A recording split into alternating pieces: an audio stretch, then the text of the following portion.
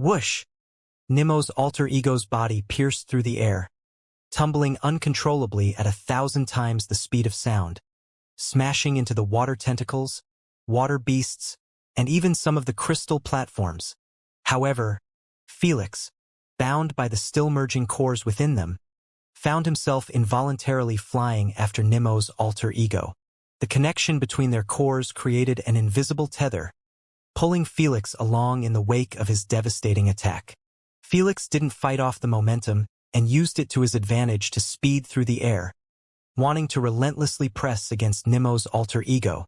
The moment he reached him, Felix unleashed a torrent of punches and kicks, each infused with the pain and intensity of the merging process.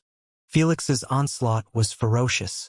His fists soared with a speed and power that blurred their motion, landing blow after blow on Nemo's alter ego. Each punch carried the weight of his determination and the accumulated agony he was going through. Nemo's alter ego seemed to allow this onslaught to carry on as his widened and bloodshot eyes were seen staring into the sky absent-mindedly. I got hit? I felt pain?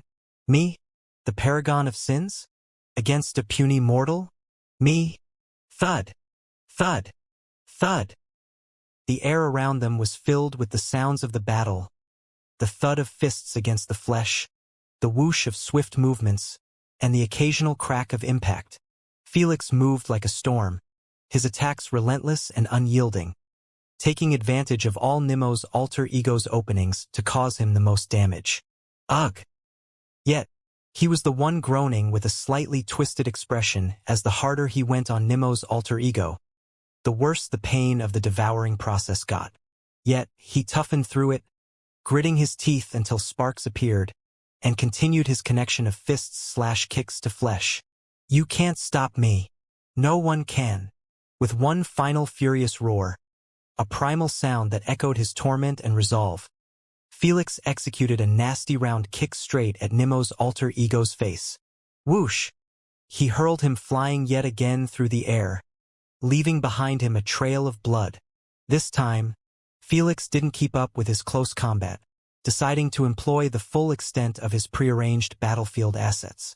He clapped his hands once as he yelled, "Ruin him!"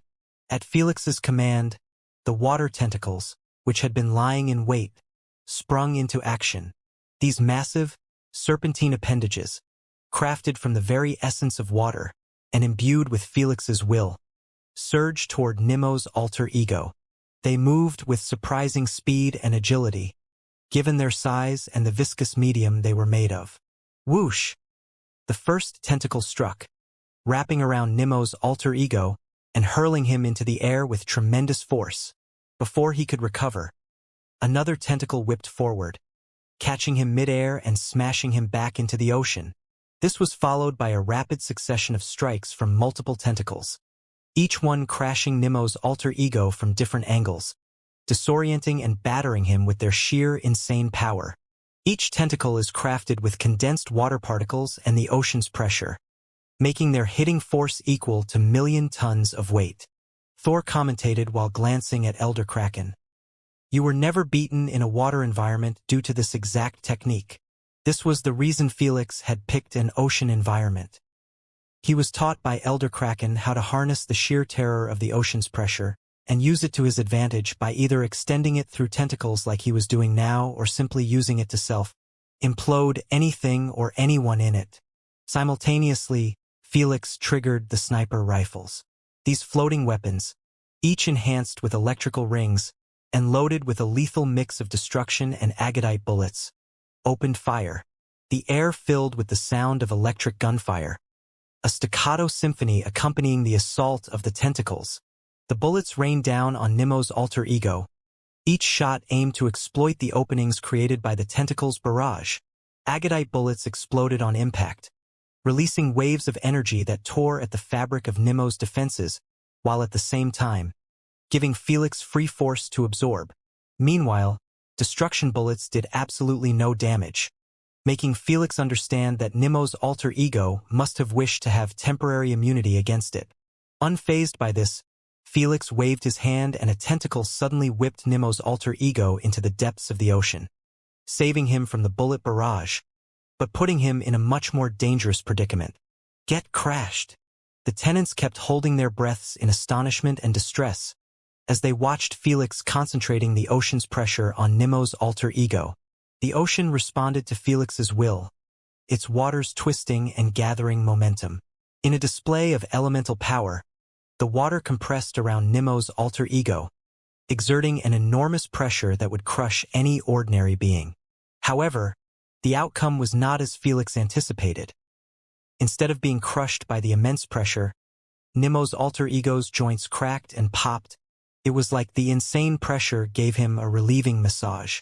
Before Felix could process this unforeseen turn of events, Nemo's alter ego's eyes snapped open, wide with rage, seemingly finally coming to terms with this humiliating experience. You filthy peasant! You dared to lay your hands on me. You dared, you dared! At that moment, a powerful red aura enveloped his body, pulsating with raw, unbridled anger.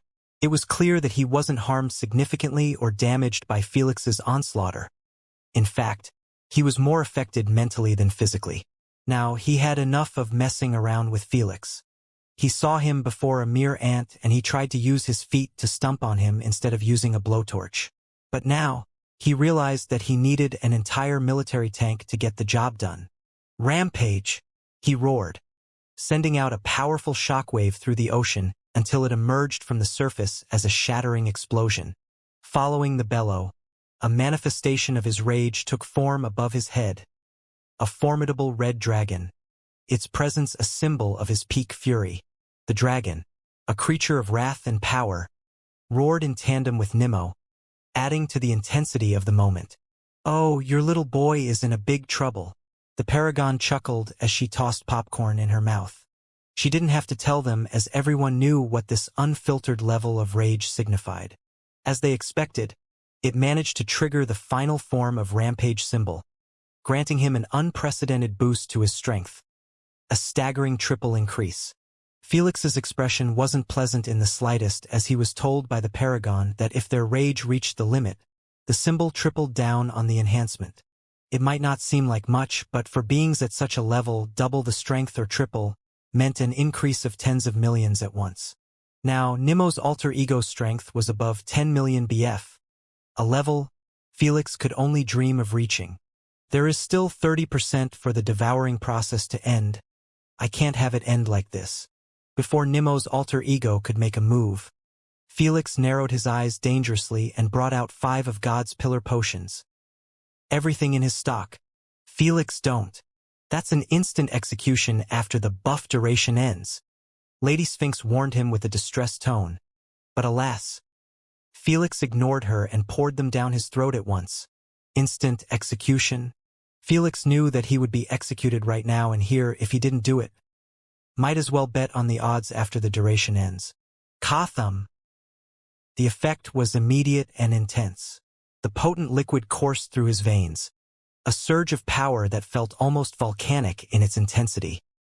His muscles responded to the influx of energy, swelling and expanding at an astonishing rate, to the point that the fabric of his clothing strained and tore in places, unable to contain the burgeoning muscle mass beneath.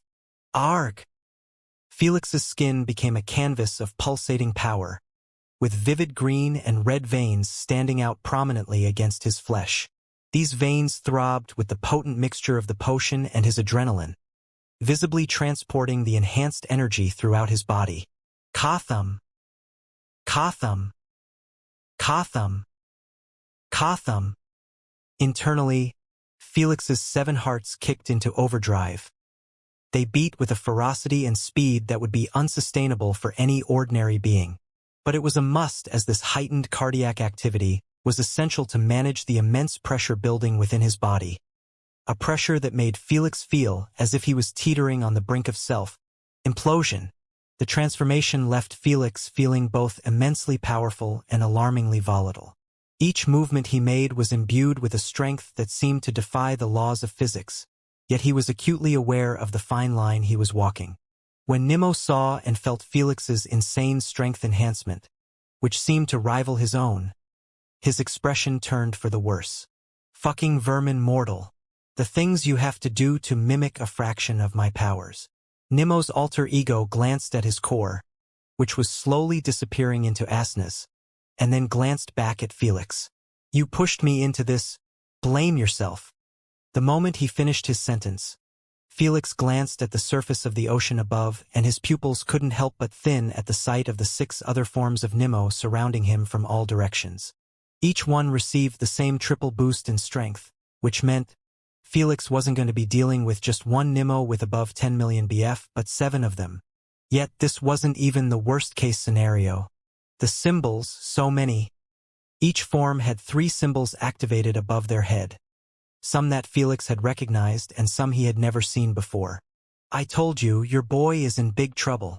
The Paragon Lilith was the only one laughing inside the dead silent expanse of Felix's consciousness.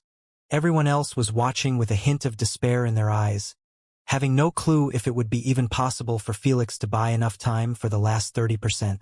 Suddenly, it seems like you have forgotten about me, for Mother Siamese uttered coldly as she joined the fray. Recognizing the need for an intervention, she tapped into her deep reservoir of elemental energies. With a focused intensity, Mother Siamese's body started to shimmer and then, in a spectacular display of power, split into 6 distinct forms. Each form was a perfect replica of the original, yet each was surrounded by a unique and vivid aura. The first form was encased in an aura that seemed to warp and bend the light around it. The second form was enveloped in a pulsating, rhythmic aura. Waves of energy rippled outwards from her, distorting the air and causing the ocean to tremble. Vibration element. Felix recognized the aura immediately, as he could never forget his time with the vibration element in the spirit realm. Yet, the vibration element wasn't even the strangest aura of the bunch. One form glowed with a sinister, greenish hue. Another one was a chaotic, swirling, ever-changing aura, an amalgam of colors and shapes that defied logic and reason. The fifth form crackled with a fiery, electric energy, and had swirling currents of superheated plasma, radiating intense heat and light. The last form was shrouded in a mystical, ethereal light, representing the element of ether, a rare and powerful energy that transcended the physical realm. Space, vibration, choice, radiation, plasma, and ether, Thor exclaimed. I never thought I would see most of the lost elements in play together. As the consciousness of an entire galaxy, all elements and laws of the universe were under her control inside her territory. Even the elements, which had never seen the day of the light in action due to their primogenitor's disappearance, were under her rulership. Felix, I will buy you some time. As she said this, Mother Siamese's forms launched themselves at Nemo's forms. Just as Nemo's forms were about to clash with her forms, the Chaos Utilizer raised her hands, channeling the raw, untamed energy of chaos. With a focused intent, it unleashed the Chaos Warp ability, a power that bent the very fabric of reality itself. Each pair of forms ended up getting enveloped in a vortex of chaotic energy. The air around them was distorted and shimmered. With a sudden, disorienting lurch, each pair was pulled into a different reality, a separate dimension within the intricate maze of 1,000,000 layers of dimensions that she had created before. Even when Nemo's alter ego had space element immunity, he couldn't resist the chaos teleportation ability, since it bent reality to achieve its target instead of using spatial particles. In these new, isolated realities, each pair was seen standing in front of each other with cold expressions. The separation was jarring for the Sin forms, each now forced to confront its elemental adversary. To make matters worse, they found themselves in a dimension uniquely tailored to empower Mother Siamese's elements while weakening theirs. The vibration form battled in a dimension where the very ground and air pulsate with constant, disorienting tremors. The radiation form was in a realm filled with a glowing, toxic fog that dulled senses and sapped strength. The plasma form engaged in a fiery, storm-ridden world where plasma bolts rained from the sky. The ether form confronted its foe in a surreal, dreamlike landscape where the laws of physics seemed twisted and fluid. The space form grappled in a dimension of warped gravity and spatial anomalies. Still, Nemo's alter ego was more irritated by this than scared. Useless efforts. He sneered while canceling his wrath symbol responsible for his forms, causing them to disappear from the prepared dimensions. He instantly used it again. This resulted in their creation right next to him, voiding all of Formother Siamese's efforts without wasting a single wish in the process. But neither Formother Siamese nor Felix were put in despair by this. Formother Siamese brought back her forms into the battle just as easily and sent them against his forms again, attempting to use the same strategy. This made Nemo's alter ego understand that those two main purposes were to waste his time and eventually cause his core to be devoured. So, he no longer cared about saving his energy or worrying about what would happen to him if he didn't have the price to pay for his wishes. He looked at them dead in the eyes and wished out loud with the most sinister tone any of them had heard before. I wish to be invincible from all effects and damages in this battle. The water stilled for a moment as the weight of his words settled over the battlefield. The implications of such a wish were immense, promising to tilt the balance of the fight dramatically and instantly. Felix, upon hearing the wish, felt a surge of frustration mixed with despair. He always knew that there was the possibility of Nemo's alter ego voicing such an overbearing wish. After all, Felix's immunity simply worked on wishes related to the core and himself. Nemo could easily desire for anything as long as those two conditions were respected. You actually went for it? Aren't you worried about the consequences? Felix asked, trying his best to buy time. Too bad. His attempt was ignored as Nemo's alter ego straight out punched him in the face under his other forms, activating their sin symbols. Supreme symbol, Clash of Pride symbol, Hunger symbol, Origin symbol, Dreamworld symbol, Perfect Imitation symbol, Temptation symbol, and the list goes on and on. As these symbols activated, the battlefield became a landscape of chaos and despair. All other 6 forms turned into humanoid forms and lunged at Felix simultaneously, converging on him in a relentless assault. Boom! Boom! Boom! Felix, usually a beacon of strength and strategy, found himself getting demolished under their supreme strength. Each of Nemo's shapes brought its unique brand of devastation. The Pride form struck with overwhelming confidence and power, each blow more forceful than the last. The Sloth form ensnared Felix in tendrils of lethargy, slowing his movements and reactions. Envy mirrored Felix's fighting style, turning it against him in a cruel twist of fate. Lust bombarded him with waves of emotional turmoil, using threats and tempting promises mixed in with his attacks.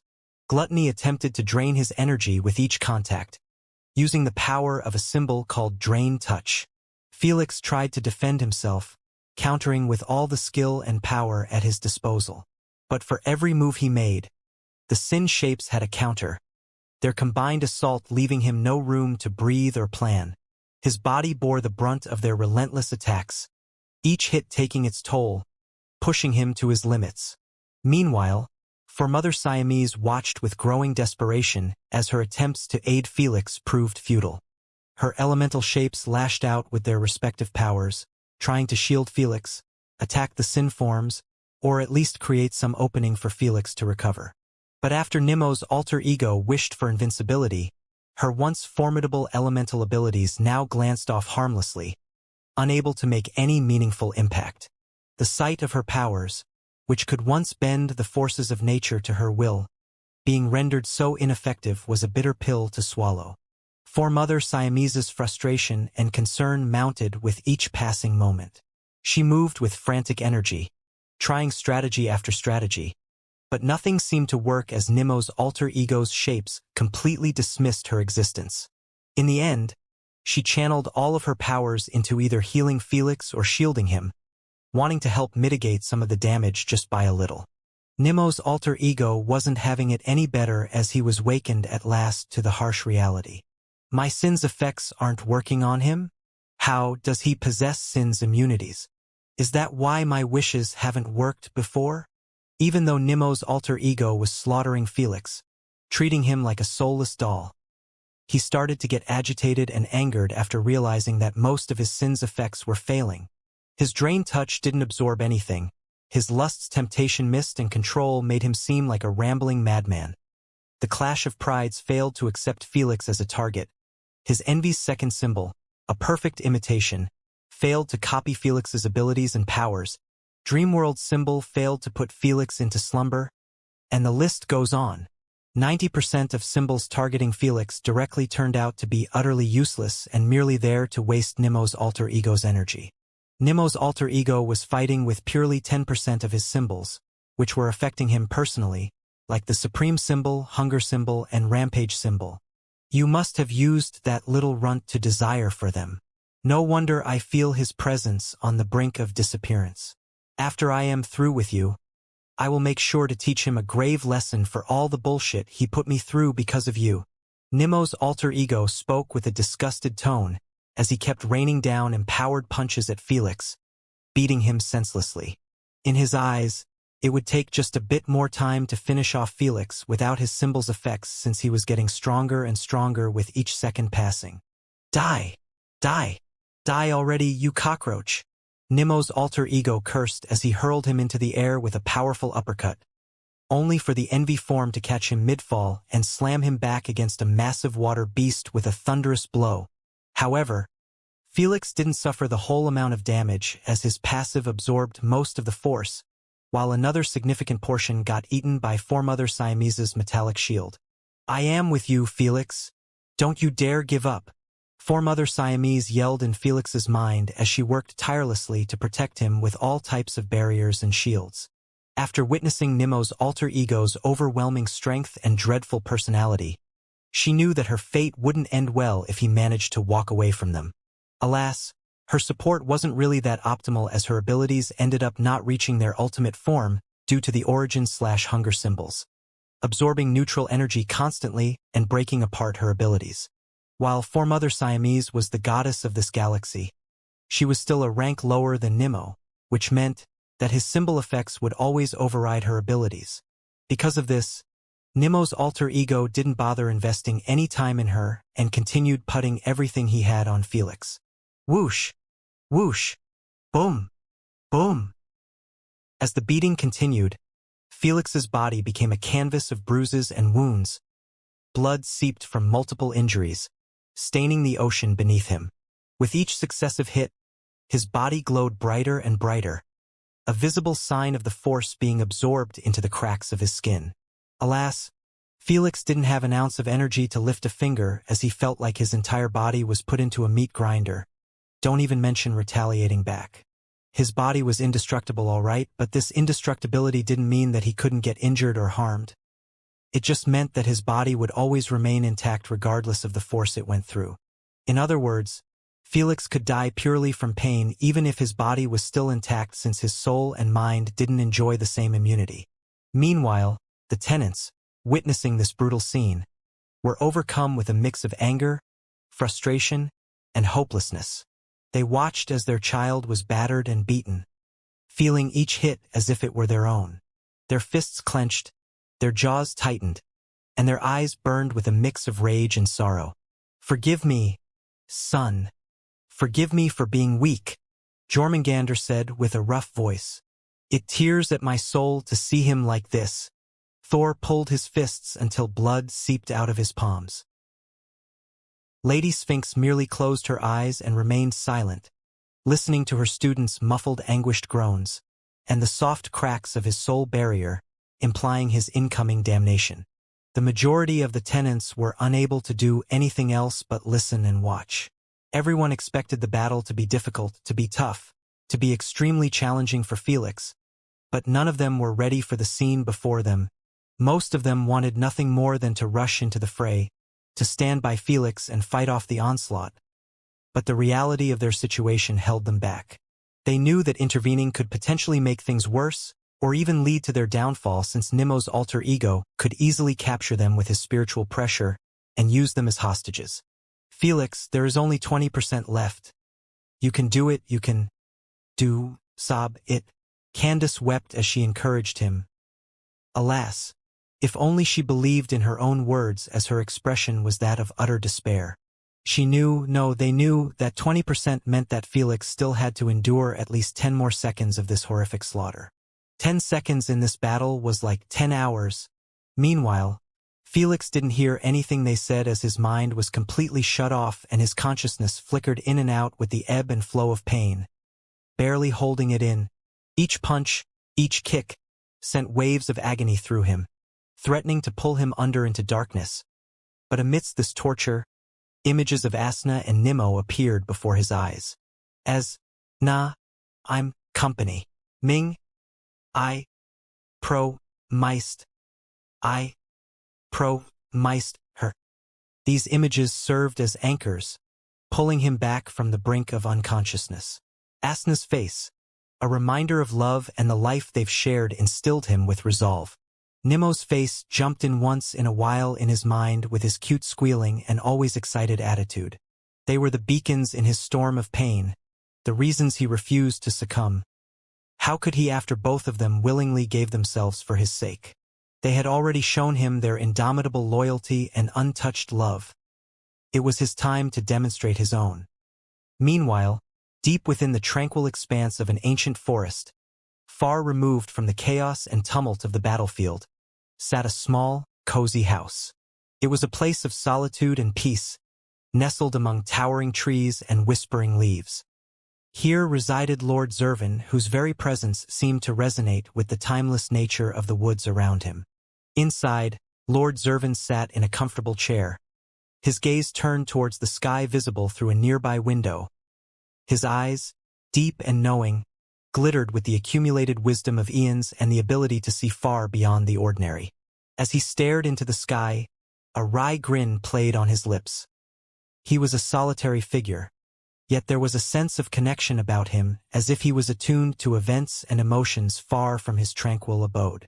In a soft, reflective voice, he spoke, his words carrying the weight of understanding and a touch of melancholy. "The things you do for love, the things we do to not be lonely," he mused, his voice barely louder than a whisper. "I wish that the path you have chosen was a bit easier, Felix, but alas." Lord Zervin's words trailed off as he continued to gaze skyward. His expression was one of empathy and a deep, almost parental concern. He understood the trials and tribulations that come with the paths chosen for love and companionship, the sacrifices made, and the loneliness that beings like himself often endured.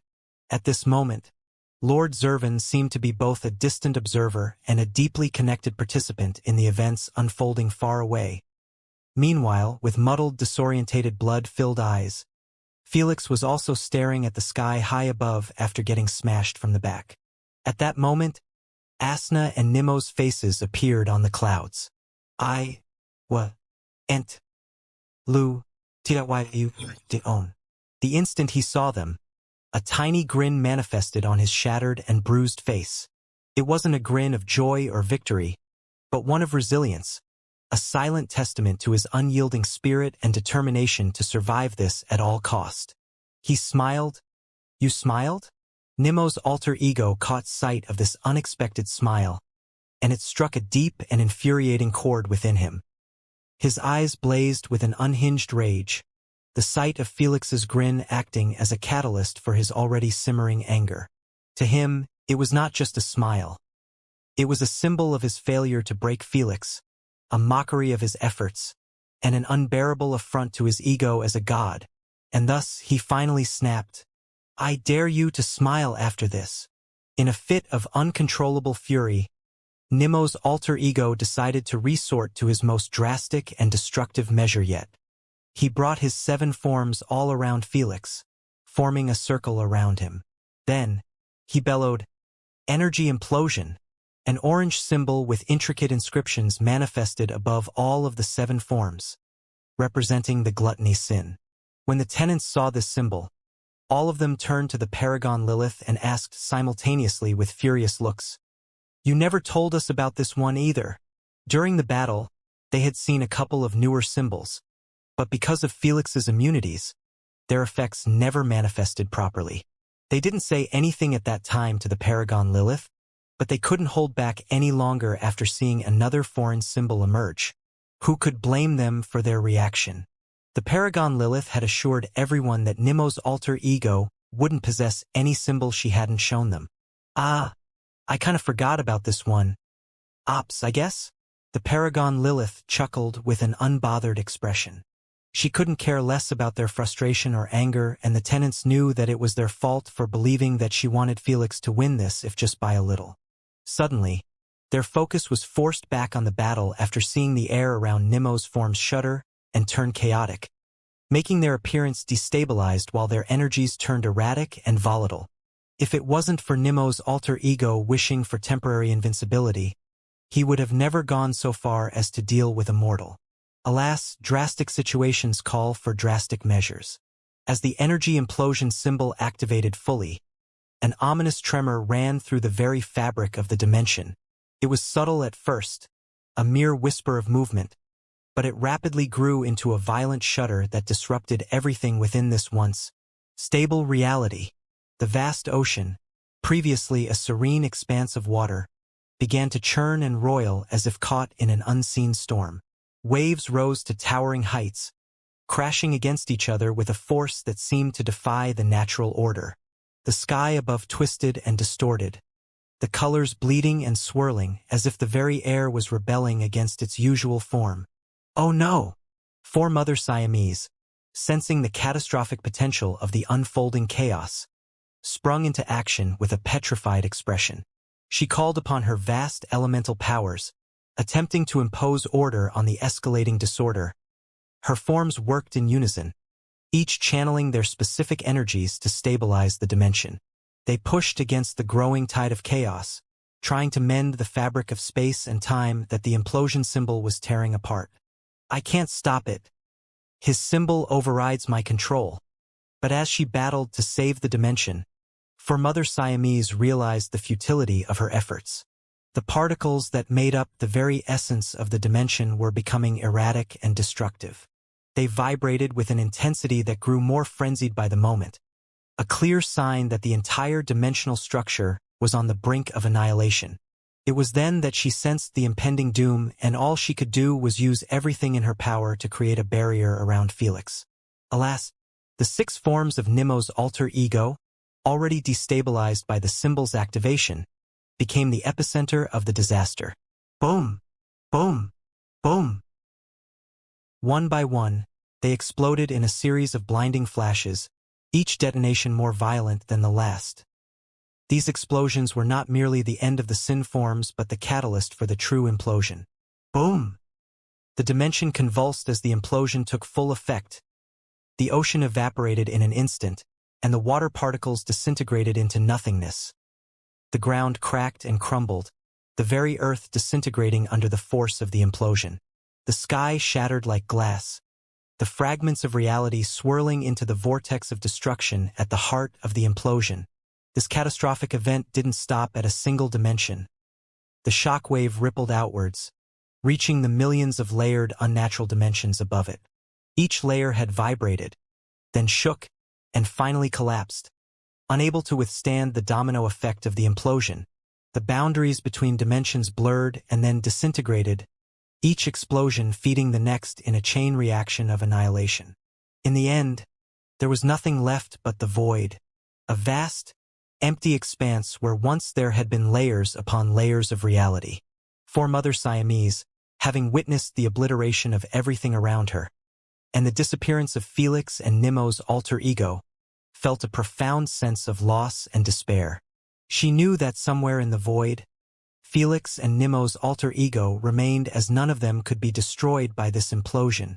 Even if Felix by some miracle survived the implosion and remained conscious, he was now situated in Nemo's alter ego home ground without any backup. We are done for. We lost. She could only close her eyes and let out a deep sigh.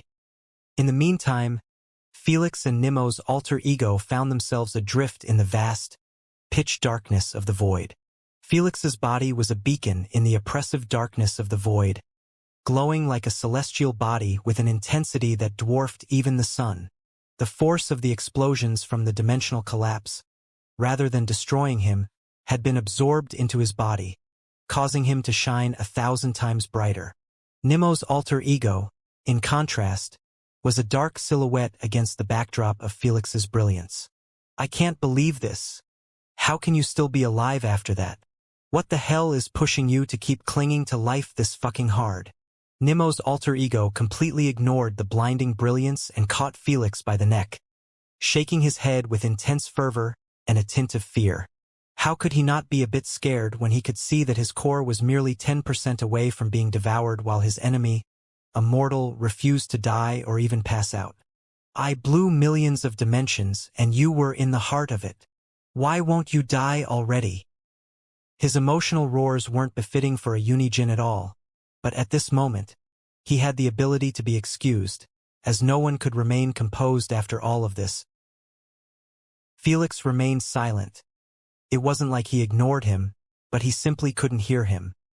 He was already adrift inside his inner dark and empty subconscious. Asna, Nemo, and his loved ones, who were keeping him going the entire time, were nowhere to be seen. The light in his eyes commenced to fade away, a contrast to his brilliant glow. His consciousness was at last dying out just like a candle at its last drop of wax, and nothing had the ability to bring it back anymore. Not even the power of love. He was still a human, and humans had their limitations no matter how much he made it seem like he was limitless. Ha ha. Ha ha ha. You had me worried for a second there. After sensing Felix losing consciousness at last, Nemo's alter ego laughed out loud as he enabled go of him. I really thought I was about to use my territorial pressure to finish you off. That would be the most humiliating experience in my life. Still, no response. Crack, crack, crack. Meanwhile, the tenants bore witness to a scene that filled them with dread and sorrow. They watched, their eyes wide with a mix of fear and desperation, as Felix's soul barrier, the last line of defense protecting his very essence, commenced to crack and fracture. Felix! No! No! Please! No! Sob! Please! Candace cried out loud while flying to the soul barrier, trying her best to keep it from breaking apart. But alas, at this point, not even Lord Hades had the ability to help Felix. His soul was beyond redemption after everything he put it through. He had the ability to revive him after his death, but a break must happen first. And the saga concludes. Lord Shiva sighed as he sealed his manga book on the last page. The barrier, once a luminous and robust shield enveloping Felix's soul, was now riddled with fissures and spiderweb cracks. Each line that marred its surface was a testament to the brutal and relentless assault it had endured. The light that it radiated was flickering and dimming, a stark indication of its weakening state. Lady Sphinx and the others had witnessed the barrier being tested and strained before, but it had always held firm, a reliable bastion. But now, as they watched the cracks spread and deepen, they understood the chilling reality. If the barrier collapsed, it would signify the end of Felix. His soul, the very core of his being, would be erased by Nemo's alter ego, leaving nothing behind but a void. A heavy silence hung over the tenants as they stood powerless to intervene. The weight of impending loss bore down upon them, each crack in the barrier a cruel countdown to an outcome they were desperate to prevent. They exchanged somber looks, their faces etched with grief and a profound sense of helplessness. Words were unnecessary. Their expressions spoke volumes about the deep bond they shared with Felix and the pain of watching him approach the brink of annihilation. While everyone was gloomy and seemed to have accepted Felix's fate, the Paragon Lilith reached out to her popcorn bucket and found nothing in it. I'm out of popcorn at the finale. Still, it was indeed a fun watch, she said while stretching her arms behind her back like a lazy cat waking up from a nap. Then, she looked at everyone's depressed looks and chuckled. I guess it's time to put an end to the show. He should be ready now. With a single thought, the Paragon Lilith had invaded the expanse of Felix's subconsciousness, a realm where thoughts and memories drift like phantoms in the dark. Felix, whose consciousness teetered on the edge of an everlasting slumber, lay adrift in the sea of his mind. His spirit, battered and weary from the relentless battle, was moments away from succumbing to the darkness that sought to claim it.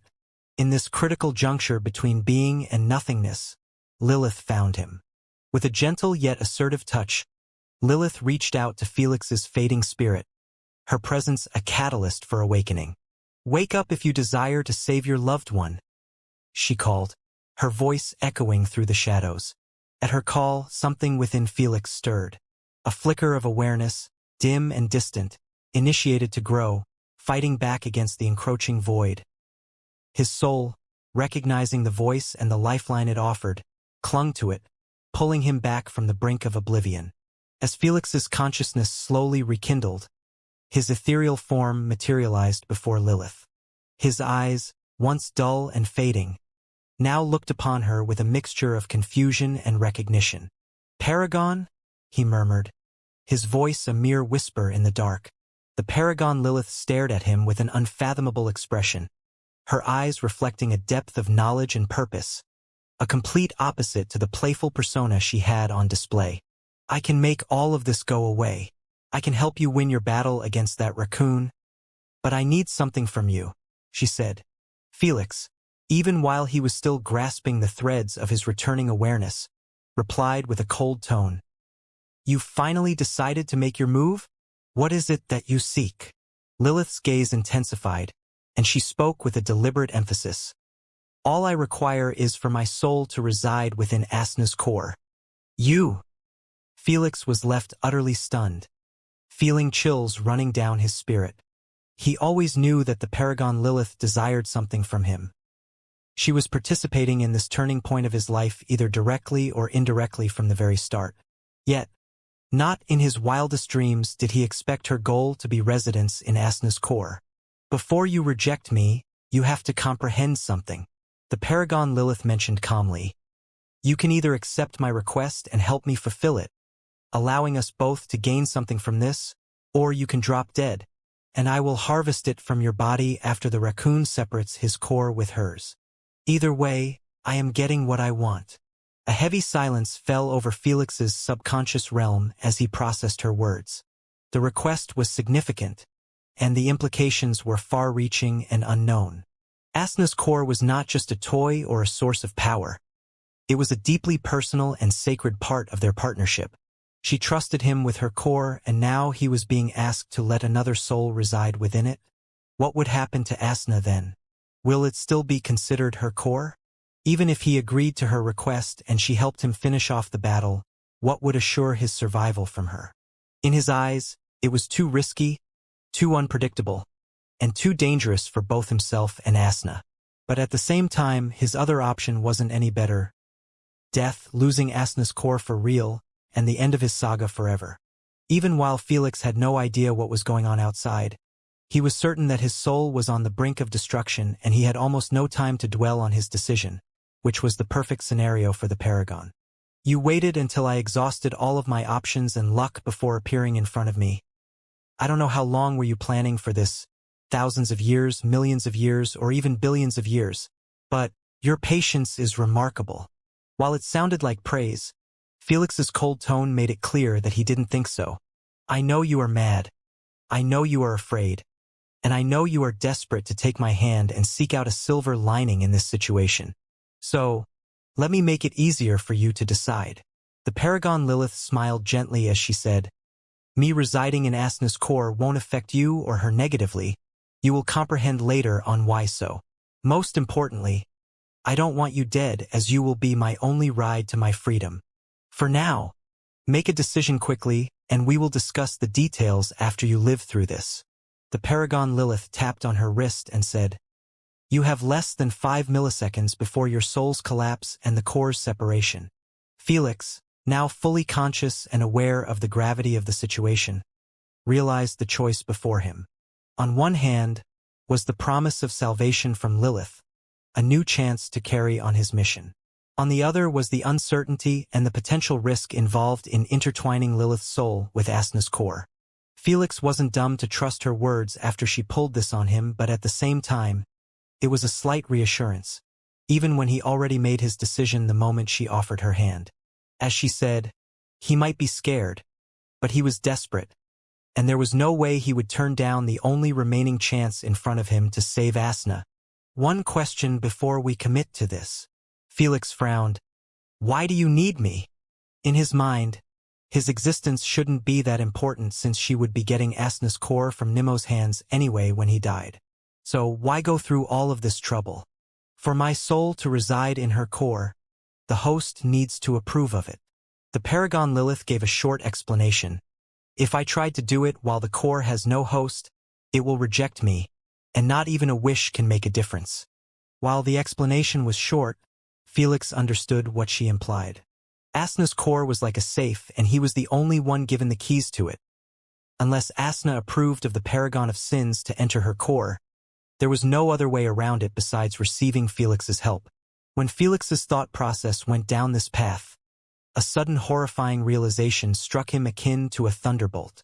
He lifted his shaky finger and pointed at the Paragon. It can't be. No, don't tell me. You? He stuttered with a look of utter fear and shock. You are a smart one. You found out quite late, though. With 3 milliseconds remaining, what's your call? The Paragon Lilith showed a faint charming smile as she told him the time. But in Felix's eyes, her smile seemed sinister, like the devil himself was smiling at him. The revelation he figured out was so horrifying, it gave Felix a new understanding of what it meant to be the pinnacle of evil. Yet, I agree. In the vast, oppressive darkness of the void, where Felix and Nemo's alter ego remained locked in their merging process, a sudden, subtle shift occurred the moment Felix gave his confirmation. From the background of the void, a pair of eyes opened. Not just any eyes, but those of the Paragon Lilith. They resembled 2 vast, shimmering pink galaxies, swirling with an otherworldly light that pierced through the encompassing darkness. She seemed near, yet far, a close resemblance to her relationship with this situation. The Paragon Lilith blinked once, and in that brief moment of closing and reopening, her eyes vanished, leaving behind nothing but the void's impenetrable darkness. But her disappearance was not without effect. Almost immediately, Felix's body reacted. An ethereal presence, the soul of the Paragon Lilith, had invaded him. Now, it was confirmed that she was always near, like she had predicted the end of the battle to occur in the void. Meanwhile, no one seemed to have noticed the invasion. The tenants' eyes were frozen in time as they stared at Felix's crumbling soul barrier. The only one who noticed her entry was Lord Hades. Yet, he neither spoke nor acted to stop her. Unlike the others, he was listening to Felix's conversion with the Paragon Lilith inside the subconscious space. Was my theory wrong? I always knew that there can't be 2 Unigens with the same core, and she had a massive part in this. But was she the sole person responsible for all of this? I know how shrewd and intelligent she is, but still, this perfect planning seems a bit above her league. Lord Hades thought to himself as he watched the Paragon's soul penetrate Asna's core after Felix gave her access. As the Paragon's soul went inside Asna's core, a power surge rippled through Felix. It was a confluence of energies, both ancient and potent. The core, already a beacon of strength and resilience, now pulsed with an added dimension of power. What's that? You felt it too? It felt like it came from the cores. This time, the tenants felt it, and even Felix's fading consciousness seemed to be rekindled from the power surge. While his deadpan pupils seemed to have some life return to them, the Paragon Lilith had manifested a celestial throne, an ethereal and magnificent seat that seemed to be crafted from the very fabric of the cosmos right in the center of Asna's core. Asna's core was similar to Felix's consciousness space, besides the fact the consciousness lake's area was dried up completely, and the entire space seemed to be made out of milky white marble. With an air of regal composure and a satisfied smile playing on her lips, the Paragon Lilith slowly lowered herself onto the throne, her eyes fixed on the spectacle before her. At last, my patience has been rewarded. Lilith, sitting upon her celestial throne with the core, exuded a sense of triumph and contentment, as if all the pieces of her intricate plan were falling into place. Enough celebration for now. I can't have my soul ticket to freedom expire on its first day. Her gaze, sharp and calculating, turned to Nemo's alter ego, who seemed completely shocked after spotting Felix regaining his consciousness. Then, with a voice that resonated with authority and finality, she declared, "That's enough." At her words, a profound shift occurred. Nemo's alter ego's furious and hate-filled expression suddenly went blank, his features slackening as if the intense emotions that once drove him had been extinguished. In the next instant, his face commenced to morph, his features reshaping to resemble a more serious and cold persona. One that mirrored none other than the paragon of sins, Lilith. After the tenants saw this, none of them uttered a single word. They simply gazed at the paragon of sins with widened pupils and their souls freezing all over. As for Felix, when he gazed through cloudy, muddled eyes at the metamorphosis of Nemo's alter ego, the reality of the situation slowly seeped into his mind, filling him with despair and a growing sense of helplessness. His mind, already teetering on the brink from the relentless assault and the strain of the merging process, struggled to accept this turn of events. How did Nemo's alter ego, whom he had locked for thousands of years and even helped hatch personally, end up to be the paragon herself? Was she always there ever since he hatched Nemo? Was Nemo's cute version also part of her plans? Was his relationship with Nemo a lie, a mere ploy to fulfill her agendas? Was of this a mere lie? Ha! Ha! Ha! The thought was inconceivable, a twist in the tale that not even Felix, with all his experience and knowledge, could have anticipated. As these thoughts swirled chaotically in his mind, something within Felix snapped. A single tear fell down his cheek after his entire collection of memories with Nemo shattered right before his eyes. And then, ha, yed,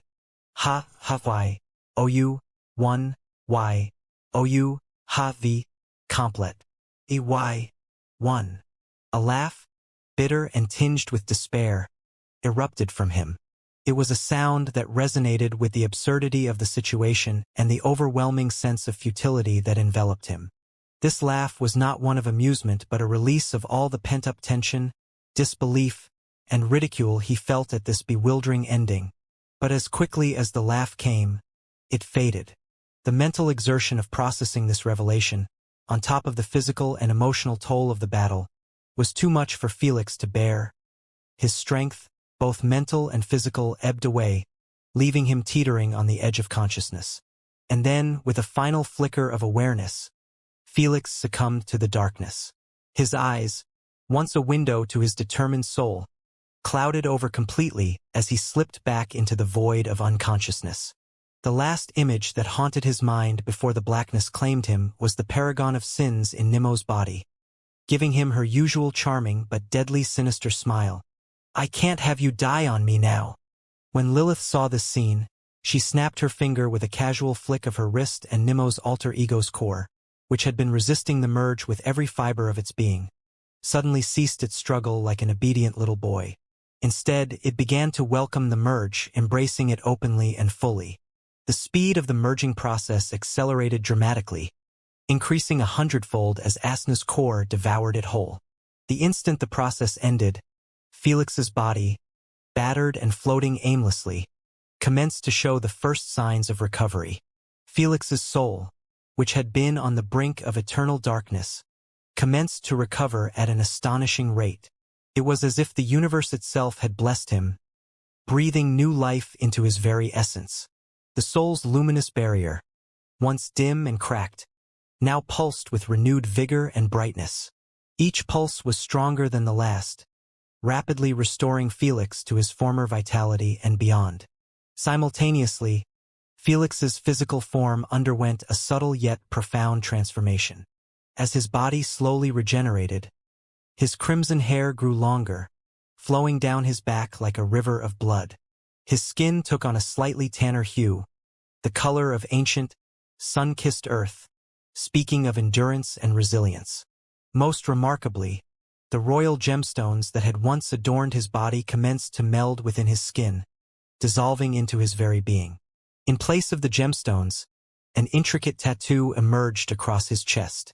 The tattoo was a masterpiece of design and symbolism, featuring the 7 sin symbols inked beneath a complex pattern that declared of power, struggle, and betrayal. Each symbol of the sins was rendered with exquisite detail, a permanent reminder of the struggle he had endured and the forces he had confronted. Yet, even when his soul and form were healed, Felix's consciousness was nowhere to be seen. He remained floating amidst nothingness akin to a broken doll. Meanwhile, the once fiercely independent and destructive core of the Paragon had settled, transforming into a pitch-black star amidst the celestial landscape of Asna's core.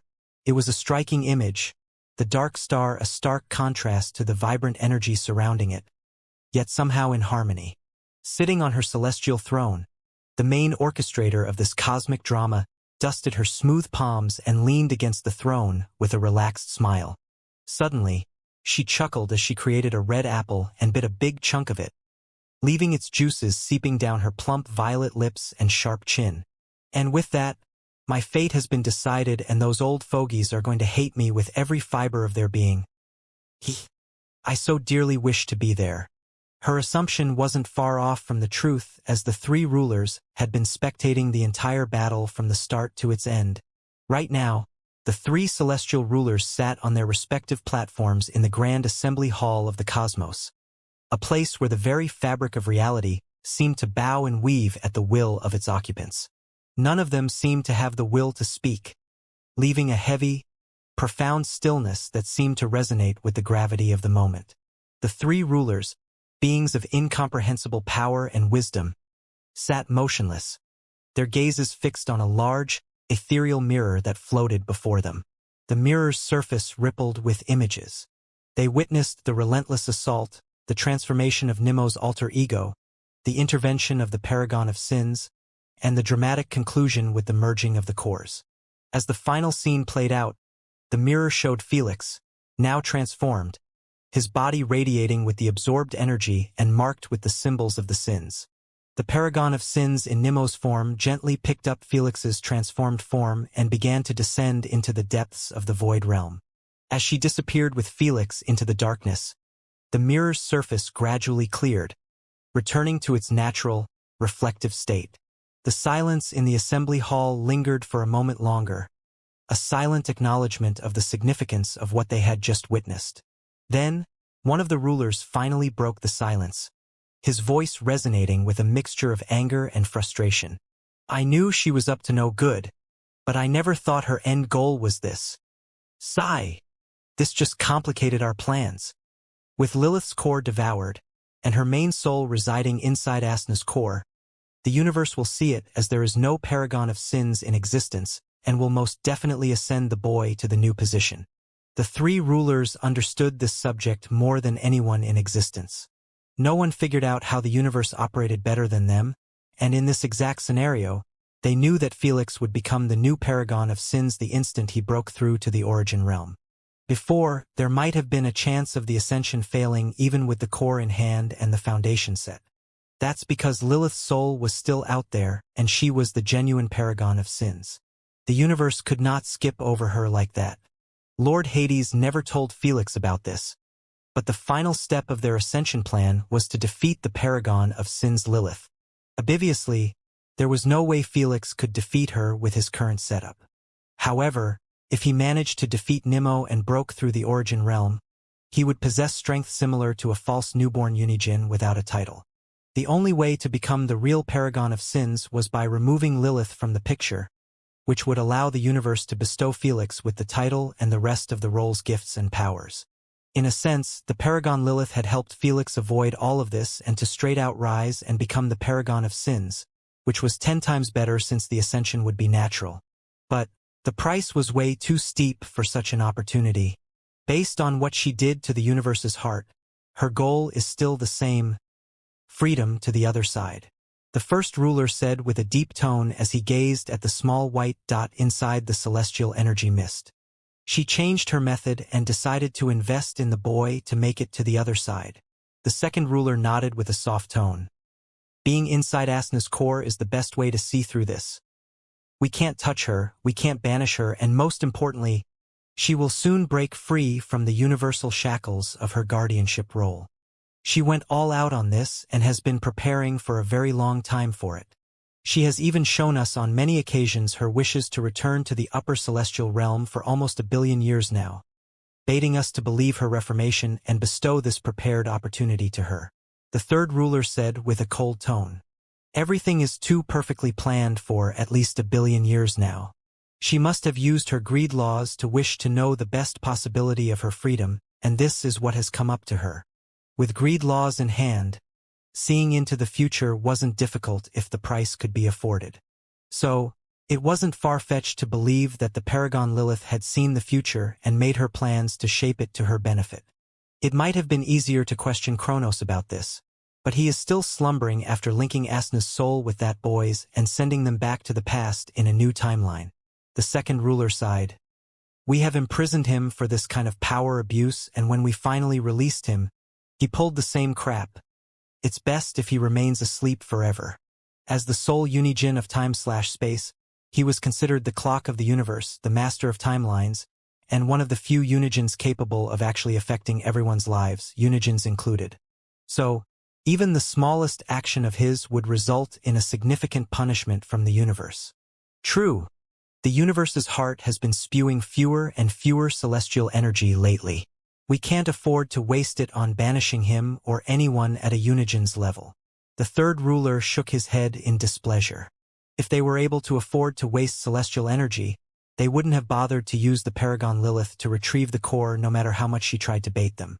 They might have opened the gate and sent another unijin in the upper celestial echelons to finish the job. Unfortunately, both the opening of the gate and the unijin descending required a significant amount of energy to sustain his power level. Lord Hades and the Paragon Lilith never had issues with sustaining themselves because they own entire realms mirroring the cosmos itself.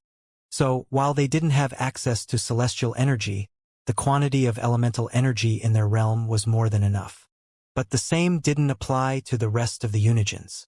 Not every unijin had a realm under their name to guard and feed them constantly in the universe, which made them forced to create their own in the Eternal Kingdom. So, if they descended to the universe, their link to celestial energy/elemental energy from their territories in the Eternal Kingdom might be cut off, and they wouldn't have any similar quality of energy down here to offset it. While this might cause their strength to weaken significantly, returning to its normal base, any of them was still powerful enough to finish off Felix with a mere glance. Luckily for him, the price to do this was too much for the three rulers at that moment, forcing them to bet their chances on the Paragon. What's done is done. We lost the battle, but not the war, the first ruler uttered calmly. Lilith has bound herself with the boy, and she knows that if she wants her freedom, she has to come all the way here with him. In other words, the core was going to be brought to them on a silver plate even if they didn't do anything. After all, both Asna and the universe's heart were in this pocket dimension, which was considered the most secure area in the entire Eternal Kingdom. Just to reach this place was a challenge on its own, as even unijins don't have access to it. Only the ones in the upper celestial echelon could enter this place for a limited period. So, you are saying we do nothing? Doing nothing is doing something, the first ruler said composedly. Let them come to us, and by then, we will have collected enough celestial energy and possess both Asna's and Lilith's cores to give our plan a second chance. I do you one better. The second ruler displayed a faint smile. We should place a bounty on Asna's core the second the boy steps into the Eternal Kingdom. The reward is a direct promotion to the upper celestial echelons. That's indeed much better. The first ruler approved. Whether they brought us the core earlier or not, we will be losing nothing. A few moments later, the three celestial rulers had announced the bounty, an unprecedented decree that sent shockwaves through the territories of the unijins. At the heart of this tumult was the target of the bounty, Asna's core, now residing within Felix. In Apollo's territory, a magnificent city known as the Domain of Duality. The news of the bounty reached the god of light and darkness himself. This city was a marvel of divine architecture, split down the middle, one side bathed in blinding, eternal light, and the other shrouded in impenetrable darkness. The contrast was not just visual but symbolic, representing the balance between light and shadow, day and night. Apollo, seated in his grand palace that straddled the two realms, received the announcement with a raised eyebrow. His appearance was as striking as his domain. His hair shone like spun gold, and his eyes flickered with a light that seemed to capture the essence of the sun itself. He was draped in robes that shimmered with a radiant luminescence on one side, while the other melded into the shadows. As the proclamation echoed through his hall, a look of interest crossed his divine features. That boy has been the greatest source of entertainment besides the Unigen's celestial promotion event. I would have never thought he would be bringing it home. The prospect of capturing Asna's core was intriguing, but the involvement of Felix, a being who had endured and transformed so dramatically, piqued his curiosity even more. Should I join the bounty hunt? I am not too interested in becoming an upper celestial, but the hunt does sound fun. A thoughtful smile played on his lips as he considered the possibilities, the gears of strategy already turning in his mind. Meanwhile, in Hephaestus's territory, the reaction was starkly different. This realm was known as the Inferno Dominion, a vast expanse that resembled hell itself. Fire and magma flowed freely, creating rivers and lakes of liquid flame. The sky above was dominated by multiple suns, each casting an oppressive heat that kept the land in a perpetual state of smoldering fury. At the peak of the highest volcano sat Hephaestus's palace, a fortress carved from obsidian and magma, its walls glowing with the intense heat from within. The god of fire and forge, Hephaestus, stood at the heart of his domain. His eyes, usually a molten orange, now burned with a deep, seated anger as the announcement reached his ears. The pondered of Felix, and by extension, Asna's core, being the target of a bounty ignited a fierce rage within him. His reaction was understandable when considering that Felix was one of the main culprits in his promotion plan failure. If it wasn't for that meddling little shit, I would have already joined the upper celestial echelon and recovered my lost territories from that bastard Poseidon, he uttered with a bone-chilling tone. Felix had no idea how much resources Hephaestus had invested in his plan to open up the spirit realm to the eternal kingdom. Besides the divine armies and the divine equipment, he had invested an unholy amount of celestial energy to open up the portal, leading to the spirit realm. Even with Lord Hades injured, punished, and weakened, the celestial energy required to open up any gate or portal outside of the eternal kingdom was massive. Hephaestus had wasted millions of years to gather the necessary amount by either stealing it from his nemesis Poseidon's territories by conquering them or participating in events held by the three rulers themselves. The worst part, Poseidon had taken advantage of his absence and invaded his territories, conquering a significant portion before he returned. Territories within the Eternal Kingdom were everything since celestial energy was roaming freely across the entire realm, and the only way for Unigens to harvest it was through having a larger surface area than their peers.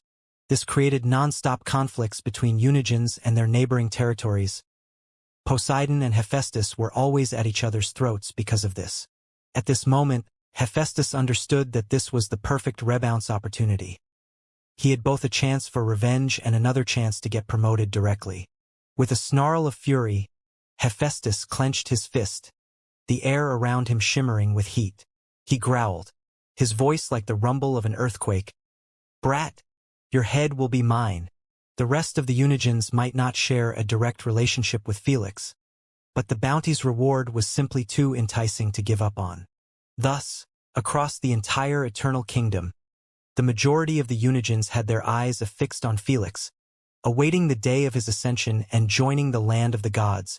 5,000 years later in the elemental galaxy, Felix could be seen sleeping on a wooden bed above a cozy hatch nestled in the wilderness of the northern forest. The hatch was a sanctuary of warmth and tranquility, a stark contrast to the void's cold, endless expanse where he had last battled. Felix had genuinely slumbered for more than 5,000 years, even when his soul and body were at their peak forms. One could only wonder if he had slumbered all this time to avoid the consequences of his decision, or if his mental health was too damaged. Either way, his consciousness slowly seeped back into Felix's mind, and his eyes fluttered open, revealing a world blurred by time and disorientation. The room swam into focus gradually, the rustic wooden walls, the simple furnishings, and the warm light spilling from the hearth. Where am I? For a moment, Felix merely lay there, trying to piece together the fragmented memories of his last conscious moments. Suddenly, The battle with Nemo's alter ego played back in his mind like a vivid yet distant dream. He remembered the overwhelming onslaught, the transformation, the intervention of the paragon of sins, and the descent into the void. His body tensed as the memories flooded back, each one more intense and chaotic than the last.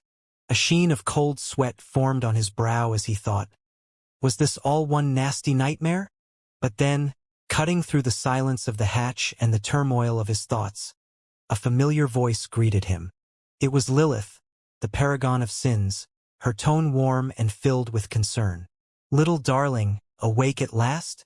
You sure had me worried for a second there. You slept for close to 5 millennia. No!" At the sound of her voice, Felix's 7 hearts plummeted to the bottom of his stomach. The realization that it wasn't a nightmare, that everything he recollected had indeed happened, weighed heavily on him. But this time, he didn't give in to his emotions as his mind was stronger than ever. He closed his eyes once, and when he snapped them open, his expression was that of utter coldness. "Paragon, I believe you owe me an explanation." "So serious, how scary." Lilith chuckled. "Join me in your consciousness space."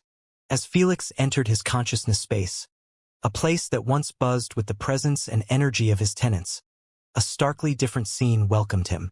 The vibrant town that had been the hub of activity and camaraderie was now deserted, a ghostly echo of its former self. Where is everyone?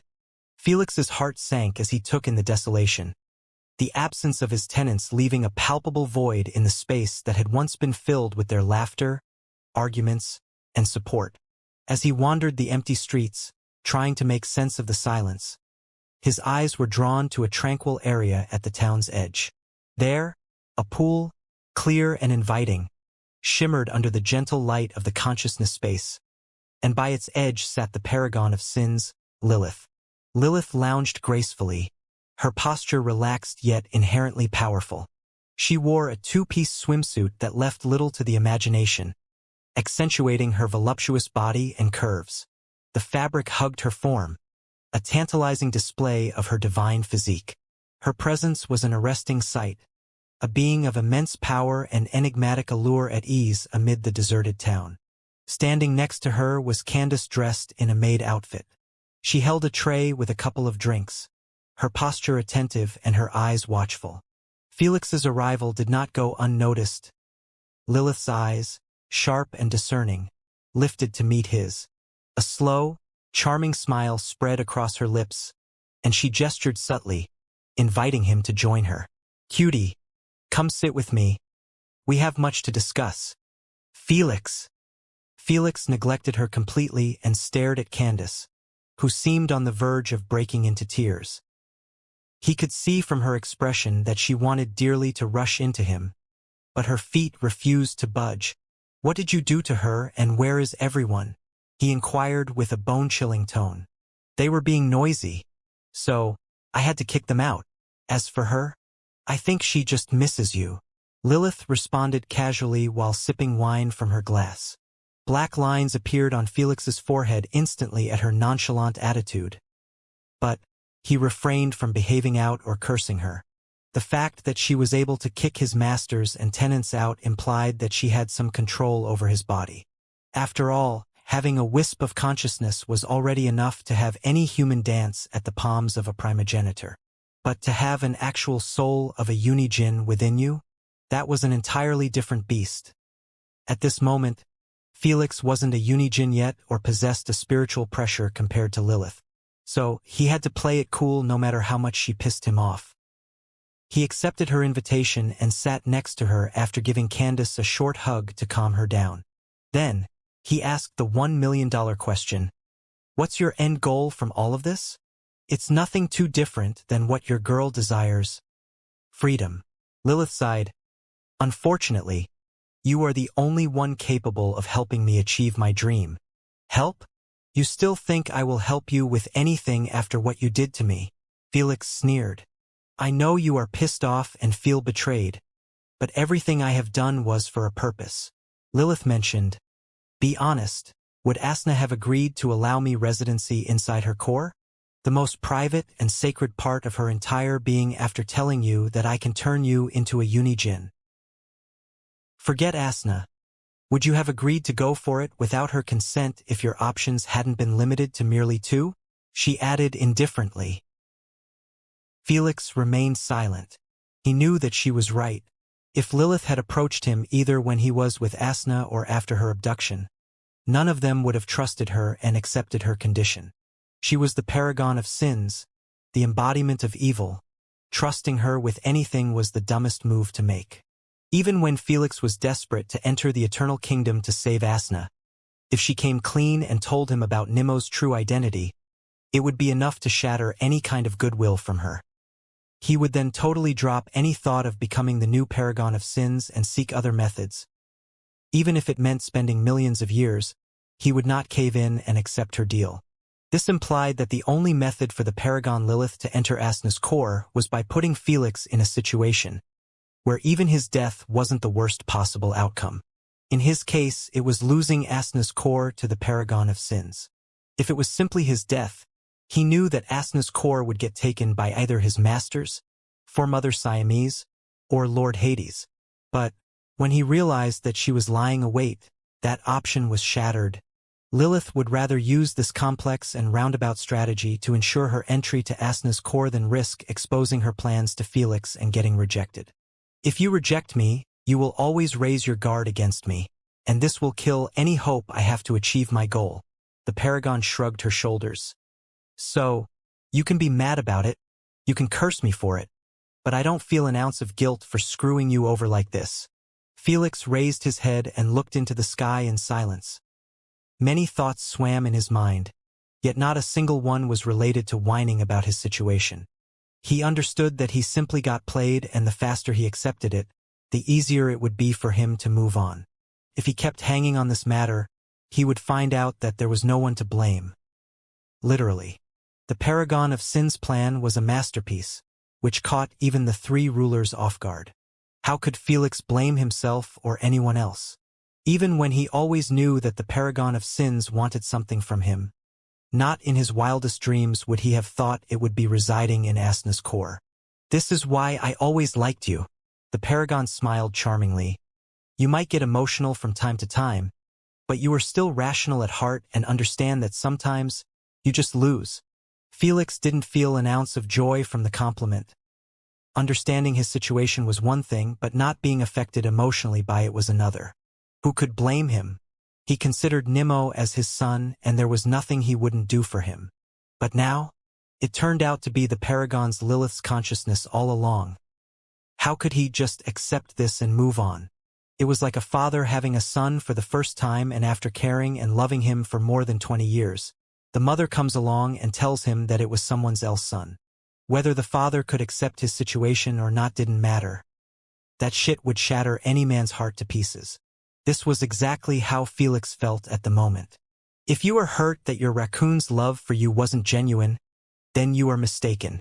The Paragon Lilith lowered her glasses and said with a penetrative gaze, "Believe me or not, but the little retard wasn't part of my plan."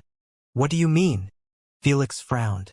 "I have placed my wrathful personality fused with a part of my main soul inside my core. Then, I erased its memories, powers, and intelligence, turning the soul just like it belonged to a newborn baby. I knew that when it would awaken, you would be forced to seal it in the golden earrings. This was the original plan, but that little retard did this instead." The Paragon of Sins created a mirror, which showed the life of Nimmo during the time of his awakening in the Elementals galaxy. While Felix was busy training his elemental manipulations and dealing with the conflicts in the planet Stravis, Nimmo was alone in the Void Realm. Here, he has absorbed enough void energy to fulfill the price I have set for his memories, powers, and intelligence to be fully unlocked. The Paragon Lilith narrated with a clear tone of annoyance. He should have let the awakening occur as planned, but when memories started to slowly return and he realized his eventual destiny, he did this mid-awakening. By the binding power of the greed laws, Nimmo intoned, his voice resonating through the void. I wish for my soul to be split into halves. Let one half contain my memories, powers, and intelligence, while the other remains dormant. Nemo, he spoke. Both Felix and Candace were left utterly stunned after hearing Nemo's voice for the first time. It was unlike his alter ego, who always seemed mad and on the verge of a killing spree. As the words left his lips, a profound silence enveloped the cosmos. Then the greed symbol responded to Nemo's plea. A light, both terrifying and beautiful, enveloped him, its radiance piercing through the darkness of space. Arg! Nemo felt a sensation like no other as the very fabric of his being began to divide. It was an excruciating process, his soul tearing apart to create two distinct entities. One half became a vessel for his memories, powers, and intelligence, a dormant repository sealed away from the universe. The other half remained, diminished but still potent, a shadow of his full potential. He did this, knowing full well that one half will always remain retarded and ignorant, behaving on pure emotion and instincts like an animal. The Paragon Lilith said with a displeased tone, "I don't know why he did it. Was it to stay with you? Was it to protect you from me? Or something else? Whatever it is, it happened, and I refrained from acting up after realizing that you are still capable of sealing the other awakened half as planned. All in all, I have nothing to do with the other half even if it was part of my soul since his memories haven't fully been awakened," the Paragon Lilith said as she watched the light fade, exposing Nemo, whose eyes turned half green and half red. The green half showed not an ounce of intelligence, representing Nemo's usual happy-go-lucky attitude, while the red eye showed an unfiltered amount of rage and frustration. "You bastard! How could you do this to the master? Give me back the control, or you will regret this. Are you listening to me?" Unbothered by the curses thrown at him by his alter ego, Nemo opened a void portal near Felix and jumped out of it, landing straight on the back of his head. "Eh, you little... How many times did I tell you not to scare me like this?" Felix chuckled as he lifted Nemo and gave him one of his special belly rub attacks, leaving Nemo squealing in enjoyment. In that fine moment, Felix had no clue that Nemo had marked himself as a being who was willing to endure unimaginable pain and loss to protect him.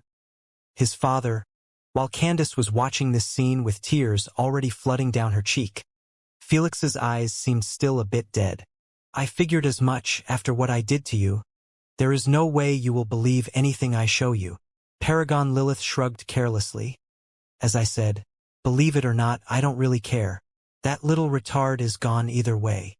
He is gone." In the quiet aftermath of the revelation, Felix found himself unable to show a proper reaction. His heart, which should have been filled with grief and anger, was as silent as a deserted graveyard. As he grappled with this new reality, memories of Nemo began to surface, each one a poignant reminder of the bond they had shared. Yet, his heart remained unmoving. "You ruined me," he murmured with a lost look as he stared into the sky, feeling like his heart had finally shattered after all the beatdowns he went through. Now, no matter how much Lilith promised him that she had nothing to do with Nemo's cute version, Felix was simply incapable of trusting her. All of his memories with Nemo, whether good or bad, were overshadowed by her presence, making him feel like this was nothing more than another attempt to manipulate him. As they say, fool me once, shame on you, fool me twice, shame on me. You have my powers now. Use greed laws to wish for the truth.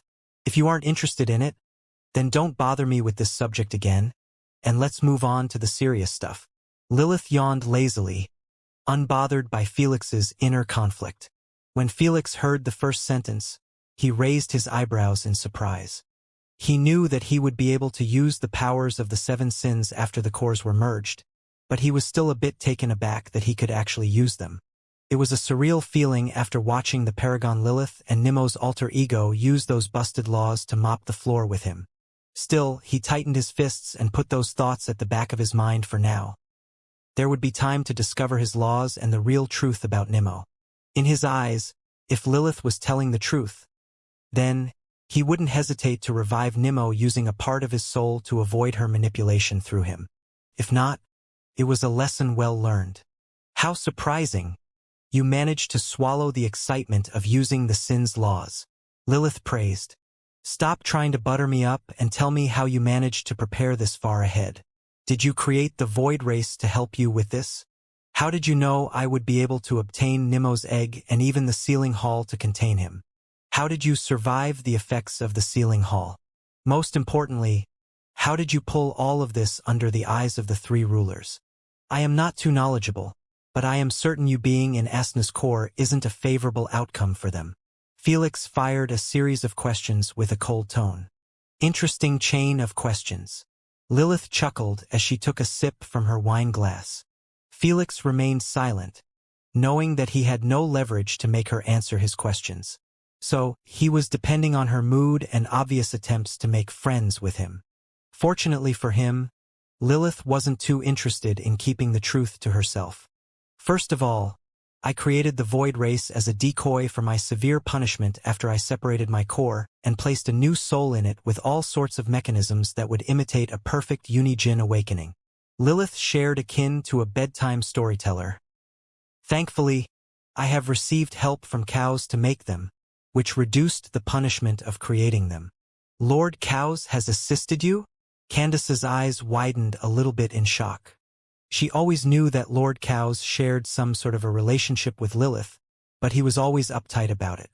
Darling, please refrain from shouting in my ear, Lilith said with a polite, charming smile.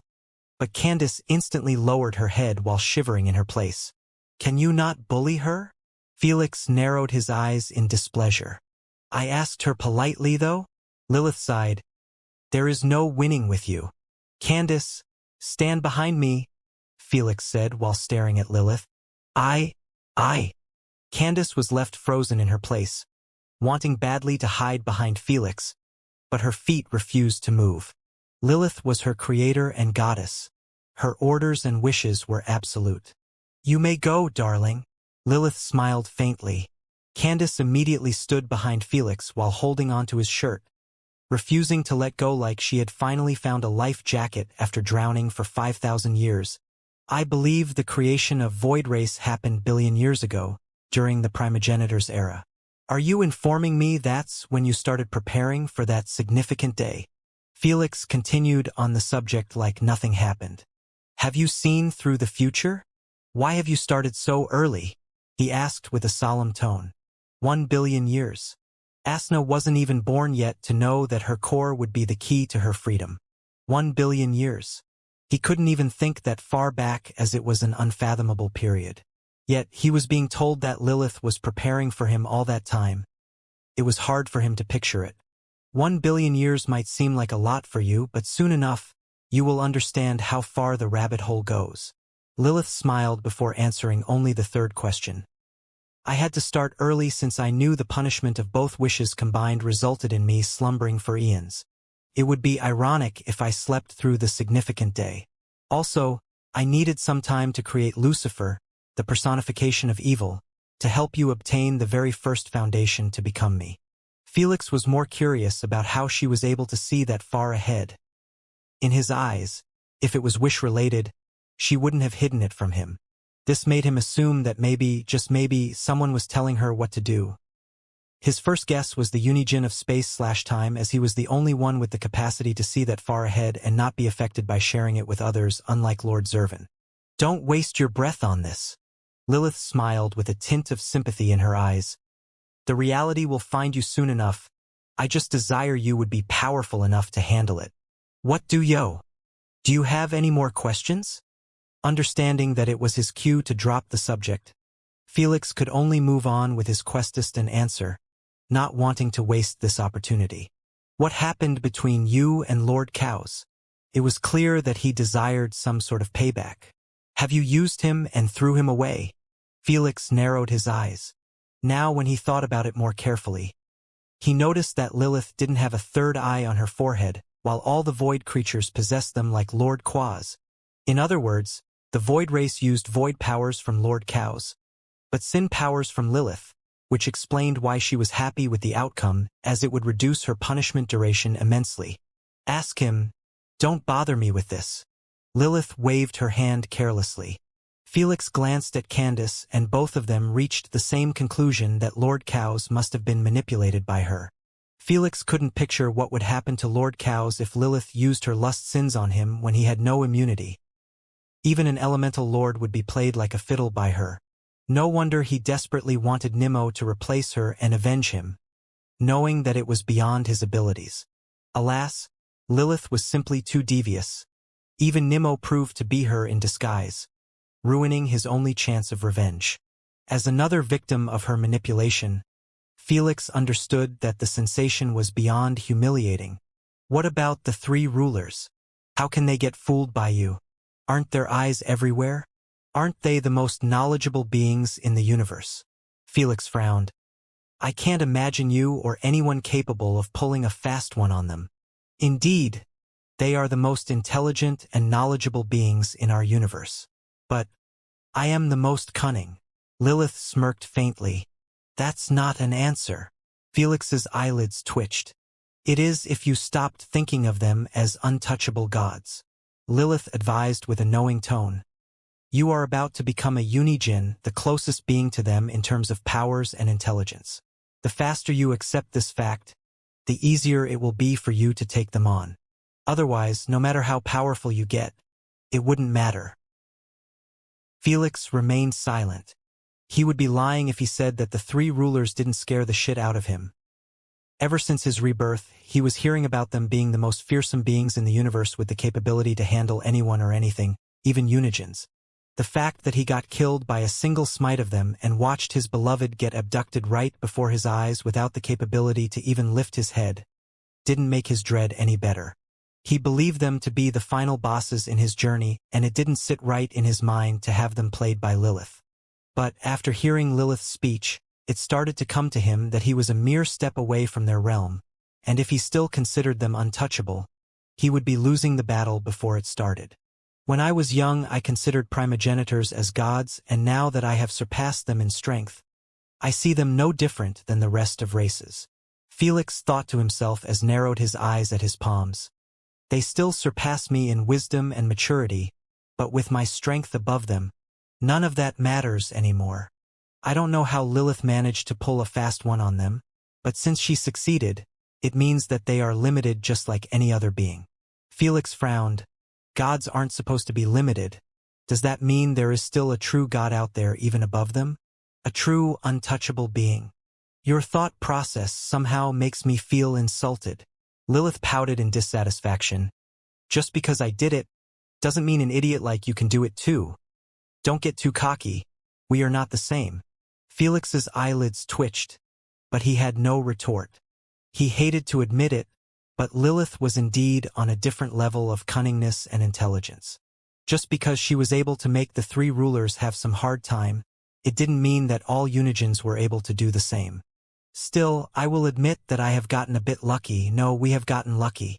Lilith suddenly switched her tone to a serious one. What do you mean? At the moment, the celestial energy within the Eternal Kingdom is at an all-time low after those morons attempted to forcefully break past the universe's heart and reach the other side. Their attempt didn't just fail, it also caused a disturbance in the universe's heart, making it spew less celestial energy than the norm. Now, they are considering giving it another chance and require an insane amount of celestial energy to pull it off, which made them act stringy in their actions. Is that why everyone in the Eternal Kingdom is at war with each other? Felix raised an eyebrow in surprise. Felix was quite knowledgeable about the Eternal Kingdom, including the universe's heart, the other side, territorial conflicts between unijins, upper celestial ranks, etc. After all, he had Duke Humphrey all to himself, and when he failed to explain something to him, he asked Lord Hades for clarifications. By the time he left the heavenly plane, he was more familiar with the Eternal Kingdom than the universe. Still, he had no clue that the three rulers were the ones putting the Eternal Kingdom in a permanent warmonger era due to the absence of celestial energy. He realized just how important and dear celestial energy was to unijins. Yes. Why haven't unijins done anything to them? Can't they take them down if they combined their forces? Who told you the unijins don't know about their plans? Lilith shook her head. How do you think the three rulers bought most of the unijins to their side? It was through the promise of reaching the other side and breaking free from their universal shackles. Is that so? Felix wouldn't say he was surprised, as he had always assumed that the Unigens wouldn't accept being in a hierarchy system unless there was a strong motive behind it. If you seek freedom just like them, why are you down here instead of helping them? Why have you chosen me to help you out? In fact, why aren't you taking control over my body? I believe it shouldn't be hard now that both your soul and core are within me. Felix frowned. Felix genuinely thought that Lilith was bullshitting him before to gain his approval, and when she resided in Asna's core, she would get rid of him or something. So, when he woke up and found out nothing negative happened to him, he was a bit taken aback. Because their method would never succeed. As for why I am betting on you instead of taking control over your body. Lilith smiled with a knowing, beautiful smile. You will come to understand in the future. Aren't you worried that I will kill you when I get stronger than you? Aren't you worried about losing your powers after I become the new paragon? There were so many ifs and holes in Lilith's plan of letting him take the lead when she had the ability to get rid of him right now and here. Felix was incapable of trusting her motives, no matter how cooperative she seemed.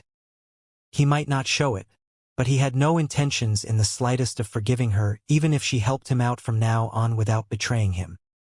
He understood that Lilith could feel the suppressed hatred and rage he was storing for her. Whether you believe me or not, I have no interest in leading your upcoming journey. It has to be you, and when the time comes, you will see why. Lilith lowered her sunglasses and took a small sip from her glass. Then she smiled. As for killing me later on, all I can do is wish you good luck. Felix remained silent, staying deep in his thoughts. Lilith seemed a bit too confident in her ability to survive his revenge later on after giving him the freedom to operate as normal. This disturbed him a bit. Does she think I will show her mercy if she helped me reach the top and save Asna? He narrowed his eyes coldly. I understand you can hear me, so listen very well. At the first opportunity, I pledge you, I am going to make you regret the day you have chosen to fuck with me. I hope you can be rough. Lilith licked her lips seductively. I love it rough. Bitch. Felix gave her a revolting look. Lilith merely giggled in amusement at his curse, while Candace sensed her heart sink to the bottom in fear. Her beauty and sexiness might be compared to Asna, but Felix didn't feel an ounce of affection or lust when handling her. Only disgust and hatred. He wasn't afraid to show it in the open now that he understood his fate was interlocked with her, and she could not achieve her goal without him. While it seemed dumb to give Felix this kind of freedom and leverage over her, Felix realized that Lilith would never do this without a reason. It was second nature for her to be manipulative, and he perceived every word and every action she made with that goal as her target. Lilith gave no head to his thoughts and asked, Do you have any more questions? You never told me how did the ceiling hall not affect you, Felix mentioned. It did weaken me, but nothing as serious as what happened to your cute raccoon, since our powers aren't on the same level. Lilith answered. Expected as much. Felix nodded after getting a confirmation. Nimmo had separated his soul into two, while his entire soul in the first place wasn't complete since it was part of Lilith. So, the level of damage done to him couldn't be compared to Lilith when using their laws. Have you satisfied your curiosity? Can we talk business now? Lilith said. Lilith had indeed answered most of Felix's questions about the situation and motives. Whether she was telling the truth or not. His truth eyes hadn't found an ounce of deceit in her tone. Still, Felix wasn't planning to trust his eyes blindly, having a strong feeling that if Lilith wanted to lie, even the truth vision wouldn't capture it. Before we do that, I want my masters and tenants to return, Felix said with a cold tone. This isn't negotiable. Felix had no interest in carrying on their conversation without his masters and tenants being around. I don't mind, but I see no point in having them around you anymore, Lilith shared with a casual tone. You are going to lose all of your elemental manipulations and their abilities after you become the paragon of sins. I guess it's inevitable? Felix smiled wryly. What do you think? Lilith rolled her eyes at him. Felix wasn't really surprised to hear that he would be forced to drop all of his elemental manipulations after the ascension. By now, even if no one had confirmed it to him, he was able to reason about the origin of the three rulers and their relation to the three celestial languages. If you dared to step into the eternal kingdom without getting rid of those ugly tattoos, you will be controlled akin to a doll by the three rulers. Lilith mentioned calmly, the only reason none of them have tried to control you is because Asna's core can absorb the bits of celestial energy released at you from the eternal kingdom. That's also why they didn't bother to smite you again. But it's a different story if you stepped into their home ground. Damn. That's unfortunate. Felix sighed while rubbing his eyelids. What are you on about? Candace asked with a soft tone, having no idea what they were talking about. The universe is made out of 5 pillars. 3 celestial languages, the laws, and elements.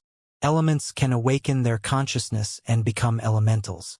I believe the same had occurred with the laws and the 3 celestial languages. In other words, the 3 rulers are the consciousness of the 3 celestial languages. Felix shared with a solemn tone. Ever since Felix heard that elements could awaken their consciousness, he always had the theory that maybe unigens were nothing but the consciousness of laws awakening. If he took it even further, then the 3 rulers should be the souls of the 3 celestial languages. The fact that 3 of the highest-ranked divinities were created by them and shared similar names to the 3 celestial languages made him believe his theory even more. The only reason he wasn't 100% convinced yet was due to some holes. Candace spotted them immediately. How can unigens be laws gaining consciousness? That doesn't make sense when considering that some unigens have control over multiple laws. She tilted her head in confusion. You're right. Felix glanced at Lilith, seemingly passing the question to her. He was somewhat certain about the 3 rulers' origin, but his unigens theory was a bit shaky because of that. If he considered Asna as a celestial like the 3 rulers and not a normal unigen, then she might have some special condition for her birth. But other unigens' origin didn't make the most sense either. For example, Lilith was the unigen of 7 sins and void laws.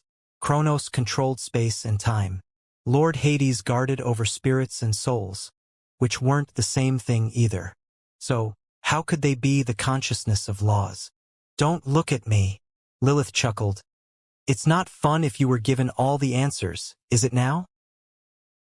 Felix's eyelids twitched at her childish behavior, but he knew that it was impossible to extract information from her unless she wanted to share it. So, he dropped this matter and returned to his original theory. Can you at least confirm if the 3 rulers are the consciousness of the 3 celestial languages? All I can say is that they rule over the 3 celestial languages. Whether they are the consciousness of them or not, that's for you to figure out. Lilith replied with a half-assed answer again. As you can see, it will be near impossible for me to utilize my elemental manipulations in the Eternal Kingdom since their source in the first place was the 3 rulers. Felix sighed in disappointment. They have helped me reach this far, but if I dared to keep the inscriptions on me, I would be an open target to them. The worst part? Felix knew that he would be losing his elemental immunites and bloodline abilities such as void domain, illusion domain, etc. After all, their origin was from primogenitor's bloodlines, and the origin of primogenitor's powers were the 3 rulers, their creators. Just like vampires, heavenly turtles, shadowborns, and other races were born with limited elemental manipulation, which was inherited from their ancestors. Even though they had no visible perfect inscriptions on their bodies, Lady Sphinx had found out that at the depth of their DNA, the Universal Codex was written. In the case of elves and dwarves, they had the runic and divine codex also written in their DNA. They were born with it straight from the universe instead of inheriting it from Lady Yggdrasil or Cyclope. In conclusion, Felix could not possess an ounce of relation to the 3 rulers, and the only method to achieve this was by completely wiping out all of his abilities as well. It was the same as beginning with a fresh character. That's unfortunate. Candace smiled bitterly. You have worked hard to obtain them and master their abilities. All of that effort would go to waste now. It is what it is. Felix had long since accepted this fact and was prepared mentally for it. The only saving grace from this was the fact he would be in control of 7 sins, void law, and evil energy. Seven Sin's powers were too varied and powerful to cover all of the bases. Wait, is it possible to wish for elemental manipulations without the three rulers' constraints? Candace wondered, or at least immunities? I don't know, we will have to test it out later. Felix was 99% convinced that it would fail in both scenarios since elemental immunites were also related to the three celestial languages. Unless, he wished for immunites related to unigens, but he didn't know if they would be delivered or not since he understood that wishes related to unigens weren't approved by the universe often. If it was easy to wish for permanent powers from unigens, then Lilith would have ruled the Eternal Kingdom a long while ago. Greed laws were busted, but the universe had its limitations imputed to keep the balance. Before Felix could test any of his new powers or move on with his discussion with Lilith, he wanted to reach out to Lady Sphinx, understanding that she should have gathered everyone in her consciousness space again. However, since he was in the elemental galaxy, he had no connection to the UVR. Even his wisps outside were wiped out. It was normal considering his soul was on the verge of collapse. Lilith left him be, having no interest in convincing him anymore to drop them. The first thing Felix did was place a wisp in his consciousness space to keep Candace's company against Lilith's bullying. Then, he switched to his main consciousness and stepped outside of the cozy hatch. Felix. Immediately after, Foremother Siamese's voice resounded in Felix's mind. It's me, Felix replied. He understood that Foremother Siamese didn't reach out to him after waking up, because she had no clue if it was him or Lilith. He didn't know how he made it back to the elemental galaxy. But it was clear that Lilith had dropped him off with her Nemo's form and Foremother Siamese could only allow it. It was better to keep a close eye on him in her territory. Whoosh! With a faint breeze, Foremother Siamese manifested in front of Felix from the grass, dirt, and leaves near his hatch. How did it go? Sphinx has told me about what happened in the void. She inquired with a solemn tone. Is she in the galaxy? Felix raised an eyebrow in surprise. She is in the four. Before she could complete her sentence, Lady Sphinx appeared in front of Felix from the grain of sand on the ground. Just as Felix opened his mouth after seeing her face, Lady Sphinx embraced him tightly. Master! Felix wasn't able to speak anything besides calling her name after sensing her hands clutching tightly into his clothes. It was unusual for Lady Sphinx to be emotionally distressed, so this spoke volumes of how difficult the situation was for her too. Felix had no idea that Lady Sphinx had been keeping a watch on him for the past 5,000 years, not knowing if he would be the one waking up or Lilith. All she could do was watch from a distance and wish for the best, knowing that it wasn't in her power to change the outcome anymore. Whoosh whoosh. Suddenly, two gravitational gates opened up near Felix and Lady Sphinx. Wendigo and Saurus jumped out of them and landed on the ground in a kneeling position. We welcome back the Master, they uttered simultaneously with their heads lowered. Felix ignored them and continued his embrace for a moment until Lady Sphinx let go of him. I am glad that you are fine, she said with a warm smile as she held his cheeks together like a mother. Felix enjoyed her touch, as he could feel her sincere care coursing through him. Lady Sphinx might always seem rational, calculative, and distant, but when it came to Felix, she never shied from showing her genuine emotions. Did she do anything to you? Lady Sphinx suddenly switched to a cold expression. No. Felix shook his head.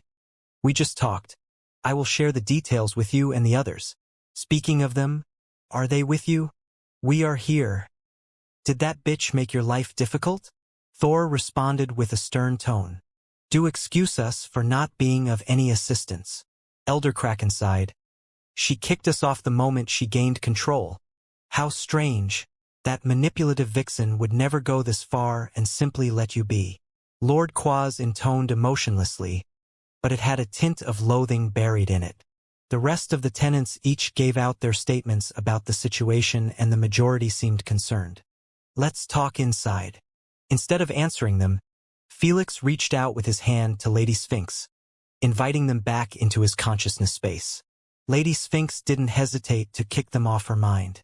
After they entered his consciousness space, Felix glanced at the kneeling Darkins and uttered, You haven't tried to escape?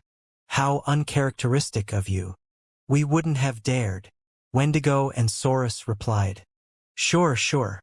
Felix snickered.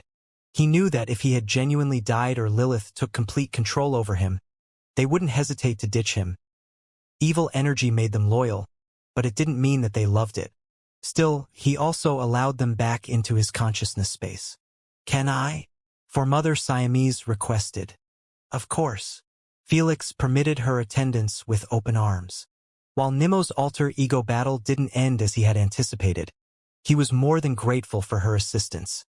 She had given it her all and he appreciated it. As everyone gathered, a silent consensus was achieved after they spotted Lilith sitting by the pool without a care in the world. All of their expressions went for the worst, like they had seen their worst enemy. My little servants, you came back to take care of me again? I knew you would miss me. Lilith chuckled. What are you on about? Felix frowned after noticing his masters and the tenants' expressions getting uglier. When no one appeared to answer him, Felix glared at Wendigo, and he immediately shared with him a memory package of what happened during his slumber. In less than a second of viewing the package, Felix's rage increased tenfold until his eyes turned crimson red and reflected the symbol of a dragon. You really have no bottom line, he uttered with a bone-chilling tone while staring daggers at Lilith. His reaction was within reason as the memory package showed him a film of humiliation, and its protagonists were the tenants. With her overbearing spiritual pressure and control over his body, Lilith made it impossible for anyone to leave his consciousness space and boss them around for centuries. He observed as his masters were turned into servants against their will, listening to her orders and whims forcefully. Only when she was bored with playing with them and they commenced to irritate her with their noise did she kick them out and leave Candace behind. Bottom line? Did I do anything wrong? Lilith acted confused. I am a uni-jinn and they are clowns born to entertain us. Isn't my treatment the correct dynamic between us? Her acid-laced words were like poisonous knives stabbing all the primogenitors straight in their souls. But none of them were able to retort against her.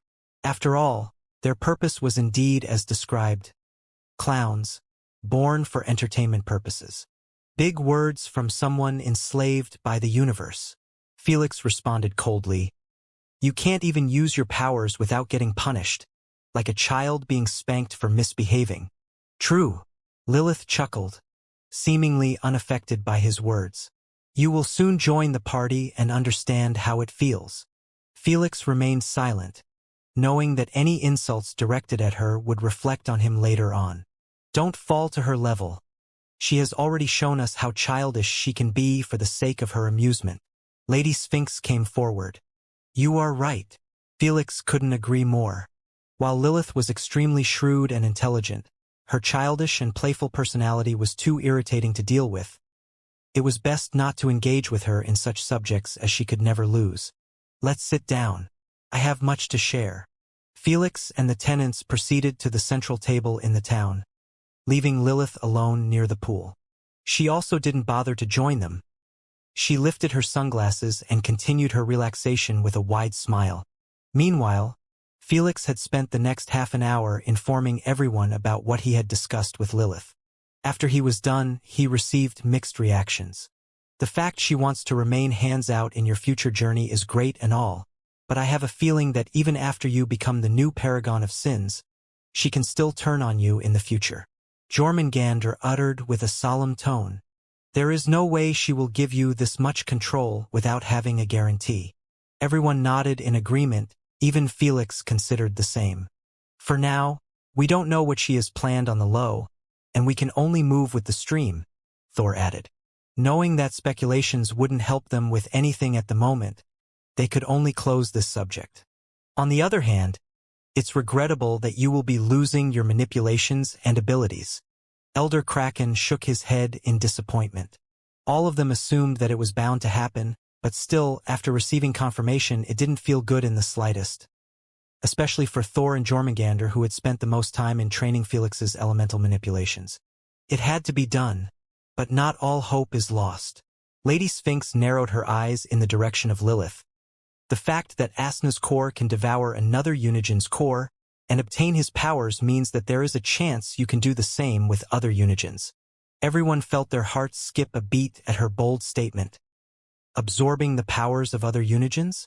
If this was possible, Felix could recover a much more powerful version of his previous elements. For example, instead of the water element, he could absorb Poseidon's core and obtain control over the laws of water, ice, and fog. He could even ignore his lost elements and go for other Unigens like Apollo and Hephaestus. This sounds a bit insane, but I can see it working out. Felix knitted his eyebrows thoughtfully. Just as Felix planned on seeking Lord Hades' help in confirming the theory, a spiritual mirror manifested before everyone. After a few ripples, Lord Hades' expressionless face was displayed on it. The timing was perfect, which meant he was already watching everything since Felix had opened his eyes. So, without bothering to greet anyone, he got straight to business. Asna's core is considered to be one of the most powerful cores in the universe, rivaling that of the three rulers before awakening. He confirmed with a monotonous voice. In other words, there is no Unigen's core capable of resisting its devouring capabilities. Felix and the tenant's eyes glimmered in delight at the sound of that. However, before any of them could react, Lord Hades added, "However, whether Felix will be able to enjoy their powers post-ascension is unknown. Is it because I will be a Unijin?" Felix frowned. Lord Hades nodded. Felix understood that Unigens were extremely powerful, but that power came with many limitations. The universal punishment was just one aspect of them. The true limitation was the fact it was near impossible for Unigens to utilize any other powers outside of their laws, especially if the powers were laws-based. It was like all Unigens were in a stadium race and each Unijin had their line. The universe made it impossible for them to tread on their peers' lines at all times. But this isn't made in stone yet, Lady Sphinx remarked. Felix won't be like any ordinary Unijin. His origin is a human form, and we already know that humans are the only species with the potential to utilize all elements. This might translate to laws. Indeed, Felix was never a natural-born Unijin, and some of the universal laws might not apply to him. Thor added, "Who knows? He might not even experience the universal chains after his ascension." Ha ha ha ha. Before anyone could respond, a mocking and irritating giggle resounded from a distance. Thor's lips twitched in annoyance. When he opened his mouth, wanting to retort against her, his brother Jeremy held him back with a shake of a head. "It's not worth it." "You're right." Thor exhaled and ignored that witch. There is no escaping from chains after the ascension. A Unijin without anything to hold him back is no different than a free-spirited deity. The universe will never allow such a foolery. Lord Hades addressed calmly. Primogenitors weren't chained because their influence was extremely small. Now imagine Kronos, the guardian of time/space, without those chains. He could literally reset the universe back to its original state if he desired. Such powers were too overwhelming to not be policed. As much as Felix hated, no detested from the bottom of his soul, the thought of being chained and having his actions limited, he had to accept it for the sake of his beloved.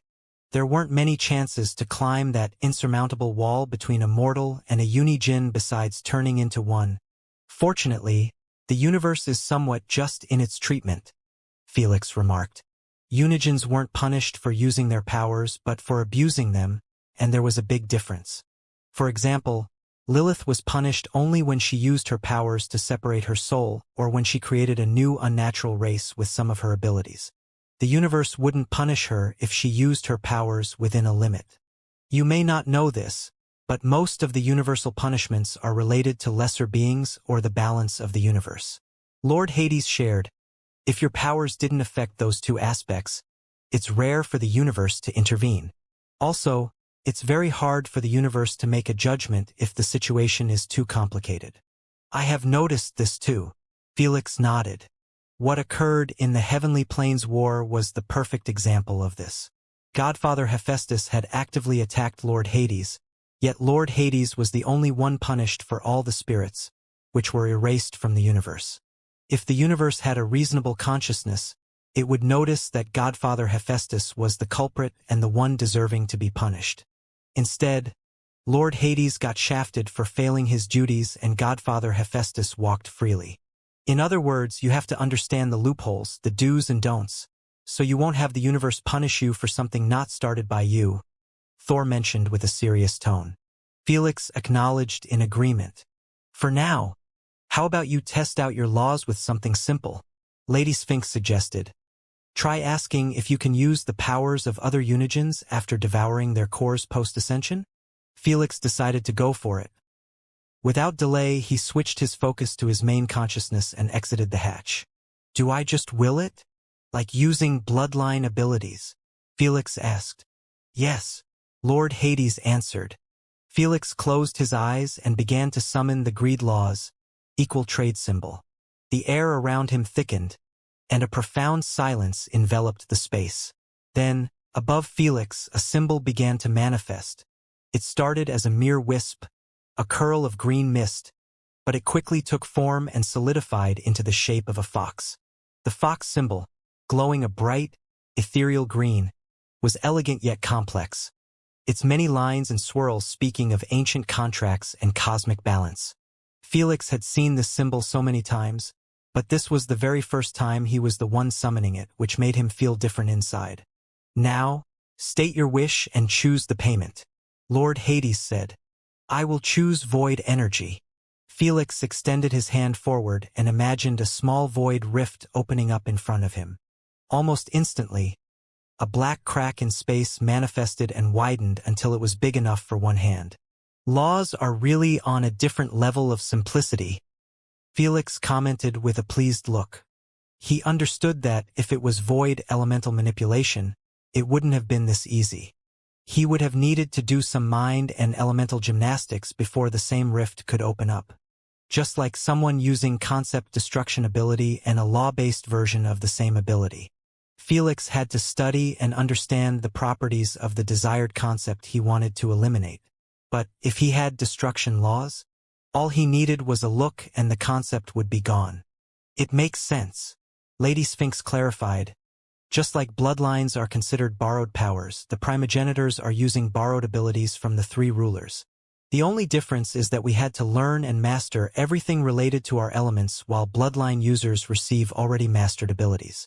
Felix and the others nodded in agreement. In their eyes, the three rulers had given them a safe with millions of locks and made them search for the keys required to open every part of it. Meanwhile, the Unigens possessed some of the keys from birth and the rest after awakening. All in all, no effort was required and Felix was more than pleased with this.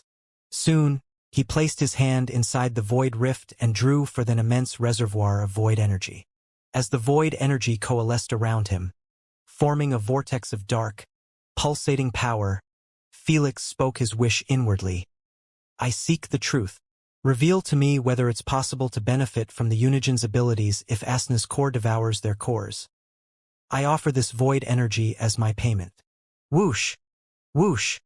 The universe seemed to not care about the spoken language as the greed laws responded to his call by absorbing an uncanny amount of void energy through the symbol, resembling an infinite black hole. To everyone's surprise, the symbol kept on absorbing non-stop for a minute, 5 minutes, and then an hour. Isn't taking a bit too long? For Mother Siamese murmured. Its normal, elemental energy is considered the cheapest currency used in those trades. Sometimes, the symbol may absorb it for more than a day and eventually cancel the trade. Candace answered her. Jinns avoid using it because of this. Equal trade symbol worked based on value. Elemental energy and neutral energy were everywhere, which made their values at the bottom of the barrel. The rarer and greater the payment, the better. If Felix possessed some celestial energy in his tank, the trade would have been concluded in a few seconds at best due to its immense value. Even though Felix knew this, he used void energy to also assay out the bottom line of the universe. Unfortunately, he was left waiting patiently for more than 12 hours, and when the trade was concluded and the response came to him, he was left speechless. The universe didn't speak to him in words but implanted the response in his mind like he always knew it. Unknown? After painstakingly waiting for half a day, all I get is unknown. You kidding me? Felix gazed at the sky with a wronged look like had just gotten scammed. The universe doesn't answer questions or problems that have never been tested before. Lilith suddenly appeared next to the central table and answered Felix while eating a red apple. She was still in her swimsuit but had a transparent robe over her. Everyone went silent and gave her a deathly unwelcoming glare.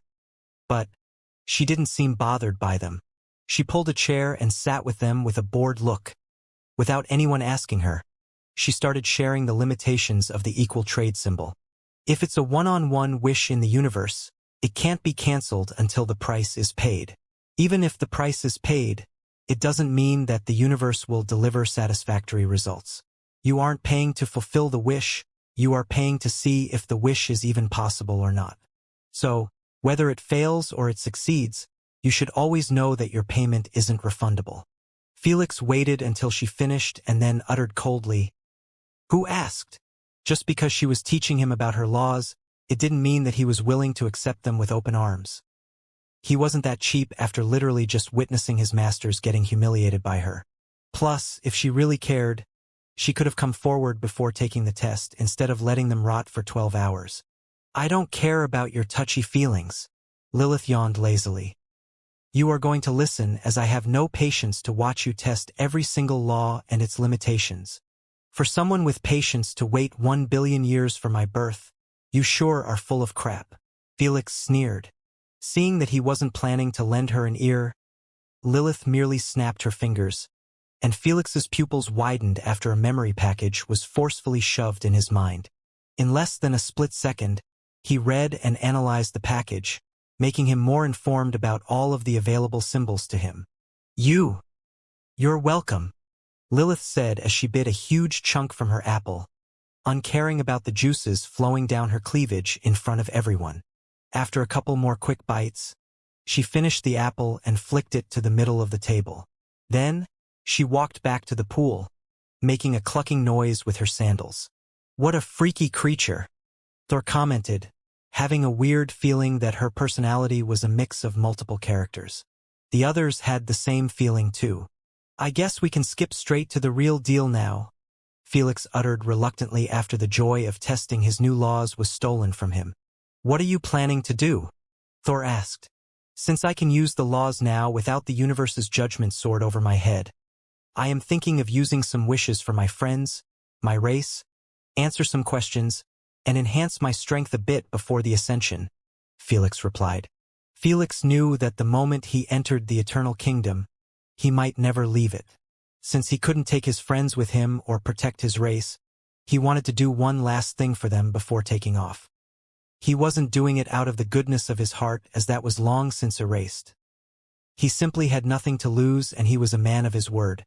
He always wanted to help his race get stronger to fend for themselves, and the opportunity finally presented itself. After Felix spent a couple of hours messing with his sin symbols, he left the elemental galaxy and headed to the Void Nation's dimensional pocket. He achieved it with a single thought, creating a void portal that connected the dimensional pocket to his location. It was the same as Lord Qua's advanced portal ability, and he was able to utilize it with a mere thought while Lord Cow's had spent God knows how many eons to master it. The moment Felix emerged from the portal, a ripple of awareness spread through the Void Nation like a shockwave. Every creature, from the smallest voidling to the councilman, felt an overwhelming presence wash over them. What's that? Why does it feel like little God's aura? It was more than just the return of their leader. It was the advent of something divine that resonated deep within their very essence.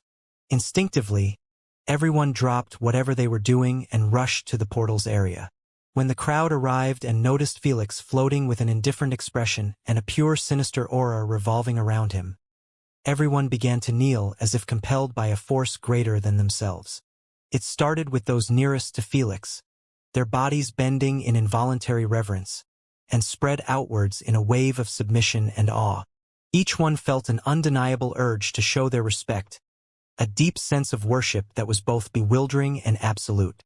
Felix, standing amidst the sea of kneeling beings, took in the scene with a mixture of surprise and understanding. "I can feel a deep sense of connection with everyone, like I can erase their existence with a mere thought." He realized that the changes within him, the transformation and the power he had gained, emanated an aura of authority and divinity that the Void Nation was innately sensitive to. As he walked through the ranks of his followers, a silent procession of kneeling figures on either side, Felix felt the weight of their reverence. "My lord, welcome back," Arthur greeted with his head lowered. "Congratulations on the ascension. I always believed you would achieve it," Mammon uttered respectfully. "Ha! I can't believe this. My king has turned into my god." The ruiner laughed boastingly as always. "It couldn't get any better." "The tattoos befit you," Miriam said with a tint of seduction in her voice. "You haven't told them about what happened?" Felix asked Candace telepathically. "It was for the best." Candace nodded. Felix agreed, as there was no need to let his subordinates know that he had lost the battle and their real goddess was hitchhiking in his mind. It would just make them confused about their loyalty. Felix left them believing in his victory and ordered them to follow him to the wrathful creator's district. Without asking questions, the councilman chased after him while the rest of the Void Nation citizens returned to their duties with an uplifted spirit. Knowing that their king possessed now the true powers of their creator was the greatest moment in their lives, since it meant he could finally help them improve their powers. Somewhere in the emptiness realm, Felix and his councilmen stood facing the wrathful creators. These creatures, resembling giant nightmarish insects with massive abdomens and menacing mandibles, skittered and hissed, their presence a palpable threat. There was an army of them consisting of hundreds lined up akin to factory workers. Meanwhile, the void creatures of all sorts of sizes and shapes kept emerging from the bottom of their abdomens. "During your absence, we have managed to increase our family of wrathful creators by 20. Now, we possess close to 90% of the total," Arthur shared with a tint of pride in his voice as he watched the wrathful creators pumping out massive numbers of void creatures each minute. "We have also collected close to 20 billion void creatures in the past 5 decades. Miriam added, "We knew that you would need a massive quantity to use as currency for your wishes after you return, so we not once stopped or lazed around." "Great job," Felix praised. He was pleased with their efforts, as he indeed desired a massive quantity of emptiness creatures for his upcoming wishes. Still, 20 billion emptiness creatures weren't enough for the kind of vision he had. "Let's pump those numbers a bit, shall we?" Felix remarked calmly as he floated closer to the wrathful creators. Then, he pointed his finger at them and uttered calmly, "Flawless clone symbol." As Felix activated the symbol, the black tattoo on his chest glowed with a sinister dark light and was followed by the emergence of a similar symbol above the wrathful creators. A stream of invisible dark light shot from the symbol, encapsulating the wrathful creators in an ethereal glow. Within moments, a remarkable transformation occurred. Next to the original wrathful creators, exact duplicates began to materialize. These clones were a perfect replica, mirroring every detail of the original. From the terrifying mandibles to the intricate patterns on its abdomen, the recently cloned wrathful creators turned their attention to Felix. With a commanding gesture, Felix directed the clones to begin the breeding process of emptiness creatures. The councilmen and the tenants watched with widened pupils at the recently emerging army of wrathful creators, doubling down the numbers of created emptiness creatures in a matter of seconds. "I have never seen this symbol before." Even Arthur was taken aback. It was understandable, as no one truly knew about all of the Paragon of Sin's symbols. Nimmo merely had a couple of them unlocked, while his awakened version had the majority. Even then, Nimmo's alter ego never showed all of his symbols and skills for 2 reasons. First, Felix had immunities, and second, Lilith had no interest in destroying Felix right from the get-go. So, she hid quite a lot of her symbols, powers, and techniques, which couldn't even be comprehended. Is this symbol better than perfect imitation? I can't imagine having the powers to create perfect clones in hundreds. Candace remarked with a surprised tone. It's neither better nor worse. Both have their advantages and limitations. Perfect imitation allows me to imitate the complex powers of much stronger targets. But I can't imitate more than one target at a time, and I lose my powers in the meantime. On the other hand, flawless cloning can be used on lesser complex beings, and it can't be used on myself. Felix answered calmly while placing another symbol, but this time above the voidlings, cloning them passively too. Interesting, it's like two faces of the same coin, Arthur replied with a hint of desire. Felix could sense that he wanted to possess the symbol badly due to the spiritual connection he had with them. He wasn't bothered by it as he knew right from the start that Candace, Arthur, and the rest of the Void Nation chose his side and invested in him for the sake of their power-ups. All of them were able to use only one symbol, and if it was possible, he had no problem with adding a couple more symbols in their arsenal. As long as the universe didn't consider him abusing his powers, of course. Soon, Felix left the wrathful creator's district and was guided to the new place, where the councilman kept the collected void creatures. After they reached the place, Felix raised his eyebrows slightly after noticing that there were close to 100 Void Nation citizens, using powerful sources of life to keep the void creatures floating in a massive circle. 5 decades ago, our little god's authority was lifted off the void creatures and they went nuts for any source of life to devour. Arthur explained the scene before him. We had to do this to keep them in place. Otherwise, they would have started with consuming our empire. It's good that you have kept things under control. Felix nodded for a moment and then instantly appeared next to the astronomical blob of void creatures. He gave it a single look and uttered, "Freeze!" The billions of void creatures froze in place almost instantly like knights listening to a royal decree. Then, Felix snapped his finger and everyone involved was teleported back to the Void Nation. Whether it was the councilman, the void citizens maintaining the void creatures, or the void creatures themselves. Everyone got blinked. Good work, you are excused. Felix gave a slight head nod at the stunned void citizens and teleported them back to the city while he remained with the others near the palace. Then, he turned to his councilman and told them that he would like a moment of privacy. Arthur and the rest didn't dare voice a single word of complaint or questioning. They bowed for a moment and left him to his devices. Are you going to wish for the truth about Nemo? Candace inquired with a soft tone. Yes, I have delayed it enough. Felix nodded. While he seemed relaxed and calm, in reality, Felix was nowhere that. He truly feared from the bottom of his heart to hear that Lilith was bullshitting him as always, and that Nemo's soul split was also part of her plan to manipulate him or just to fuck with him. Doubts swirled in his mind like a tempest, each one a sharp sting of betrayal and uncertainty. Determined to seek the truth, Felix called upon the equal trade symbol. As he focused his intent, the symbol began to materialize above him. Felix spoke firmly into the void. I wish to know if Lilith has told me the truth about Nemo's story of splitting his soul. Yes or no? The words hung in his mind, charged with the weight of his need for clarity. So distrustful. Lilith rolled her eyes at his attempt and continued her sunbathing.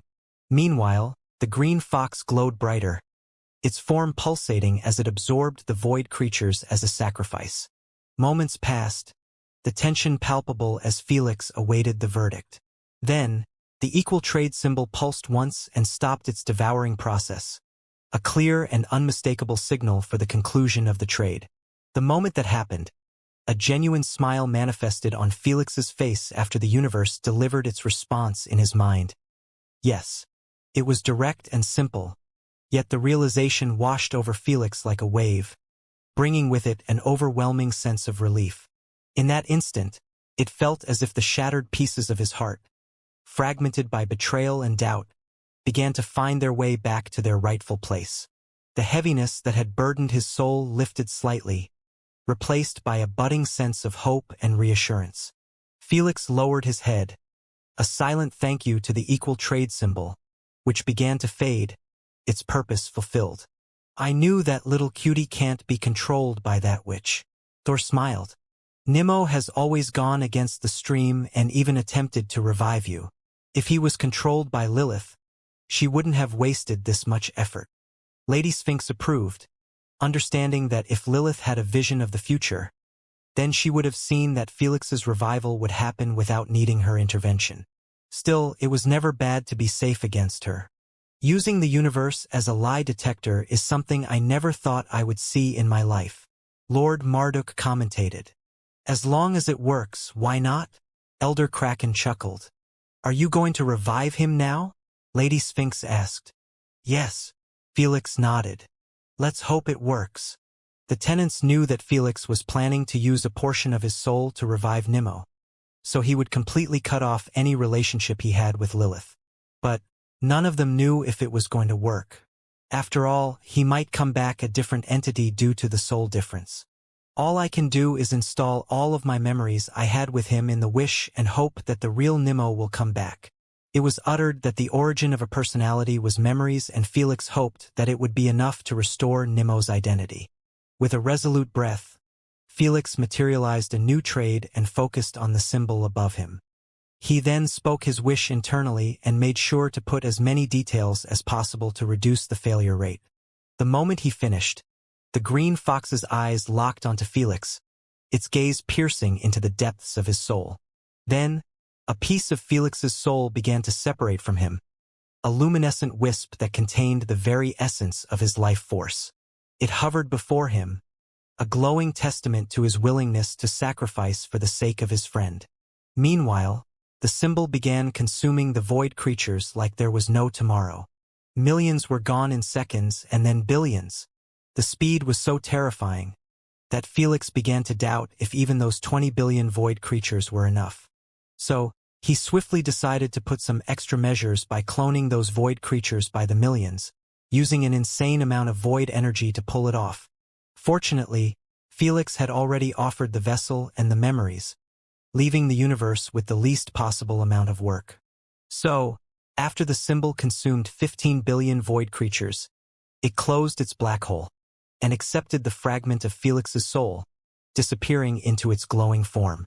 In exchange, a new energy began to manifest, a nascent life force that held the promise of Nimmo's return. Please work. Felix watched with a mixture of hope and apprehension as the energy slowly took shape, forming a vessel suitable for Nimmo's return. When the vessel solidified, it turned into a pitch-black cube. Felix felt a deep connection to it, a bond forged by the piece of himself that now resided within. The equal trade symbol began to fade, its task completed. Felix swiftly teleported next to the cube and held it gently in his palms, staring at it with a hint of love and reminiscing on the day he first found Nimmo.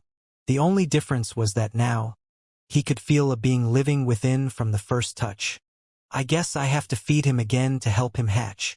Felix smiled.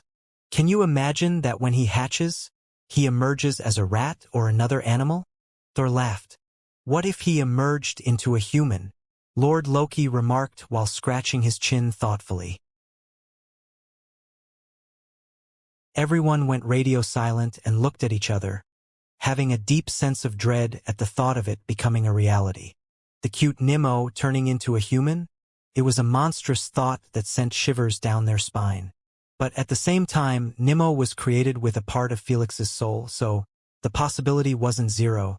Asna will beat the living shit out of him if I restored Nimmo to her as a human.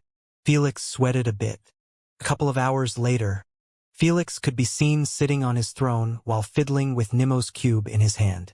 He had a deep frown on his face like he was faced with an unsolvable puzzle. Why isn't he hatching? He murmured to himself. I have fed him the purest forms of void energy for hours now. It should be even more than the last time he consumed before he hatched. Felix assumed that Nimmo would need some energy and he would hatch like the last time. But no matter how much he pushed into him, it disappeared instantly. The previous time Nimmo hatched, he might have already devoured void energy for millions of years to even a billion before you found him. Lady Sphinx shared with a solemn tone. So, you can't use the amount you fed him as an exact measure. You mean he fed that much? I thought since that which created him for the sake of fooling us, he shouldn't go through the real hatching process. Felix remarked. Felix knew about their original theory of Nimmo spending so much time in the heart of the void realm, feeding on the purest forms of void energy for its birth. But, in his eyes, that theory applied only if they assumed that the universe was the one putting him on the map, not Lilith. I am not that sloppy. Lilith broke apart his reasoning with a neutral tone. You might have been fooled, but Asna will notice that Nimmo can't be a genuine uni-jinn if he hatches without a massive reservoir of energy. So, You are saying that Nimmo genuinely had absorbed pure void energy for close to 1 billion years before I found him? Felix felt a cold shudder at the thought. Found him? I was the one putting him in your path when I noticed that he only needed the last shove of energy to hatch. Lilith yawned lazily while creating a mirror before everyone. The scenes displayed in the mirror made everyone feel a tingle of dread in their hearts. Especially for Felix. He watched with his own eyes as Lilith opened a void portal straight into the Royal Pyramid Hall, where there were 10 statues of warriors and the gigantic statue of the kingly guardian, sitting on the throne. She walked in the air with graceful steps until she arrived at the extended palm of the guardian. Then, she positioned Nimmo in his cube form on top of it. It's a bit too easy like this. Let's make it fun for him. Lilith giggled while using her law powers to manipulate the kingly guardian to protect Nimmo until death. The statue seemed to respond, the ethereal light around it pulsating with a newfound purpose. A silent understanding passed between Lilith and the kingly guardian, a pact sealed by the power of her laws. She even hid Nimmo's existence, making it impossible for anyone to see him without the right conditions. This should be enough. Lilith walked away with a faint smile towards the void portal, disappearing through it and returning the chamber to its usual dimness.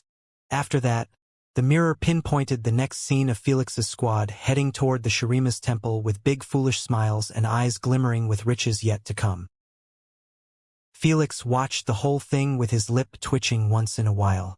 He had assumed that this might be what happened, but getting its confirmation didn't make him feel any better. He couldn't help but remember when half of his body got split by the guardian statue's laser beam. All of this for the sake of Nimmo. Yet, it spun out that he almost died to fulfill Lilith's dream. At that time, he didn't even know about her existence. You are the worst. Felix didn't even have the proper words to insult her. Hee. Thank you. Lilith chuckled in enjoyment like she was getting praised. Felix's eyelids twitched in irritation. Ultimately, he decided to ignore her, knowing that nothing good would come out of engaging with her. Now what? 1 billion worth of pure void energy isn't cheap for a wish. Thor mentioned. It will bankrupt me for the next 1,000 years, if not more. Felix nodded with a serious look. He understood that the equal trade symbol would not give him a break if he dared wish to awaken Nimmo. I am more curious, why does he even need that much? Lady Sphinx narrowed her eyes. The original Nimmo possessed the Paragon's core, and she had to recreate everything to make him resemble a new Unijin being born. But this one doesn't have a core and he has already existed before. Logically, he shouldn't require that much. True, maybe he needs less than 30% of what Nimmo had absorbed or even lower. Elder Kraken approved. There is only one way to find out. Without bothering to waste his time on speculation, Felix utilized his greed laws again to seek the universe's help. After a proper sacrifice of void creatures, the universe gave him an exact answer since this situation had already occurred before. 10 million years worth of pure void energy. Felix furrowed his eyebrows deeply. It's not 1 billion years at least, but still, it's too much.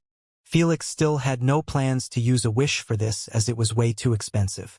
I guess I can only be patient. You are thinking of accelerating time in an area while feeding him? Lady Sphinx asked. Yes. Felix nodded. I will travel to the heart of the void realm, where energy is at its purest, and I will leave him in a dimensional pocket connected to it with accelerated time.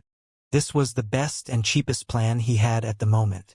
Plus, since he still needed to tie some loose ends, by the time he finished with them, Nimmo would be near hatching. Without wasting time, Felix entered the void realm and closed his eyes to sense the void energy. It took him almost no time to find out the location of the purest area in the void realm.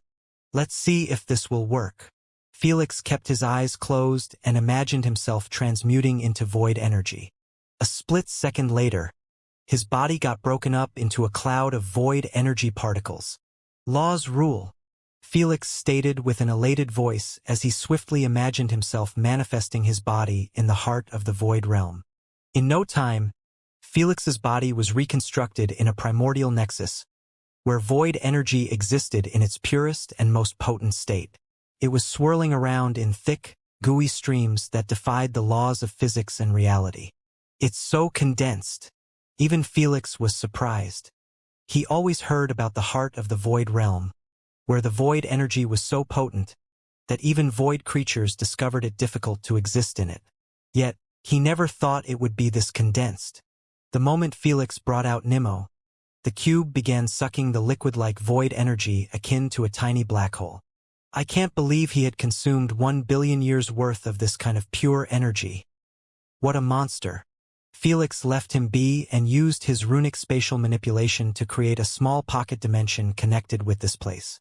Then, he jumped inside and pulled Nemo with him, uncaring about the flood of void energy accompanying him. Next, he utilized his illusion domain to accelerate the speed of time to match 10 million years to a year. He could even go for a much better time difference, but he didn't want to affect his illusion domain too much. After all, this kind of pure void energy was capable of disintegrating his illusion domain little by little even if it wasn't as potent as a void domain. As for Unigen's immunity to illusions, the illusion domain would fail to work on Nemo only after he woke up and unlocked his eyes. That's because Unigens weren't immune to illusions in the same sense as having a direct illusion immunity. They simply possessed godlike eyes, resembling Lady Sphinx's truth eyes, which allowed them to see through illusions. The same applied to poison and such effects. They didn't have immunites, but their bodies were resistant to any kind of mortal poison used on them, as they were too weak to affect them. Unigens had perfect immunites only to their laws. This should do it. Felix dusted his hands as he observed Nemo devouring years' worth of void energy in the space of split seconds. Now, let's see what kind of cultivation system I can create and help my race turn a better leaf in the future. Felix smiled, a bit interested in the experiment. Felix now had all the tools and time to help his race establish themselves strongly and collectively in the universe, instead of relying on a couple of powerful beings to carry them. The first thing he did was contact Noah, Olivia, Selfie, Malik, and Badadai as he needed their help to make his vision clear. He already had a cultivation system in mind, which was considered perfect for humans if he succeeded. "Meet me next to Earth." He left them this cryptic message and took off without bothering to explain much. Noah and the rest made their move the moment they received his message. None of them seemed shocked by his sudden return after more than 5 decades. Felix had already informed them before he took Nemo's fight that he might be gone for a long time and they shouldn't be too concerned. Sometime later, Felix, having journeyed through realms and realities far beyond the ordinary scope of existence, was finally returning to a place that, despite its cosmic insignificance, held a deep and personal significance for him, Earth. As Felix approached the solar system, his form, a silhouette against the backdrop of stars and planets, began decelerating. He had traveled as a being of void particles, a formless entity moving through the cosmos, but now, as he neared his destination, he solidified back to form. As Felix gazed upon Earth after eons, the sight of the once vibrant planet now completely enshrouded in ice sent a chill through his heart. The massive, gaping hole in the Pacific Ocean, a dark abyss amidst the frozen expanse, stood as a haunting testament to the changes and turmoil the world had endured because of him. Is it possible to revive 40 billion people with the greed laws? Felix murmured to himself. He came here with plans to return the planet back to its glorious and peaceful days. But he couldn't help but wonder if he could revive all the lives lost in it during that apocalyptic day. It's possible, but only if you are considered a true Unijin, Lilith answered with a faint, curious grin. Even then, you will be subjected to one of the most gruesome punishments you have experienced. Felix smiled bitterly. He knew that which answered him to see what his decision would be. Would he be selfish enough to ignore remedying his mistake now that he possessed the powers necessary to make it happen? Or he would go for it, uncaring about what would happen to him. As for why he needed to be a Unijin first, Felix knew that wishes' reach and powers were affected by the level of the being. Jin's wishes were the most limited, Nemo came second, and then his alter ego since he possessed the core and was considered an awakened, Lilith was last. In the case of Felix, his wishes were considered on the same level as Nemo's. He possessed the paragon of sin's powers, but he had no control over the core since he wasn't a unijin yet. So, for such groundbreaking wishes, he needed the right requirements to make the trade with the universe. Even if you could and you want to do it, you should drop the thought from your mind. Elder Kraken advised. Reviving 40 billion people, no, reviving just a couple thousand is enough to warrant Lord Hades' attention. Now that he is weakened more than ever, he will see it as a sign of disrespect. Lord Hades was a stickler for the rules, and reviving anyone without his approval first was extremely disrespectful. This was the reason he punished Lord Quetzalcoatl when he caught him later on. While Felix was close to him, he would not permit him to resurrect that many spirits no matter what he offered him. If it was that easy for him to bend his rules, he would have approved of at least helping Felix's grandfather and family members settle down in the heavenly plane. It's for the best. Felix's expression went cold as he stared above him. Even if there were no penalties, reviving them will do nothing but give my enemies ammo to deal with me. Felix understood that the same scenario would repeat if he revived his loved ones while still having too many powerful enemies lying await. Getting them killed once was already too much. He would never forgive himself if he revived them and they ended up with the same fate because he couldn't protect them. So, he decided to bring them back only after he obtained the necessary strength to protect them from anything. For now, let's fix my home. Felix looked upon the frozen earth, its beauty marred by the gaping maw in the Pacific and the icy sheath that enveloped it. Felix called upon the equal trade symbol. As it materialized, Felix's eyes, reflecting the cold light of distant stars, were resolute as he focused on the symbol above. The energy required for such a planetary restoration was immense, but it wouldn't go past 1 billion void creatures since the planet was a soulless object, which reduced complexity. The symbol accepted the offering even with such distance between it and the void creatures. With a brilliant glow that enveloped Earth, the planet began to respond. Rumble! Rumble! The abyss in the Pacific slowly, almost imperceptibly at first, began to close.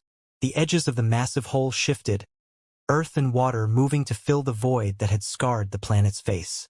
Simultaneously, the icy sheath that covered the earth started to recede.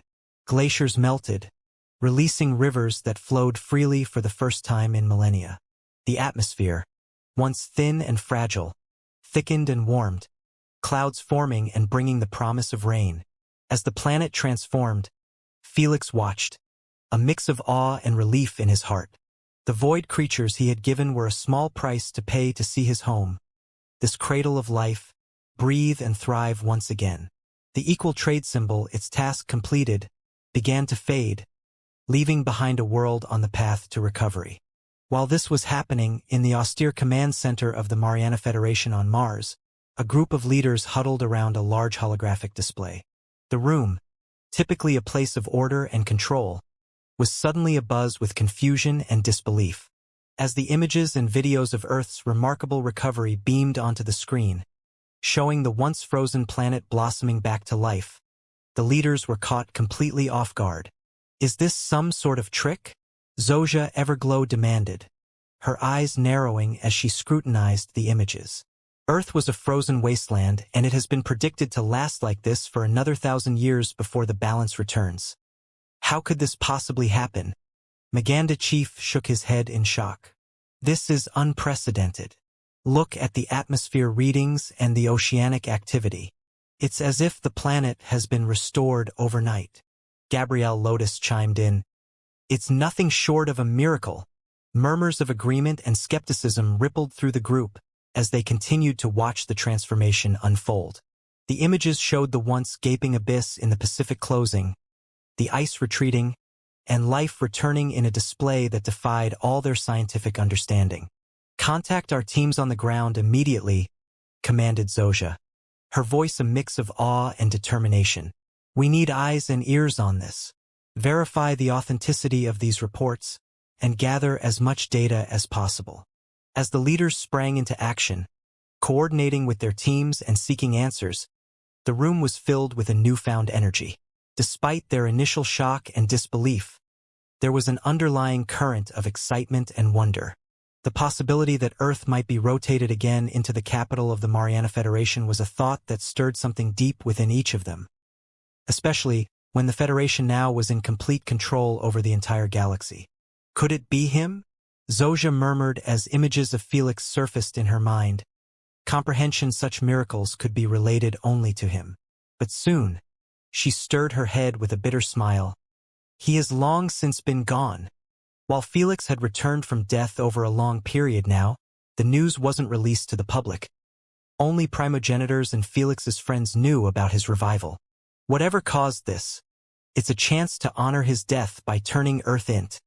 Before she could finish her sentence, the atmosphere in the command center dropped a couple of degrees, causing everyone to feel chills on their back. Is this the new center of operation? Interesting choice of decoration. Suddenly, a familiar laid-back voice resounded in everyone's ears as clear as daylight even when the chamber was noisy. Zojia, Maganda Chief, Gabrielle, Barry, and many other old leaders and new ones went silent and rotated their heads slowly. The moment they made half a circle, Felix came into their line of sight with a familiar humane appearance instead of his demonic one. Whether they were close to Felix before or not, everyone's eyes widened to the limit in utter disbelief and shock. Felix. Maganda Chief stuttered as he pointed a shaky finger in the direction of Felix. It's been a while, Chief. Felix grinned gently. How is little Princess Bird doing? The moment Felix finished his question, chaos erupted in the chamber as everyone rushed towards him while shouting excitedly. Not wanting to have his private space invaded, Felix merely gave them a faint smile and everyone halted in their place against their will. No need for such ruckus. It's not like I have returned from death. Felix chuckled, still possessing some of his sense of humor after all the trauma he went through.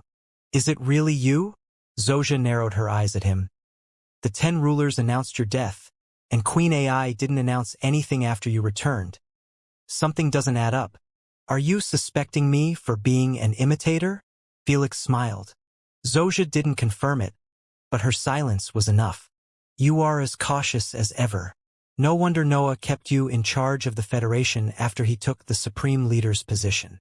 Felix was more pleased than annoyed as this was the appropriate reaction of a natural-born leader. Not wanting to cause trouble and make their lives harder, Felix requested Queen AI to confirm his identity. Queen AI confirmed his identity easily by reading his unique ID, which couldn't be replicated, stolen, or changed. It's really you. Only now did Zojia drop her guard and allow her emotions to run amok. Felix wasn't a normal being to her or any other human. He was a legend, the pride of the human race, and some people even considered him as their deity, worshipping him for blessings after his death. So, everyone's reaction was more than understandable. I don't have much time here and I just came by to check on you guys, Felix added with a casual tone.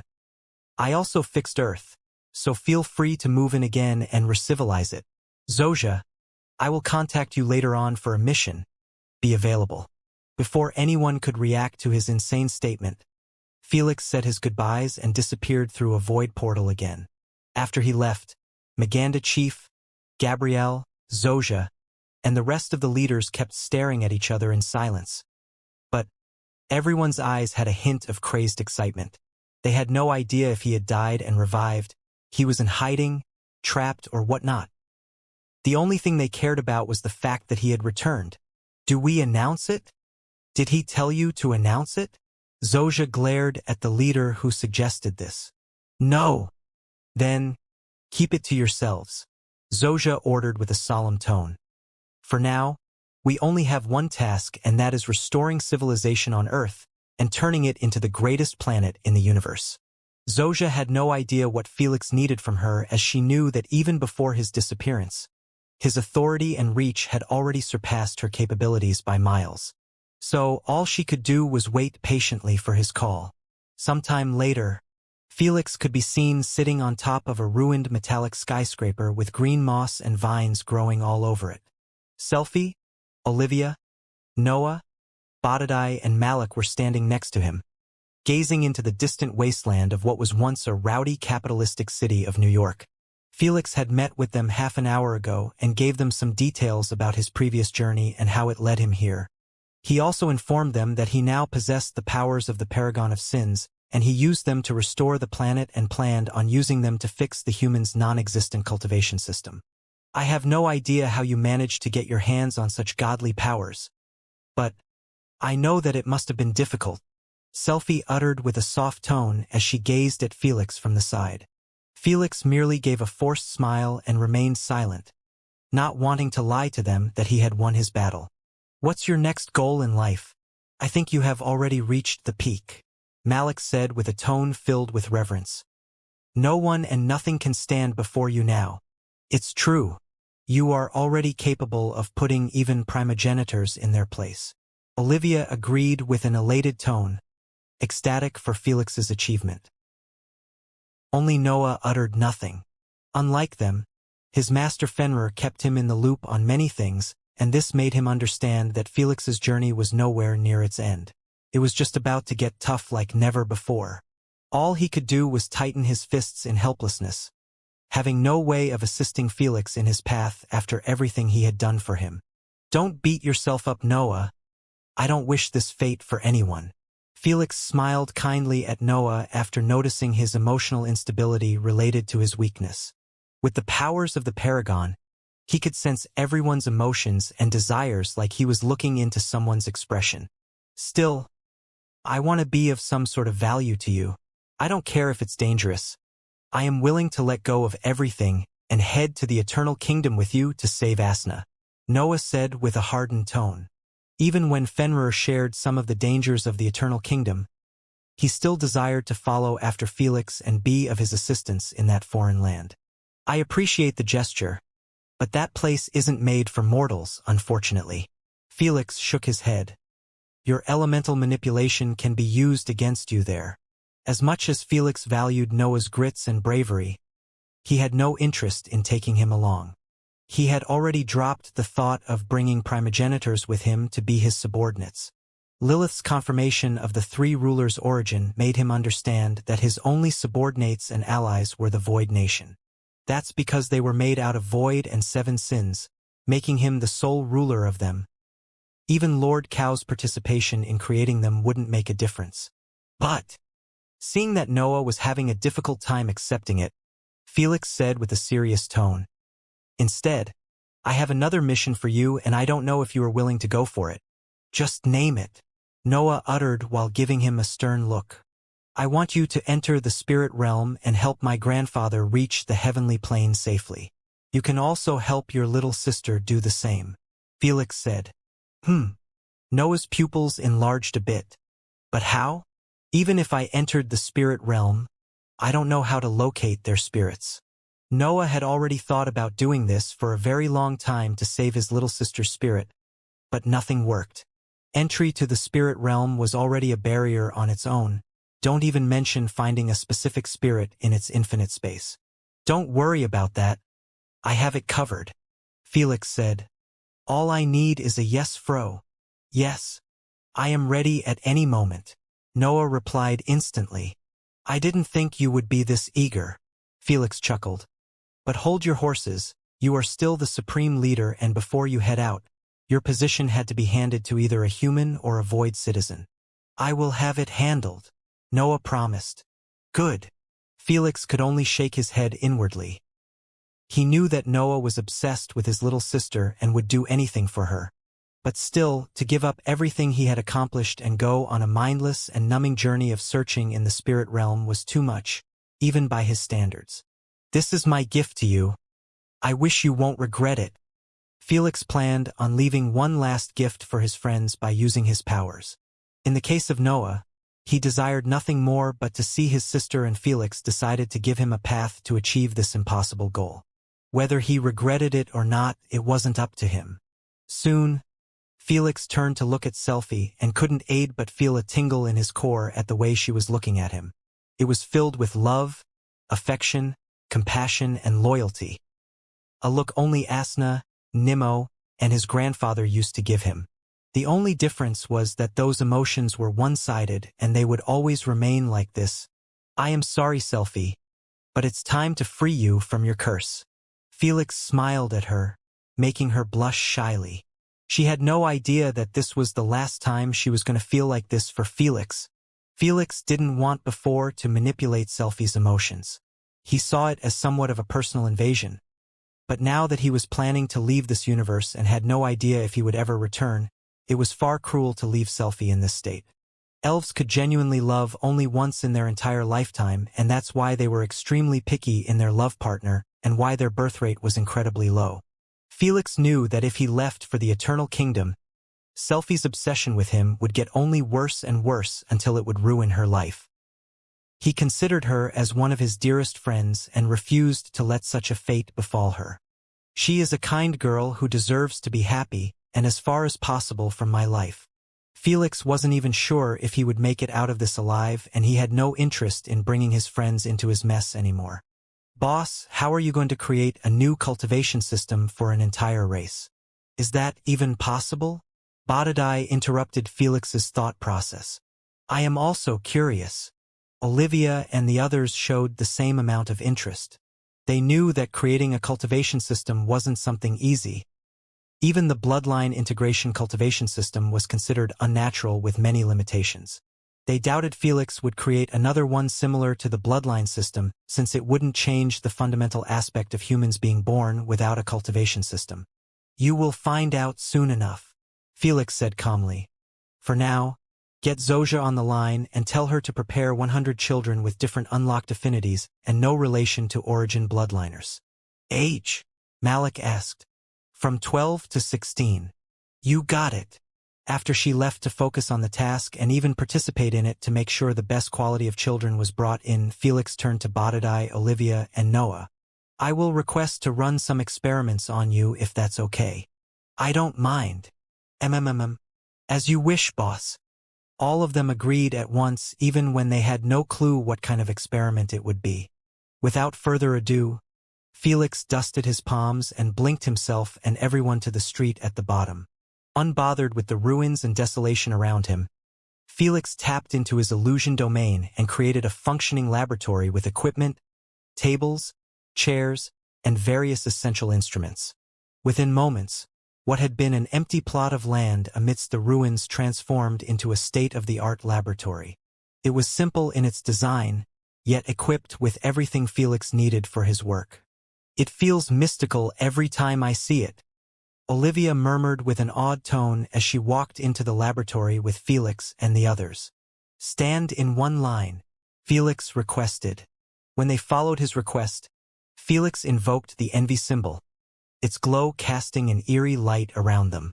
As the symbol pulsed with life, Felix extended his hands, and from the ether, ethereal figures began to take shape. Mere outlines at first, gradually gained form and substance, their features meticulously mirroring those of Olivia, Noah, and Badadai. This. Wow. Selfie and the others were left with astounded and a bit freaked out expressions at the sight of their perfect counterparts standing in front of them with soulless eyes. Are those real clones? Selfie was the first to ask. Do they possess the same strength and powers, I mean? Yes. Felix nodded calmly. But don't worry. I left out their souls as I just need your bodies to run my experiments without harming you. Souls? You can even copy their souls. Noah and the others felt a tingle of dread in their heart as they gazed at Felix. When they met Felix earlier, he acted normal and this made them sense comfortable around him just like old times even when they heard about his newly godly powers. But only now did it finally click in their minds. Felix was already at a godhood level where miracles to him seemed like common occurrences. Sigh! Felix could feel their inner turmoil and all he could do was smile wryly. In his eyes, he would have acted the same if his friend had come along and shown him that he could create a perfect clone of himself, which indirectly removed any sense of uniqueness from him. So, he didn't take it against them and began the experiment by beaming an illuminating white sphere inside a glass container. Selfie was the first to break from her initial shock and alter the subject with a surprised tone. Is that what I think it is? A Pandian core. Felix nodded. Pandian core? Olivia tilted her head in confusion. What are you planning to do with it? Are you trying to clone the Pandian's cultivation system? No, Felix smirked. I am preparing to improve it and make it the new human cultivation system. Improve it? How? Badadai asked with a startled tone. He understood that Pandian's cultivation system was considered almost perfect when compared to many other systems. Perfect in the sense of its design instead of its potential. We all know that Pandians are born with a small core in their abdomen that's capable of absorbing neutral energy. Felix shared. This core helps them enhance their all-round strength until it gets harder and harder for it to transfer energy into an adequate strength. Most importantly, it also gives them manipulation to neutral energy, Felix added. If we humans were born with this core, we will get stronger over time and most importantly, we will have manipulation to neutral energy. It will be amazing, all right, as none of us will request to go through the agony of bloodline integration. Olivia commented, but where is the improvement?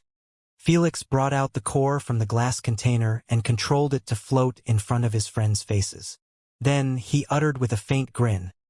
Now imagine if we were able to use the neutral energy manipulation to convert it into elemental energy based on our highest affinities to elements. Huh? You serious? How can that be possible? None of them took the news lightly as they knew that if Felix managed to pull this off, humans would literally possess the ultimate cultivation system. It was a known fact that humans had access to all elements in the universe within their genes. But they were locked up and only one or a couple were unlocked during their birth with a different rating of affinity. Since there were more than 100 elements, many humans were born with a high affinity to rare elements but could do nothing with them since there weren't beasts with a representing bloodline. So, it was always believed that being born with common or uncommon elements was considered a gift and the opposite was a curse. But with this new cultivation system, natural order would finally be restored and those gifted humans would possess access to powerful elemental manipulations or even dual manipulations. Imagine a human capable of manipulating life, death, radiation, chaos, or even vibration elements. Now imagine 100 trillion or even more of such humans. They would own the universe as a collective race at last. Soon, Olivia and the others woke up from their dreamland after realizing that it sounded great only on paper. How can you achieve this? Possessing elemental manipulation without relation to the primogenitor or the universe making a move personally is impossible. Selphie frowned. She was trying her hardest to see through Felix's method, but she kept failing to discover it. You will see later how it will work. Felix rubbed his chin thoughtfully. For now, I have to discover the best way to make a Pandian's core compatible with our genes. Felix knew that achieving this step was 50% of the work and the rest could be easily handled with a wish. But genetic compatibility wasn't a simple subject. Fortunately, Felix had studied it thoroughly with Lady Sphinx's help during his research period when he was mastering all alchemy fields. What are you going to do? Selphie asked with an intrigued look as she watched him draw blood from the clones. Running a process called genetic mapping to highlight similar sequences between races, Felix responded while placing the blood vials inside the reading consoles. When he pressed Start, 3 holographic displays sprang to life, showing a detailed map of Olivia, Noah, and Badadai's genetic codes. The strands of DNA twirled and twisted in a mesmerizing dance, revealing the secrets of their being. Noah and the others recognized their DNA and the heavy difference between them and Badadai. But that was the limit of their understanding, unlike Felix, who was able to process every piece of information easily through his wisdom eye. After he finished the reading, he repeated the same process, but this time with a Pandian's DNA. He had almost all races' DNAs, plus other peculiar items and treasures in his spatial cards, knowing that a day would come when he might use them. After he initiated the genetic mapping sequence, he requested Queen AI to highlight specific genes and markers, identifying potential points of compatibility between his friend's DNA and the Pandian's DNA. When Queen AI was done, Felix was slightly surprised to see that both races shared a much better compatibility than he assumed. The opposite was for Badadai's, as the compatibility wasn't even in the 1% range. It must be due to races originating from mammals. As the analysis progressed, Felix took notes, his expression a mix of concentration and interest. Now, he was looking for commonalities, areas where human DNA might naturally align with the Pandians' ability to create their core at their growth stage. If he managed to find this exact responsible genome sequence, he would be able to genetically modify the future generation of humans to possess the same ability. He also noted areas of potential conflict, where human genes might resist or react adversely to the core's integration. The lab was silent except for the soft hum of machines and the occasional beep of a completed analysis. This can't be it. Not this one either. Is it?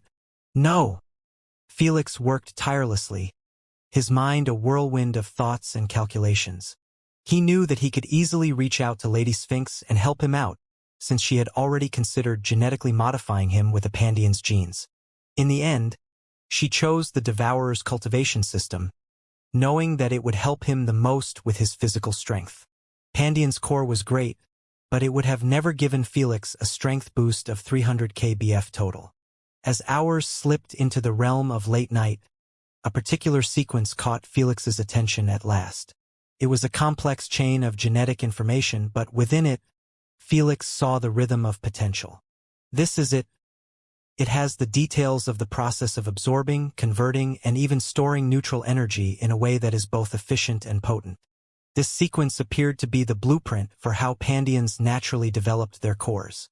All I see is a bunch of letters. How can you know that? Botadai asked with a deep yawn, bored from watching Felix doing nothing but staring at a screen. If you considered our bodies as books and those genetic letters to be instructions, then it's not weird to be able to read them like a language and figure out what each sentence meant and did to us. Felix explained it in easier terms. I see if that. Stop bothering him. If you are bored, go out and walk. Olivia chided before Botadai could add another question. Botadai went silent instantly, not wanting to go anywhere in this empty wasteland. Meanwhile, Felix leaned closer, his fingers deftly navigating the 3D model of the genetic sequence. He isolated the chain, examining each twist and turn with a keen eye. There it was, a series of genes that, when expressed in a certain way, initiated the formation of a core. Now, to the interesting part of the experiment. Felix cracked his fingers as he prepared for the procedure to modify the genetics of the clones. His friend's eyes showed a glimmer of anticipation and curiosity as they watched him put the clones inside giant glass pods with a sticky blue liquid. Felix initiated the modification process, his hands steady as he manipulated the equipment to introduce the sequence into their DNA. The lab was filled with a low hum as the machinery worked to splice the genetic key into their very essence, aiming to grant them the ability to absorb and convert neutral energy just like the Pandians. One by one, the monitors showed the progress of the integration. Felix observed with bated breath, his hope a tangible force in the room. Will I succeed in the first attempt? Before this thought could take root in his mind, Olivia was the first to have a soft reaction as her body started twitching inside the pod, while her heartbeats accelerated significantly. What's happening? Olivia asked, not enjoying the sight of her clone suffering in her place. Your body has rejected the modification. It fought off the foreign sequence as it would any invasive entity. Felix answered.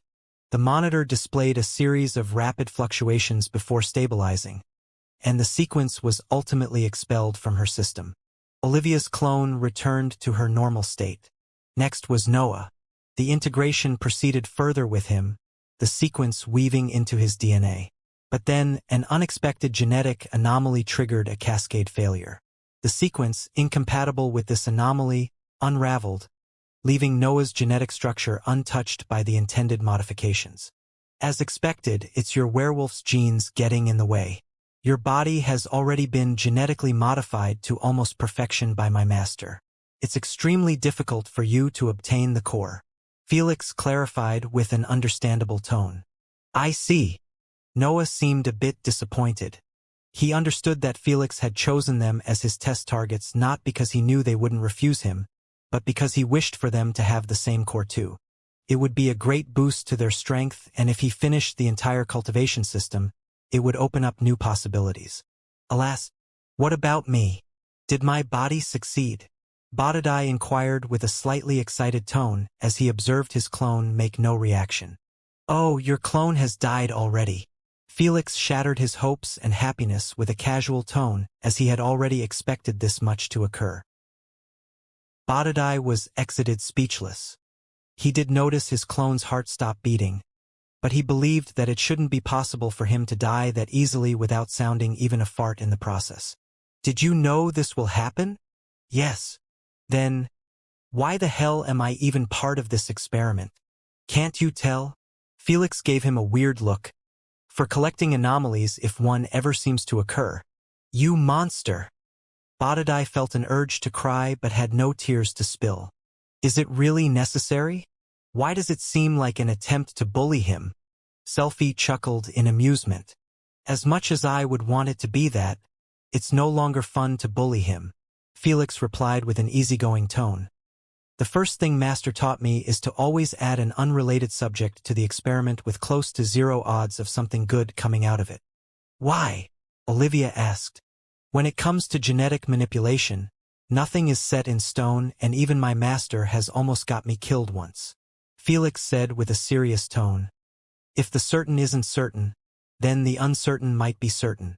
In other words, a miracle might have occurred and Botadai's clone could have not just obtained the powers to create a core and handle it, but go beyond and evolve it somehow to give him other sets of powers. That's the beauty of genetics and evolution. No one could truly 100% predict the outcome, and it was always best to keep one's options open for anything. But in this case, you are useless now. You can leave and assist Malik and Zoja with the children. I need some of them today. Felix shooed away Botadai while erasing his clone from existence. Botadai could only leave the laboratory while cursing under his breath. When Felix glanced at Noah and saw him giving him a questioning look, clearly asking him if he should take a hike too, Felix shook his head. I said your condition makes the situation challenging, not impossible. The same applied to Olivia. Felix would never shy from a challenge, especially when the success rate was correlated to the rest of the humans. In other words, if he succeeded in giving his friends the ability to create cores, it would be 10 times easier to do the same for children whose genetics were still pure. Alas, Felix's confidence in his genetic manipulation ended up falling to the bottom of the barrel after he spent the next 20 hours in a never-ending series of failures. The hell? I can understand Noah's being too difficult to integrate, but even Olivia? I have tried everything I have learned. Felix frowned. Is it because they are origin bloodliners? Or is it simply impossible to make such a genetic modification without a core organ from the desired race?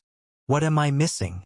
Felix recalled that Lady Sphinx was planning to integrate a Pandian's heart within him to ensure the genetics integration for the long run. It was the safest option and also the easiest. But Felix didn't want to use such a method since he needed the entire cultivation system to work on humans for the next generations to come.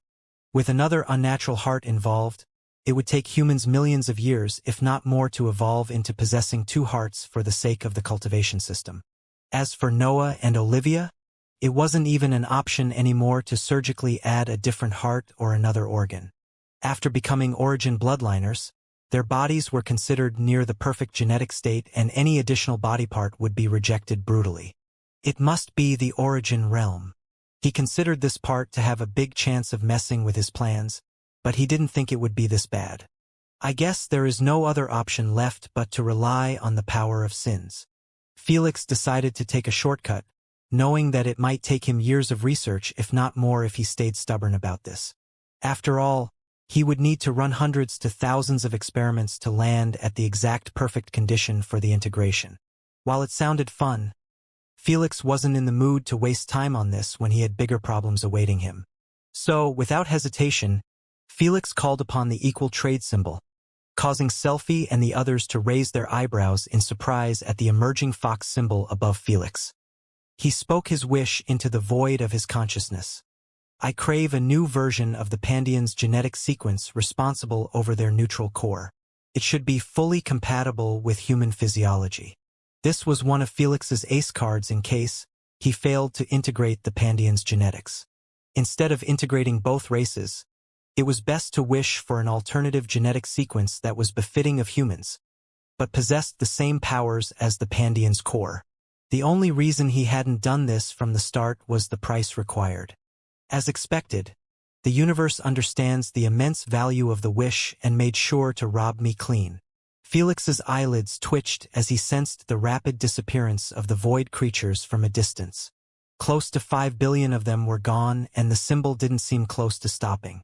Just as Felix was about to bolster the number of void creatures to be safe, the transaction was completed at last, leaving him with barely a couple billion void creatures. But it was worth it. This is it.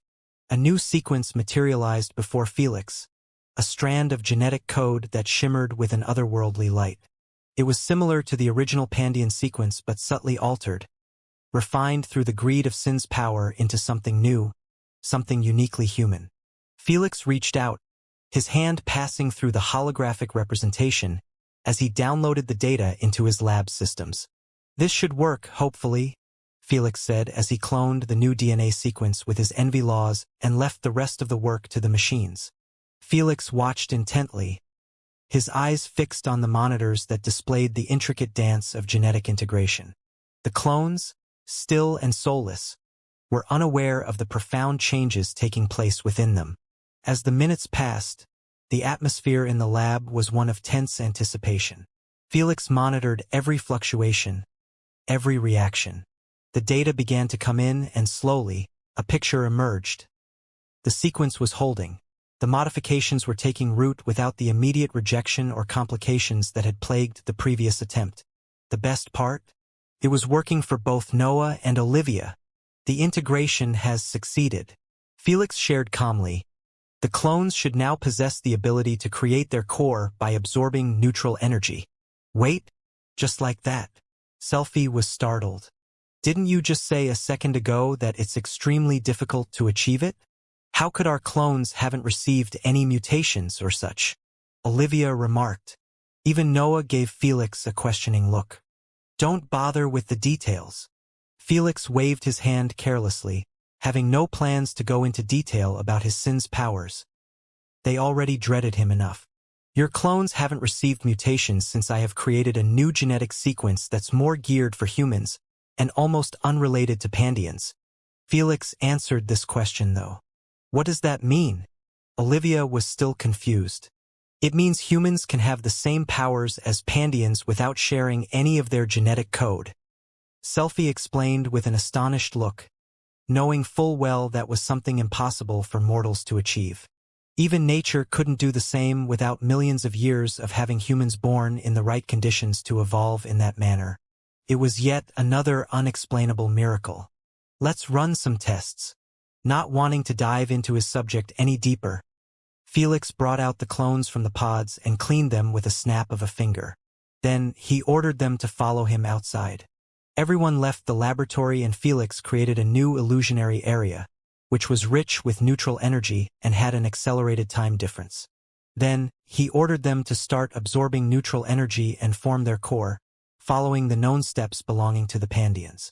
Since no one could copy them, the Pandians had no fear of sharing their cultivation steps in the open. The first step is core budding. It can be created only in areas with a high density of neutral energy. Felix shared as he watched a faint glow begin to emanate from the abdomen of each clone.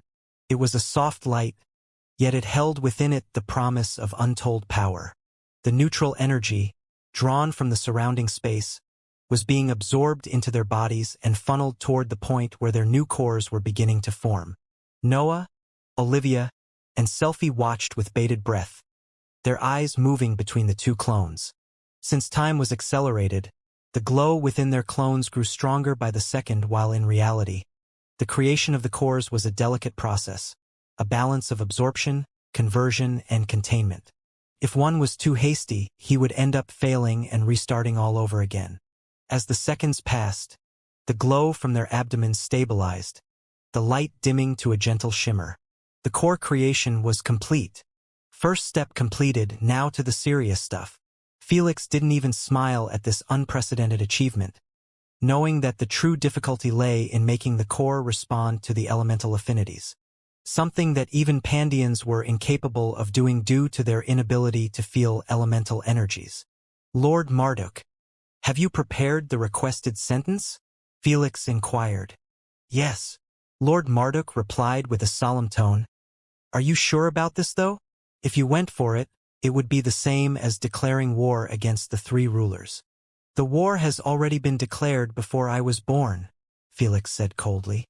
I am more worried that you will be giving them a way to control humans. Thor interjected. One sentence shouldn't be enough to do that. Plus, by the time the new cultivation system spreads far and affects the majority of humans, one of us will be dead, Felix replied. Seeing that Felix had already made up his mind to commit to this plan, the tenants remained silent and watched Lord Marduk pass a new sentence written in Universal Codex language. He even gave him the pronunciation of it too. I don't know if it will succeed or not, but theoretically, it should work, Lord Marduk mentioned. I have followed the exact principle of the Universal Codex to create the technique. Let's find out. Above Felix, the familiar form of the equal trade symbol, the ethereal green fox, materialized. It awaited his command, ready to broker a deal. Felix understood the gravity of this moment. He wasn't just going to create a cultivation system, but he was about to encroach on the three rulers' territory. Felix walked towards the clones and placed both of his index fingers on their foreheads. Then he slid them from left to right, leaving behind a small string of black letters. It was like he inked their foreheads. Olivia, Selfie, and Noah watched with intrigued looks, having no idea what Felix was doing at the moment. Repeat after me, Felix ordered as he read the sentence with the right pronunciation. The clones repeated word by word mindlessly. Alas, nothing happened. As expected, unless the three rulers gave their blessings, we can't utilize their celestial languages. Felix wasn't surprised. He planned to create a technique using the Universal Codex, which would grant anyone possessing it the technique to convert neutral energy into elemental energy with the high enough affinity. He knew that was more than a possibility since the citizens in the Eternal Kingdoms were doing the same thing. The only difference was that they possessed divine energies and the blessings of the three rulers to use their languages as they saw fit.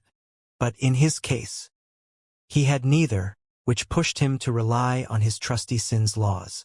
Well, let's hope this works. With a deep, steadying breath, Felix addressed the symbol. I offer void creatures as a sacrifice to activate the Universal Codex sentence for eternity. The symbol responded, its glow intensifying as it acknowledged the significance of the trade. Felix wasn't sure if the prepared payment was enough for the wish, and to avoid any unfortunate endings, he closed his eyes and used the perfect cloning symbol to remotely multiply the number of void creatures. In such a scenario, Felix could be said to be somewhat abusing his powers and the universe would have slapped him on the wrist. But since he wasn't a uni-jinn yet, Felix was able to go wild. And so he did. He kept creating millions of void creatures each second while using the infinite void energy as fuel. The tenants watched this scene with wry smiles, feeling like they were watching a glitch in the system live. After more than 10 minutes of non-stop creation of void creatures, until even Felix began to sweat a little, the transaction was finally completed. The universe had delivered. A slow smile crept on Felix's lips as he eyed the inscription brighten up and coming to life, swimming across the clones' foreheads akin to a snake. To bypass the three rulers' authority, the universe is the overlord of everyone and everything, Thor commentated with an odd tone. I am kinda surprised that the price was in the billions range. I assumed it would be more, Candace remarked. It's the opposite. It's quite expensive for something that many citizens in the Eternal Kingdom can also do, Felix replied with a cold tone. The three celestial languages' origin purpose was to be used like this. It's just that we mortals can't even enjoy such a basic right unless it was gifted to us. As seen in the heavenly plane, Duke Humphrey was able to utilize a mixture of the three celestial languages, plus the fuel of divine energy from the necklace to create the blood array. This meant it was never something unique to use elemental techniques as they could be easily written and activated by the Eternal Kingdom citizens with the right conditions. Meanwhile, the primogenitors had them written on their bodies already and they had no clue how to even read them, which honestly was a clear, humiliating joke.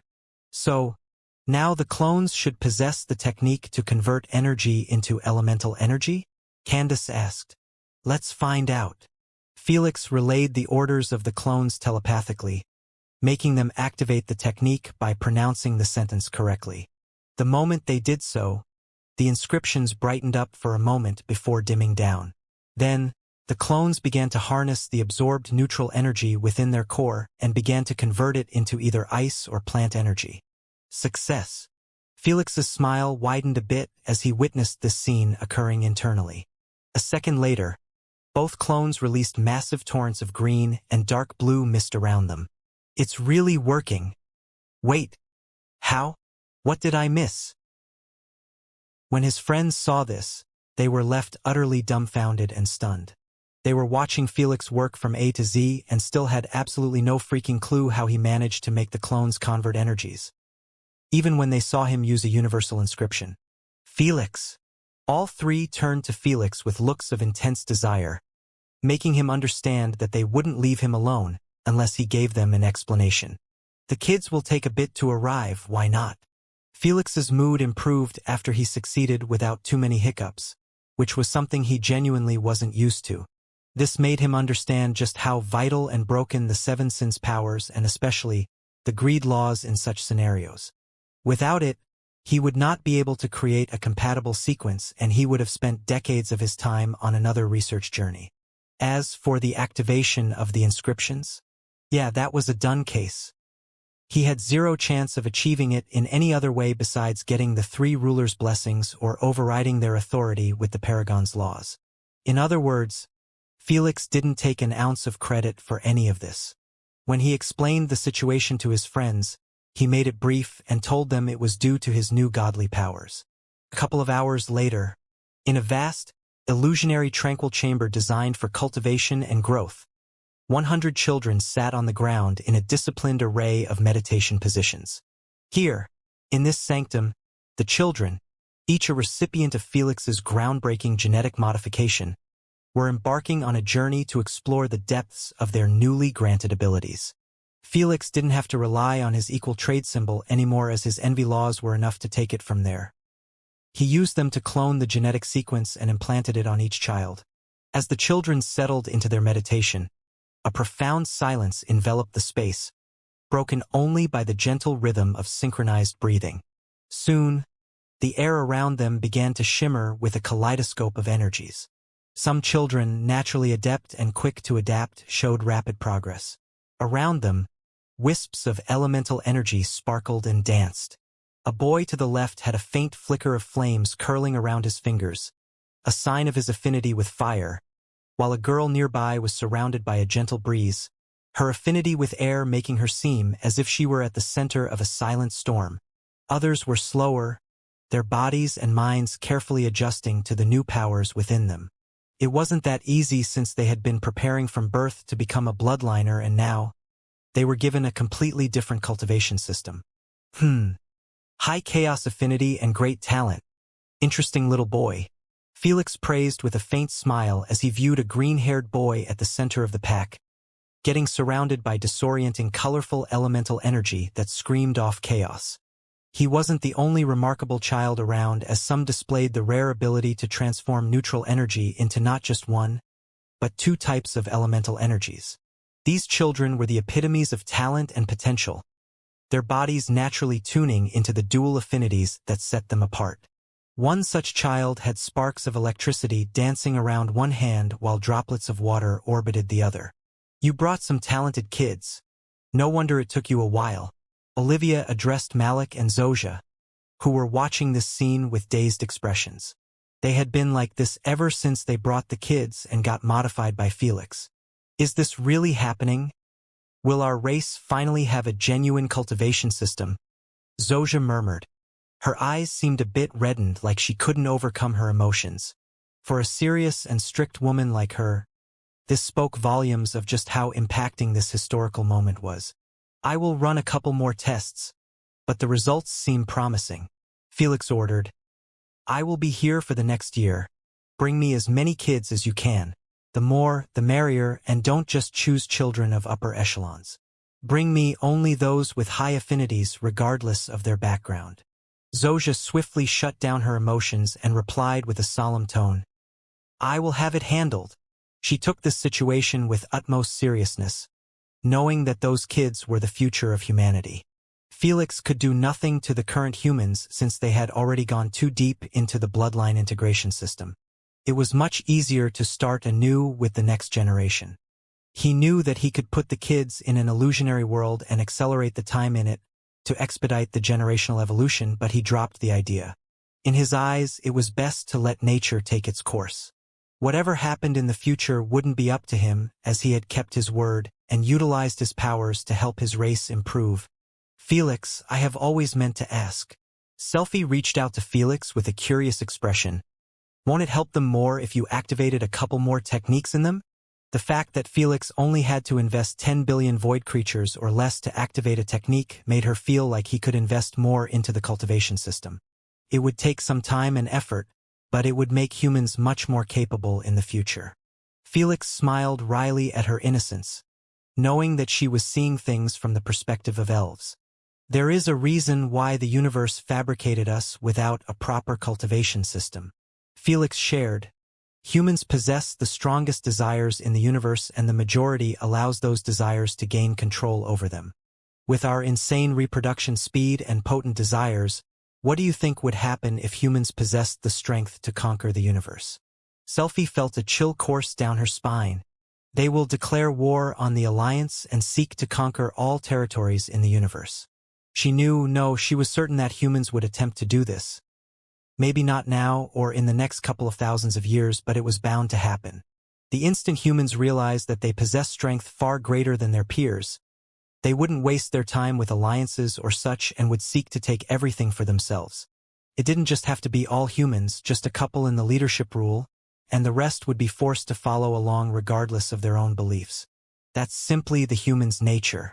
So, for their protection and the universe's protection, it was best to give them just enough to live alongside other races with their heads held high. Felix shook his head.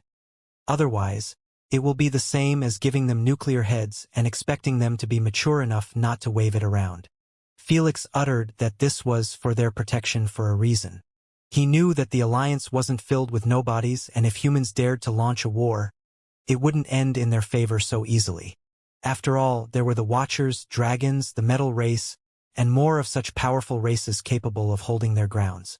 So, he refused to doom his race by giving them more power than their pride and ego could handle.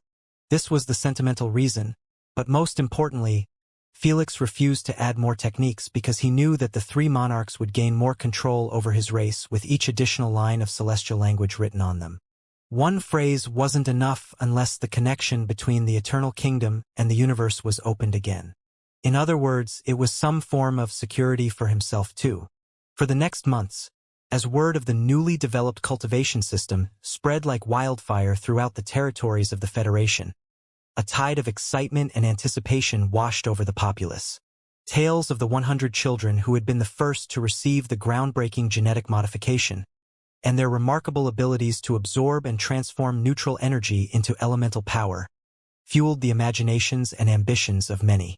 The Federation issued a formal request for more participants, seeking people between the ages of 11 and 21, those who had not yet committed to the traditional bloodline integration system, and those who possessed a natural affinity rating above 75%. This criteria aimed to ensure the pure growth of the cultivation system, focusing on those most likely to benefit from and contribute to this revolutionary advancement. For many, this was more than just an opportunity for their children. It was a chance for their entire lineage to rise to prominence, to be part of a pioneering movement that would shape the future. Thus, parents and guardians looked at their children with new eyes, seeing not just their offspring but the potential heroes and leaders of the coming age. Investments were made, savings spent, and resources pooled as families prepared to send their eligible children to Earth. The planet, once a symbol of desolation and destruction, was now the beacon of humanity's next great leap forward. As the Federation managed the massive influx of applicants, the importance of a controlled and ethical approach to this new power became clear. Guidelines were established and mentors were appointed, each tasked with ensuring that the cultivation system was a boon to humanity, not a path to its downfall. Felix knew that he could have chosen even bloodliners to obtain the new cultivation system since it was established to be working on both Noah and Olivia, but he rejected the notion. He understood that if he shared that the cultivation system could work on even bloodliners, the planet would be overrun by hundreds of billions of bloodliners from everywhere at once. So, it was best to leave them assuming that it could work only on unawakened children until he left. Time went by and before long, the year was about to finish as only a week was left. Felix visited Zosia's office in the new Federation's temporary headquarters in New York after its demolition. "How is it going?" he asked the moment he emerged from a void rift. Zosia was used to his sudden appearances by now and wasn't too surprised. She gave him a wry smile and said, "They keep coming non-stop by the thousands. We sure give birth like insects." Felix chuckled and said, "That's our primary strength." "At this point, I don't see it that way." Zosia sighed. "You are about to leave and people keep sending their kids even after we halted accepting the recruitment. Close to 5 million children are waiting in the planet's orbit. What do I do about them?" "You can reverse engineer the genetic sequence and find out how to replicate it artificially." Felix smiled. "You already know the correct pronunciation of the technique and how it's written. Are you saying we are allowed to continue the implementation after you leave?" Zosia's eyes widened in surprise. Since Felix never brought up this subject and she had no idea that he was planning to leave forever, she never bothered to think of going over his head and running the process without his involvement. "Yes, I will be gone for a long while and this mission will fall on your shoulders." Felix narrowed his eyes seriously. "Just be careful and take it slow. If bloodliners learned that the cultivation system would work for them too, chaos would befall the Federation." "I understand. I will not lose control," Zosia promised with an assertive tone. Felix went forward and placed his hand over her shoulder, then said with a faint smile, "I trust you with the fate of humanity." Before Zosia could react, Felix broke into harmless particles and disappeared from her office. Having no time to think too much about his words, Zosia returned straight away to work, prioritizing reverse engineering the genetic sequence. When Felix broke into particles, his focus was switched to one of his 7 clones, which was left to hang out with his friends. He used the Rathsin's laws to split his body into 7 perfect clones, each with the power of sin. This way, he was able to help as many children as possible across the globe. The total number was believed to have reached more than 100 million children in just 1 year. So, Felix had really put in the work. "Are you planning on leaving the next week?" Selphie asked with a soft tone as she sat in a circle with Felix and the others above a cliff that peeked over the ocean. "I am leaving tomorrow actually," Felix replied. "So soon?" Olivia and the others didn't like the sound of that at all.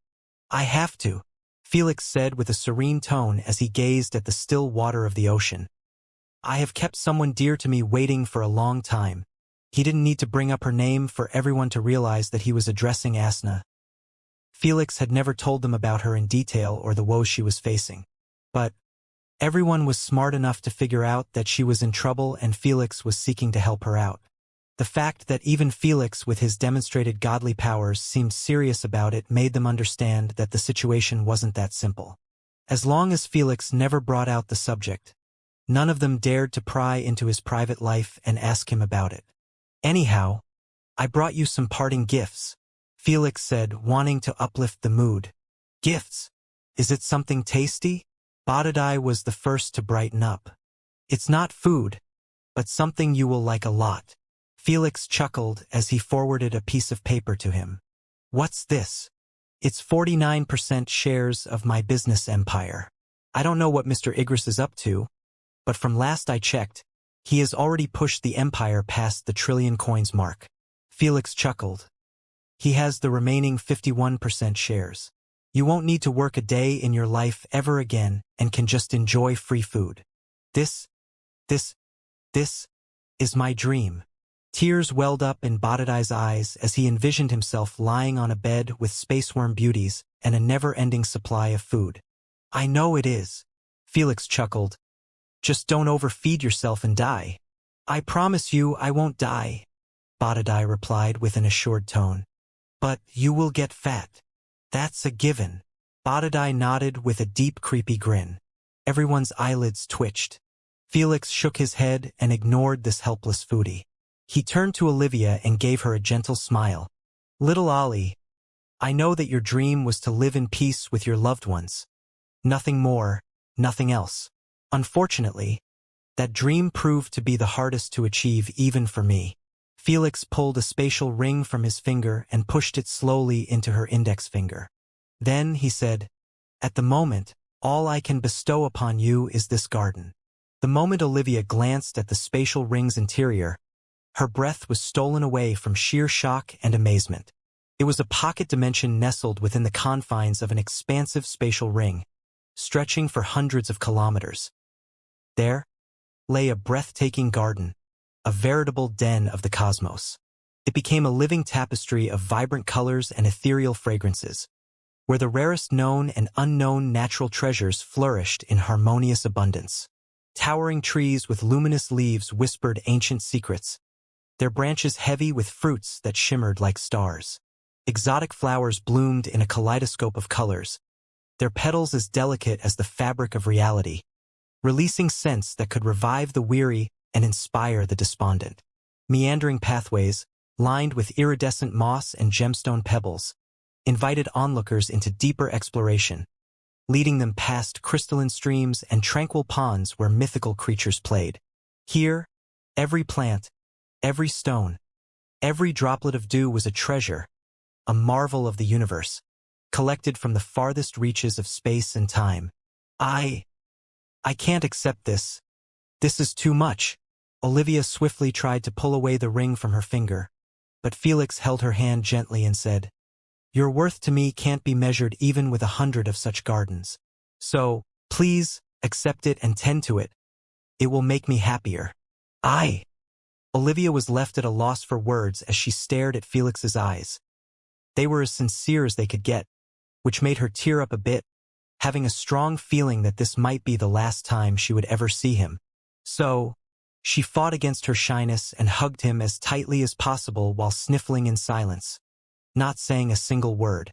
Felix showed a little smile as he patted her head like the old times, remembering his youthful days with her and how he always pranked and bullied her. Yet, she never left him be alone. She became one of his closest family members, and Felix always considered her as his little sister. So, he became genuine when he remarked that the garden was worth tens of empires combined, but was nowhere close to her worth to him. After a short while, Olivia let go of Felix and delivered him a head nod while holding onto the ring, seemingly giving him her word that she would take care of it as her life depended on her. Felix laughed and left her be. He turned to Noah and his chuckle faded away after seeing his serious, eager expression. It became enough to tell him that Noah hadn't changed his mind in the past year from his journey to the spirit realm. He is as stubborn as you. Fenrir shook his head, clearly not too pleased with Noah's decision. But as his master, he respected his choice and did not get in his way. Guys, please give me and Noah some privacy, Felix requested. Without needing to ask them twice, everyone left Felix and Noah alone. Noah eyed Felix with an expression of hopeful anticipation. Give me that look after you hear about your journey. Felix smiled wryly as he beamed a small, intricately crafted device in his hand. It was an elegant creation of silver and crystal, with delicate runes etched into its surface that glowed with a soft, otherworldly light. This is a spiritual compass, and it's for you. It's not just a tool but a guide, attuned to the spirits of my grandfather and your little sister. He placed the compass gently in Noah's outstretched hands and said, Once activated, it will lead you to them, no matter where they are. When you press the button in the center, it will switch the direction to the heavenly plane. Don't worry, it will turn into a spiritual object the instant it enters the spirit realm. There is such a magical thing? Noah murmured in astonishment as his fingers closed around the compass, feeling the cool metal and the pulse of spiritual energy that resonated from within. Of course, there isn't. I had invested quite a lot to bring this item into existence, Felix replied. He wasn't underplaying it one bit. He had invested at least an entire week of void creatures creation. Since he could create millions each second, God knows how much he had sacrificed for this device. Fortunately, he had another clone on duty, which was responsible for creating void creatures nonstop. Noah didn't know what he meant by that, but still, he looked up at Felix, a mix of gratitude and determination in his gaze. Thank you, Felix. This means everything to me. Felix nodded, understanding the depth of Noah's desire. I am going to put your spirit as close as possible to your little sister, so the instant you enter the spirit realm, you won't struggle much to find her. But the same won't be said about my grandfather. I can't put you in and out more than once. So, if you are struggling to keep up the search due to your mental health, just ditch my grandfather and press the button, Felix said with a solemn tone. While Lord Hades wasn't known for breaking the rules, he allowed Felix to do this since he wouldn't be involved personally in the mission. Felix would be the one putting Noah's spirit in the realm, making sure that his memories were maintained, and even when he reached the heavenly plane and sought to return, Felix would be responsible for that too. If Felix ever ended up dead or forgot about him, Noah would stay in the heavenly plane for eternity. Felix had a notion that Noah might remain there to watch over his sister, since Lord Hades hadn't permitted him to revive his sister. With a deep breath, Noah gave Felix a solemn look and requested, "Don't put me near my sister. Put me near your grandfather." "Ha!" Felix was surprised. "Please, this is the least I can do as a payback for everything you have given me," Noah said. His voice was filled with conviction. "Noah, there is no need to feel indebted to me." Felix patted him on the shoulder with a genuine smile. "I have always considered you as a family, and this is nothing between us. Just focus on your little cyst." "No," Noah said with a suppressed tone, interrupting Felix. "I am confident that nothing will stop me from finding my sister, even if it's going to take me millions of years. But I can't say the same about your grandfather. I would hate myself to the bone if I failed to finish the only task you have entrusted to me. So, please don't argue with me and just make it happen. I know what I am doing." Whether it was Felix or the tenants, all of them were taken aback by Noah's reaction. They knew that he was a good lad and loyal to those close to him, but still, to go this far while knowing that he was just making the mission a million times harder than it already was. Not many people had this kind of grit and honor. At this point, Felix didn't know what to do. The only reason he brought his grandfather into this matter was to make it easier for Noah to accept his gift, knowing that he was always feeling indebted to him and it ate him alive. In reality, he just wanted him to meet his sister and spend some time with her in the heavenly plane until he finished his matters in the eternal kingdom. As for his grandfather, Felix already had plans to revive him with the others at the very end if all things worked out in his favor. Do I tell him about this? Seeing the look in his eyes, I doubt it will change anything. Felix smiled bitterly.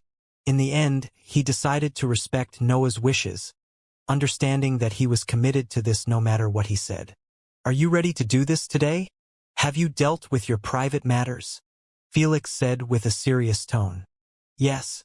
I have told the Watcher's King that I am planning to step down from the Supreme Leader's position, so he could take over me," Noah informed. "He has agreed to this after hearing that it is your wish." "I see that works out too." Felix nodded in approval. Felix would have preferred humans or a void nation to take the position, but humans weren't at that level of strength yet, and he planned to take his void nation with him. So, it was best to depart it to the Watchers, who were feeling heavily indebted to him after knowing that he was the one responsible for their freedom. "All right, you can depart and say your goodbyes to your people. Meet me here after 2 hours." "No need. I have no one but you guys and my master," Noah replied calmly. "I will leave a message to the rest." "You sure are in a rush." Felix was speechless. Seeing that Noah was as expressionless as ever, he could only exhale deeply and give him a head nod. "All right, let's begin." Felix snapped his finger and Noah fell asleep instantly. As he was falling to the ground, Felix beamed a medical pod underneath him and removed most of his clothes and even his AP bracelet. Noah landed in the sticky liquid with the compass held in his chest. Felix got closer to him and placed a finger on his forehead. Then, he used his illusion powers to extract a copy of his memories and put them in a spiritual sphere. It could be seen with only people possessing spiritual vision or such variations. This will be the first time I am testing this symbol. Let's see how useful it is. He summoned a purplish symbol with a bear on it above Noah and uttered, "Out-of-body slumber." The symbol shimmered for a moment before it cast a dim, misty light on Noah. In a few moments, Noah's ethereal spirit came out of his body in a white color. Unlike other spirits, which had no facial features, Noah's spirit still resembled him greatly. He looked like he was still in a deep sleep, dreaming about God knows what. "Seven sins laws never fails to amaze me," Thor remarked with an amazed look. "They are the most all-round laws to possess." Lady Sphinx mentioned, "Sloth and lust laws are heavily focused on spiritual and mental aspects. Wrath and pride laws are focused on battles. Gluttony on energy management. Envy and greed laws on any other remaining aspect of life." All of this and Felix had merely scratched the surface of the seven sins laws. Felix knew that the moment he woke up Noah, his spirit would return to his body. This symbol was meant to be used on himself since he was the only one able to go about the activation condition. Still, Felix wasn't too bothered as he had still planned for this much. He reached out to Noah's spirit and pushed the memory sphere within his mind while utilizing the greed laws to mimic the effect of Elder Kraken's ultimate ability. After the price was paid, Noah's memories merged with his spirit, which ensured that he wouldn't be a mindless consciousness. Still, Felix didn't allow him to wake up. Next, locating my grandfather's spirit. Felix took a deep breath and used the greed laws again to wish for his location in the spirit realm. The moment he was given the location, he established a void portal leading straight to it regardless of the distance between them. He protected Noah's body and spirit and next emerged in a deserted area of space without a single planet or star nearby. Next, Felix scanned about him using his spiritual vision. The moment he turned around, his expression froze and his heartbeats accelerated rapidly. "Grandpa!" he murmured silently as he eyed a green-colored faceless spirit floating in the nothingness of the spirit realm. Amidst the ethereal expanse of the spirit realm, where wisps of consciousness drifted like stars in a vast, silent sea of the spirit realm, Felix found himself face to face with the spirit of his grandfather. He had no facial features and nothing resembling his grandfather. Yet, the sight struck a deep chord within him, causing a tumult of emotions surging forth. He was certain that was his one and only grandfather. His grandfather's spirit floated there, a solitary figure in the endless void, appearing lost and untethered. As Felix gazed upon him, a profound sense of sadness enveloped his heart. Memories of laughter, wisdom, and warmth flooded back, a stark contrast to the forlorn figure before him. Felix's eyes reddened a bit as he reached out, a silent apology forming on his lips for not being there. For all the moments lost and the time they could not reclaim, the sight of his once strong and guiding grandfather, now a wandering echo in the spirit realm, filled him with a deep, aching longing and distress that clawed at his very soul. He wanted nothing more but to make a wish and save him from drowning in this endless sea, but his ice-cold calculative mind made him drop such thought immediately. He understood that the moment he went for it, he would fall off with Lord Hades and this would cause all of his plans to fall apart. "Just wait a little bit more, Grandpa. I promise you, I will return even if it's the last thing I do." Felix muttered under his breath, "I promise." With a single blink, Felix got rid of such emotions and carried on with his mission. He used the help of the universe to open a portal to the spirit realm. When it was opened, he pushed Noah's spirit within it and then closed it shut immediately. The instant Noah's spirit connection was severed from his body, Felix snapped his finger and deactivated his sloth symbol. Then, he observed Noah silently. He understood that his symbol wouldn't retract Noah's spirit back to his body now that he was in the spirit realm. As expected, a few moments later, Noah's eyes opened up to the desolation and infinite darkness of the spirit realm.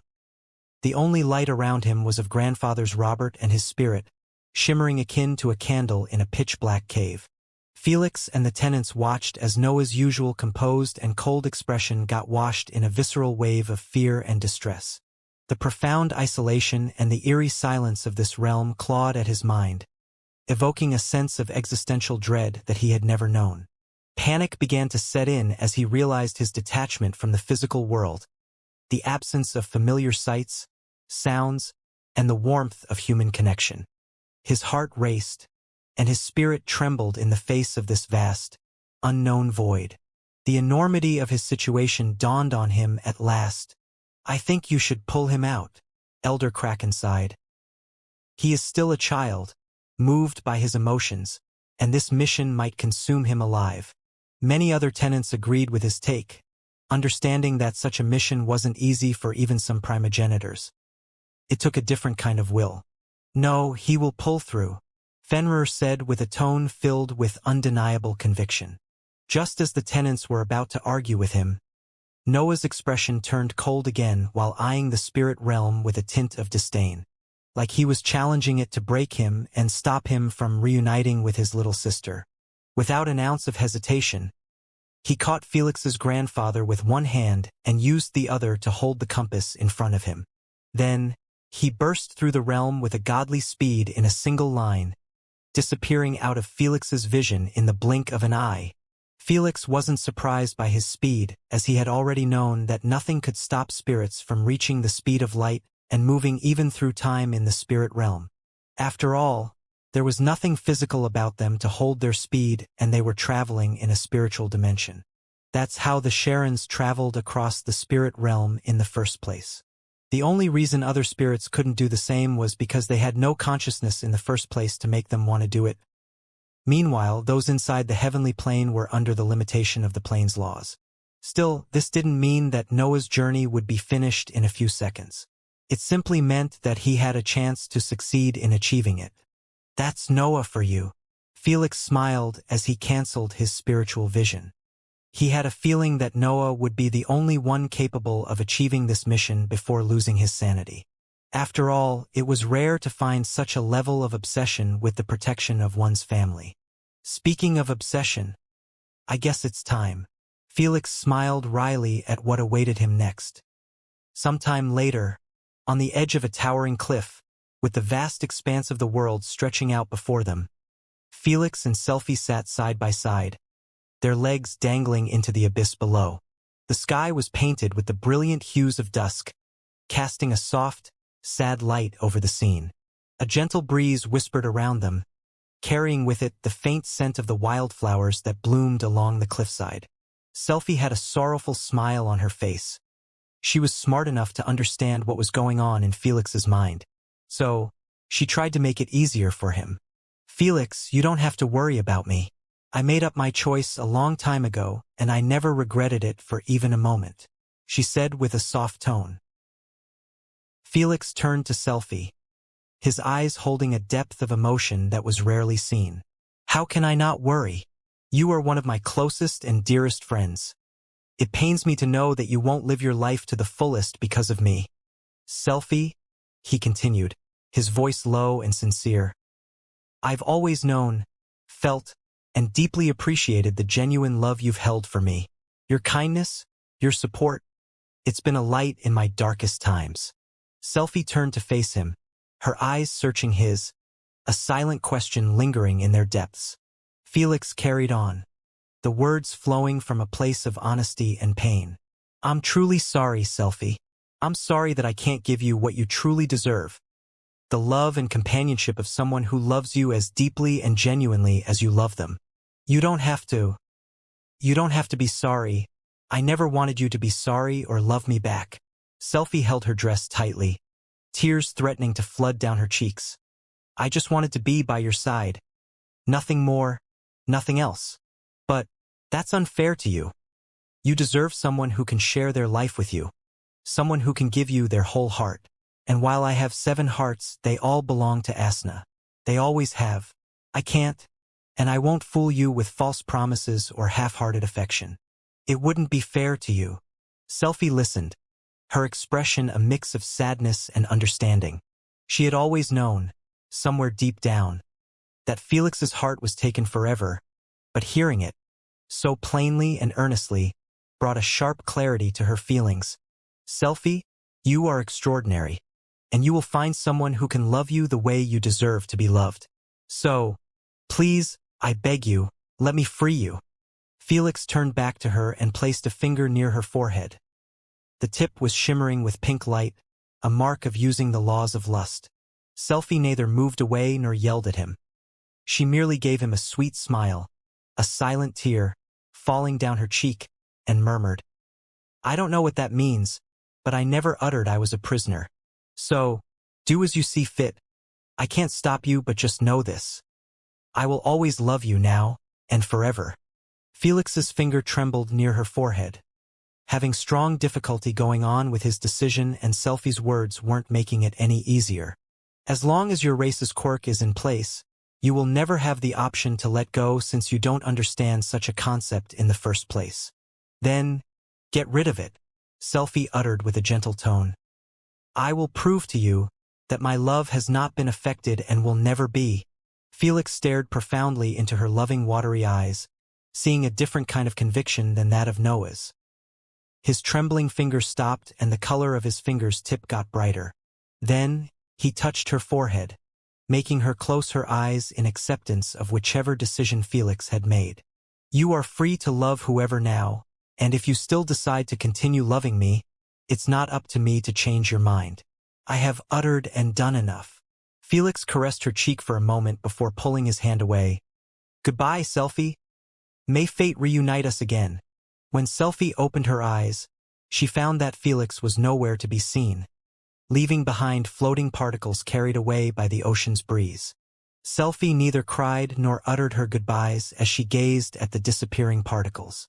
Her heart was broken, but not shattered, as Felix had decided to respect her wishes and remove only the quirk aspect of her race, not manipulate her emotions of him. This implied that she finally had the decision to either genuinely continue to love him even after all of this or just give up and accept the reality before her. In either case, she would be responsible 100% for her decision, and this was all Felix ever longed from her. Selphie stood up and dusted her dress, then walked away, her back facing the serene ocean, having the opposite representation of her current emotional state. As she was walking away, she gazed into the sky and uttered one last time with a tint of hopefulness in her eyes, See you later, my love.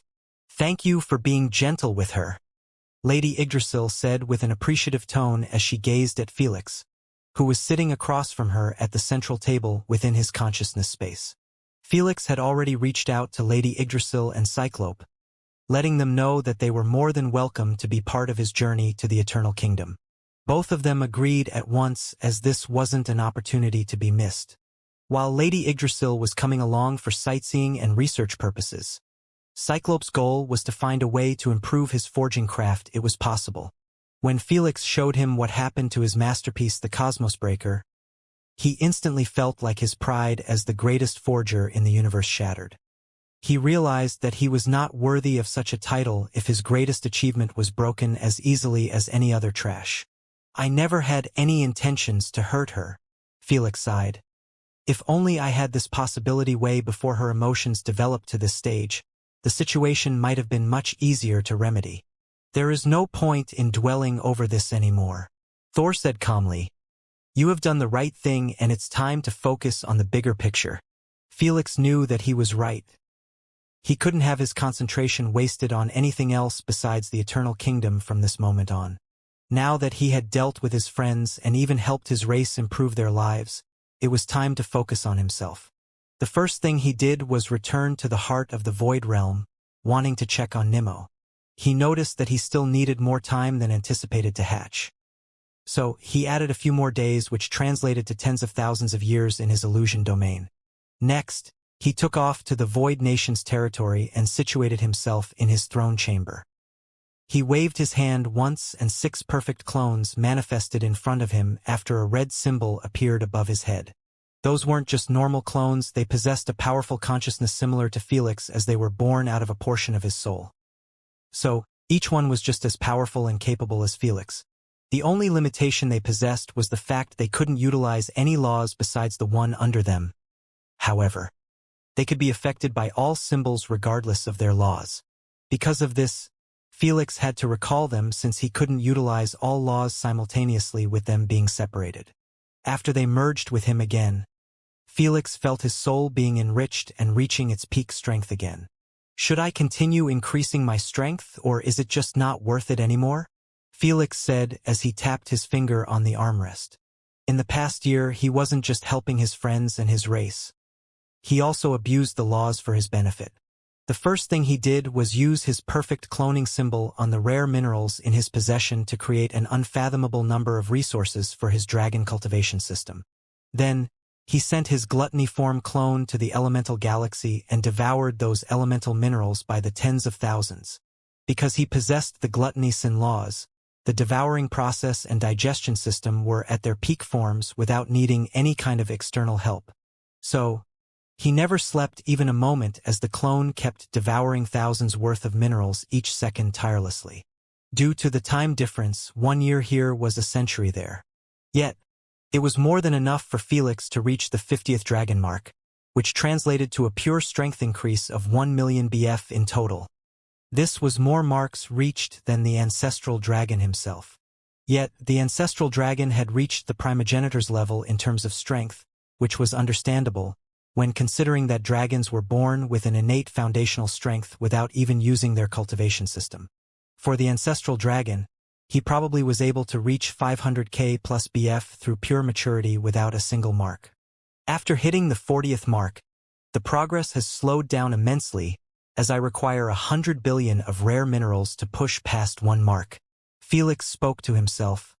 Now that I am at the 50th, I need more than 100 trillion worth of elemental minerals to complete 1 mark. It's no longer sustainable when crossing each mark doubles down the resources needed. Even though Felix had all the time in the world, he wasn't interested in spending eons of effort and pain for the sake of a single 20k BF boost.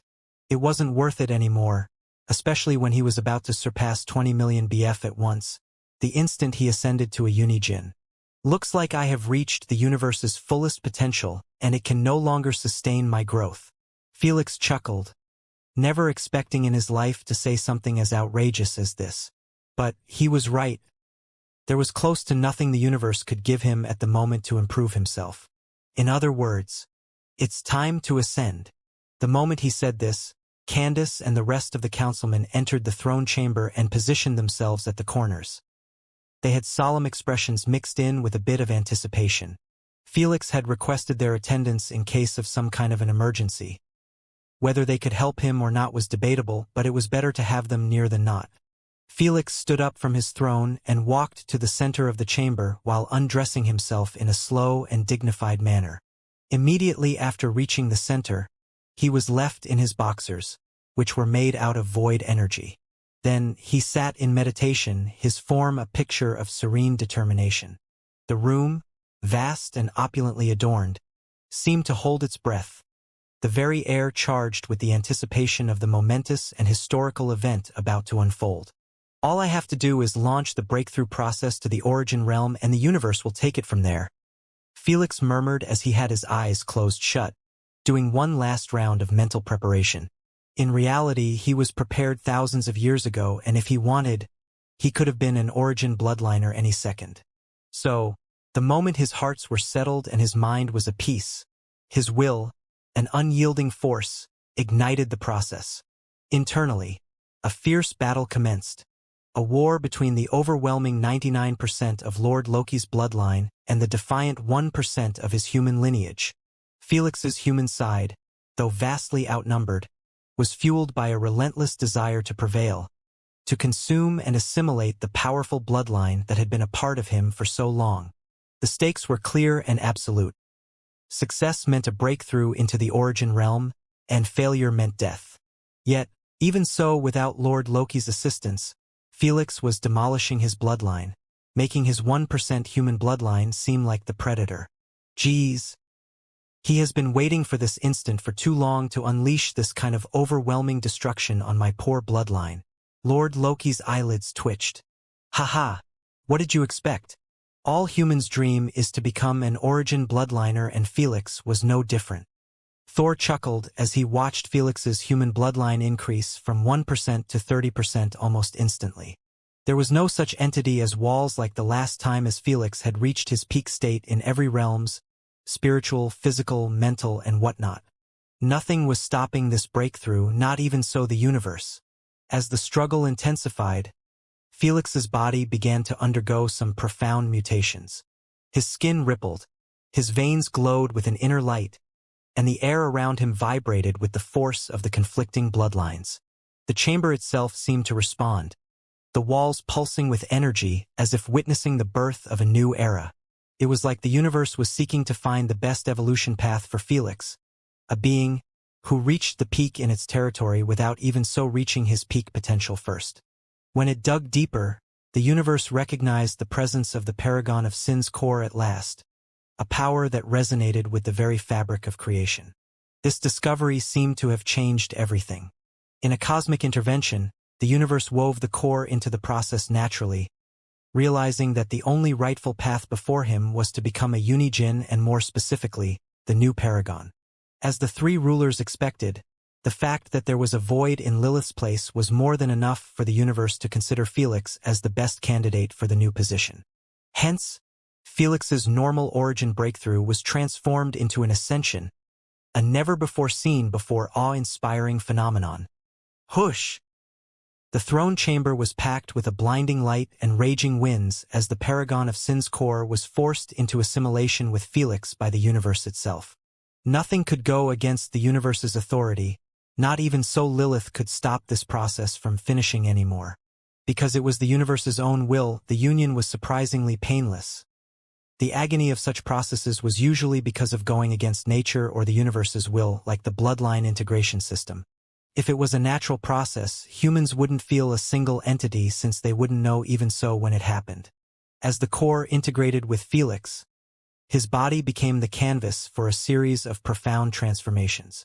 The once prominent horn that had marked his heritage fell away, signifying the shedding of his old self. His dark red hair, a symbol of his vitality and demonization, turned a luminous white and began to proliferate, cascading down his back in a silken river that stretched tens of meters behind him. It was as if his very essence was being rewritten, each strand of hair a testament to his newfound purity and strength. Surprising path of evolution. I thought he would get more demonic and bestial, Jormungandr commentated. The rest of the tenants shared the same sentiment, knowing that the paragon of sin's core would dominate the mutation's path since the rest of the bloodlines couldn't resist its authority. Yet, it turned out they have spoken a bit too soon. The paragon's core seemed to work in harmony with the emerging mutations, bending and shaping them to align with the powers of the paragon of sins. As the assimilation reached its zenith, a breathtaking spectacle began to unfold. From Felix's back, 7 magnificent and massive tails emerged, each one a marvel of creation. Arg! This time, Felix felt the pain hit the very essence of his soul, making him grunt out loud. These were not ordinary tails but majestic draconian appendages, each head adorned with a sin symbol on its forehead, an emblem of the power it represented. The faces of the tails bore a resemblance to the animals associated with each sin, from the serpentine visage of envy to the lion-like majesty of pride. Whoosh! Whoosh! Whoosh! They moved with a life of their own as they slid through the air freely until they reached the ceiling. Without an ounce of resistance, the 7 dragoniad heads smashed through the ceiling and continued growing until everyone in the Void Nation was able to see them. The moment everyone's attention was affixed to them, the 7 dragons released a thunderous primal roar. It sounded so deep and shook the very foundations of the Void Nation. Citizens far and wide clutched their ears in agony, the roar piercing their minds and souls, compelling them to kneel in involuntary reverence and awe. The sky itself seemed to tremble at the presence of these magnificent creatures, each head arching back and releasing a roar that was both a challenge to the cosmos and a defiant claim of their newfound place in the universe. How heavenly! Each of those tails feels like they possess the strength to rule the universe. Seven-headed Dragoniid Hydra. This is beyond a mutation. It's expected, Lady Sphinx remarked with a solemn tone. The origin realm signified the birth of a new race, with the origin being a human. In Felix's case, it seems like his dragon's DNA and Seven Hearts mutation were powerful enough to get involved heavily in shaping his evolution. Both the Runic Heart and Devourer's Heart hadn't made an appearance since they weren't as genetically dominating as the Dragon's Heart and Elder Kraken's mutation. As for Lord Loki and the rest of the primogenitor's bloodlines, some made it and some didn't. Jörmungandr's and Thor's serpentine bodies were taken and used to make the dragon's long bodies, making them resemble Eastern dragons. The scales must be related to Lord Loki's and Carbuncle due to their ethereal appearance and reflective crystallized nature. Lord Shiva's infamous crack mutation didn't make it, as neither Felix nor the dragons possessed them. Nothing was taken off Lady Sphinx or Lord Quaz as well, at least appearance-wise. As for Felix, his body hadn't gone through any other drastic changes besides the tattoo on his chest. They were replaced by a new set of grand, intricate designs that adorned his arms and chest. These new tattoos were symbolic representations of the seven sins, each exquisitely detailed and imbued with a sense of depth and movement that made them seem almost alive. On his right arm, Wrath was depicted as a fierce dragon, its scales crackling with lightning. Envy curled like a fluid serpent on his left arm, its skin a tapestry of shifting water patterns. Sloth was represented on his upper right chest by a thick bear, its form exuding an overbearing aura. Pride dominated the center of his chest, a majestic, roaring lion surrounded by a tumultuous storm, symbolizing its powerful and destructive nature. Lust, depicted on his lower left chest, was an enchanting goat, its form wrapped in ethereal, illusory veils. Greed was shown on his right forearm as a glittering, covetous fox. Last but not least, Gluttony on his left forearm appeared as a ravenous boar, its maw wide in insatiable hunger. Each tattoo was a masterpiece, a fusion of celestial art and power that marked Felix's body as a canvas of his newfound dominion over these primordial forces. Besides those tattoos, Felix's humane body remained free of any kind of mutation. No skin color change, no extra limbs, no scales, no extra eyes, nothing. Just a pure human body resembling any unawakened person. Just as the ascension was coming to an end, as no other mutations manifested and the Paragon's core was 99% assimilated into Felix, an extraordinary and somewhat dreadful phenomenon unfolded. Cling, cling, cling. From the vast, star-studded expanse of the heavens, celestial golden chains, shimmering with an otherworldly light, descended from the cosmos, reaching down toward Felix and his magnificent seven dragon tails out of nowhere. The chains moved with a clear purpose, as if guided by the will of the universe. They were majestic and awe-inspiring, yet there was an undeniable force within them, a power that even beings of Felix's stature could not defy. As the chains approached, the dragon tails, sensing a challenge to their newfound freedom, began to thrash and roar in defiance. Lightning crackled, water swirled, and poison seethed in resistance, but the celestial chains were unyielding. With a precision that belied their size, the chains ensnared each tail, wrapping around them in an intricate pattern of containment. It's the universe's shackles. It sure doesn't mess around, Thor uttered with a stern tone as he watched the tails fight back with all their might, their elemental powers lashing out in a desperate bid for freedom. Arg! Felix himself, feeling the encroachment of these heavenly bindings, exerted his formidable strength against them, his body surging with the raw energy of the sins and the elements. Even when he knew what was about to come, his will was still incapable of accepting getting shackled by anything. Alas, despite their resistance, the chains held firm, their grip tightening as they bound Felix and his draconic extensions. In the end, as suddenly as they had appeared, the chains dissolved into golden motes of light, disappearing back into the heavens, leaving Felix and the tails free once again. However, the message was clear and irrevocable. Despite his ascension and immense power, Felix was now part of the cosmic order, bound by the laws and will of the universe. If he dared abuse his powers, the same chains would befall him, and this time, the experience wouldn't be just uncomfortable, but an agonizing hell. While Felix was still feeling dread at the notion of his every action being judged and sanctioned by the universe, another person was on cloud nine. Those pesky shackles have been gotten off me at last, what a hassle. In Asna's core, Lilith could be seen sitting on her throne, as she watched the fading celestial golden chains with a faint cold smirk. They turned into golden mows and faded out of existence, freeing her at last of her duties as the guardian of the void and seven sins. As Lord Hades said, there couldn't be two guardians of the same laws under the universe's payroll. What did this mean to Lilith? Would she lose her powers and gifts too? Or she wouldn't be affected in the slightest? Only she knows. Back to Felix. After the shackles disappeared, the rise was marked as finished, and Felix had become the new paragon of sins and guardian of the seven desires and void laws. For such a historical and defining moment in the annals of the cosmos, the universe itself seemed to accredit his ascension. Across the myriad dimensions, from the ethereal planes of the spirit domain to the mysterious depths of the shadow realm, from the majestic expanse of the eternal kingdom to the enigmatic quantum realm, and even within the sprawling void realm and the virtual landscapes of the UVR, a singular, thunderous clap resounded. Ru-u-u-u-um-bamble. The sound was immense, reverberating through every corner of existence, bypassing the barriers between realms and dimensions. On the mortal planes, the clap's impact was more pronounced.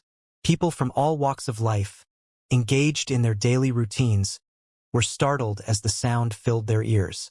In cities and villages alike, the clap caused momentary chaos. Vehicles screeched to a halt, pedestrians stumbled, and everyday activities were thrown into disarray.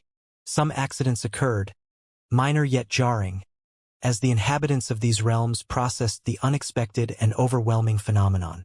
Selfie, Olivia, Badadai, Malik, Zoja, and the rest of Felix's close ones all figured that the clap was related to him, as he was the sole person spamming them nonstop like he had them on command.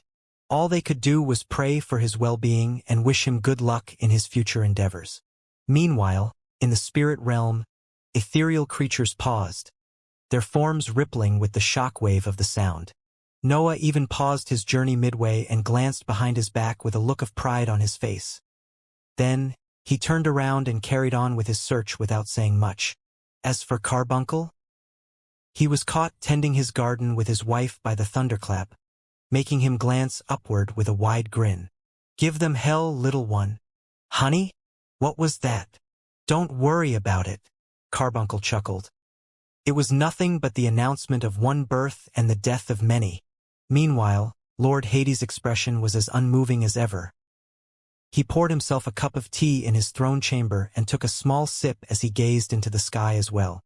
It's about to get hectic up there. Just like he had anticipated it, the Unijin dwelling in the Eternal Kingdom had their usual poise disrupted by the sheer force of the clap. High above in his palace of thunder and lightning, ruler Zeus paused in his celestial duties. His eyes, usually crackling with electric energy, turned contemplatively towards the distant horizon of the universe. A sense of anticipation, a rare feeling for a being as ancient and powerful as he, settled over him. In another corner of the city light and darkness, Apollo ceased his harmonious strumming on a lyre made of starlight.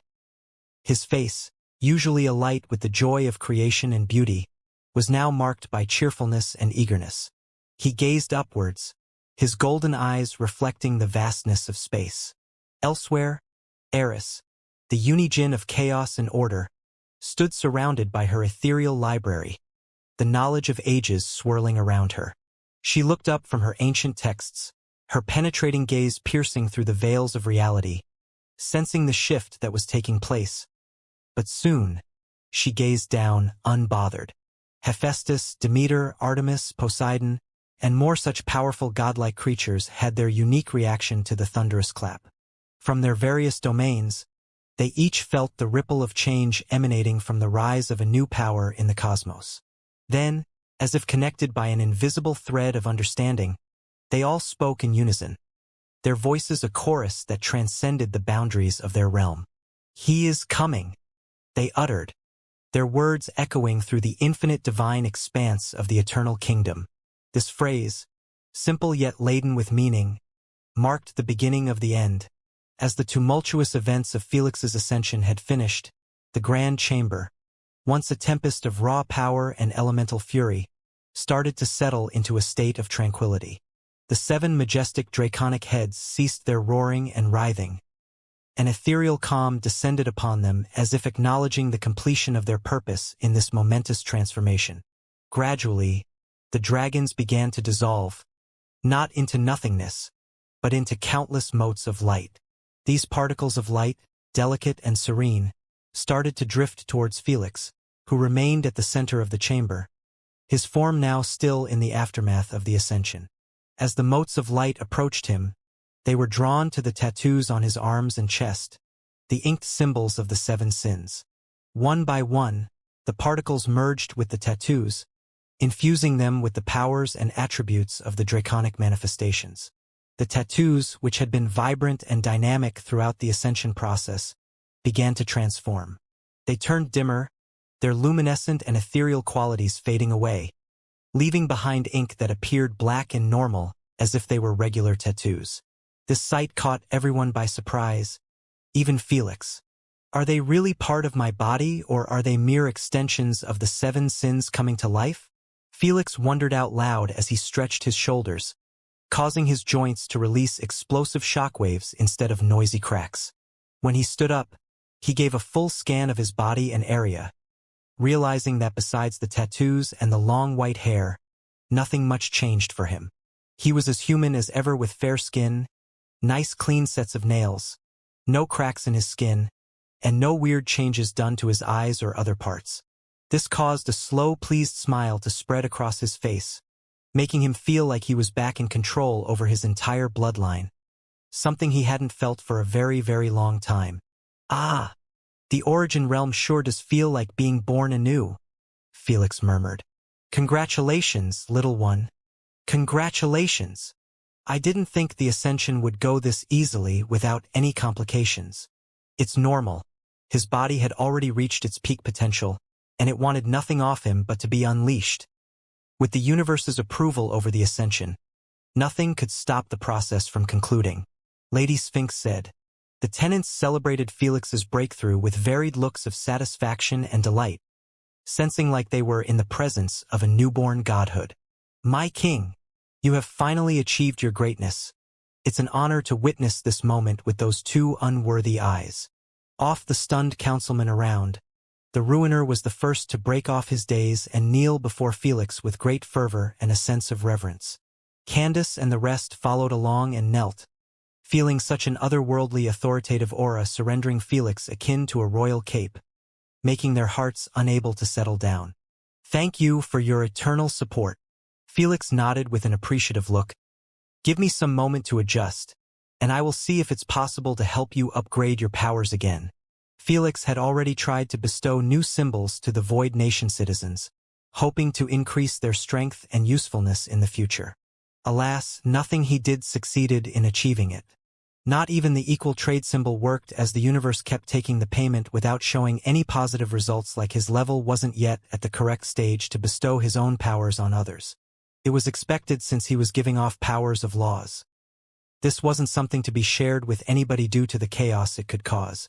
This was the reason Lilith was punished by creating the Void Race. "Do not waste your time on us. We are satisfied with just being under your rulership and guidance," Arthur uttered with a solemn tone. "He has a point." Candace smiled. "We aren't too bothered with upgrading our strength anymore, as long as we can be part of your journey." The rest of the councilmen nodded in support, letting Felix understand that he had no reason to feel like he was indebted to them. "I will do what I can do. Don't overthink it." Felix excused them with a hand wave. "Now head back to your duties and go assure the Void citizens. They must have seen the Dragoniad heads." Without too many questions, The councilman bowed one last moment and left him to his own devices. Now, Felix's gaze got colder as he sat returned down and switched to his consciousness wisp inside his mind. The moment the tenants saw the bloodthirsty look in his eyes, they knew immediately what he had in mind. Felix neither tried to learn about his new strength nor explore his powers. The first thing he did was appear before Lilith, who was floating on the pool above an inflatable duck, and uttered with a bone-chilling tone, "What's your defense now?" Lilith lifted her sunglasses slowly and squinted in his direction like she was having trouble seeing him due to the direct sunlight. "Darling, is that you? White hair suits you the most. It brings your skin tone incredibly well." She praised him with a charming smile, unbothered by his bloodthirsty. "You won't answer?"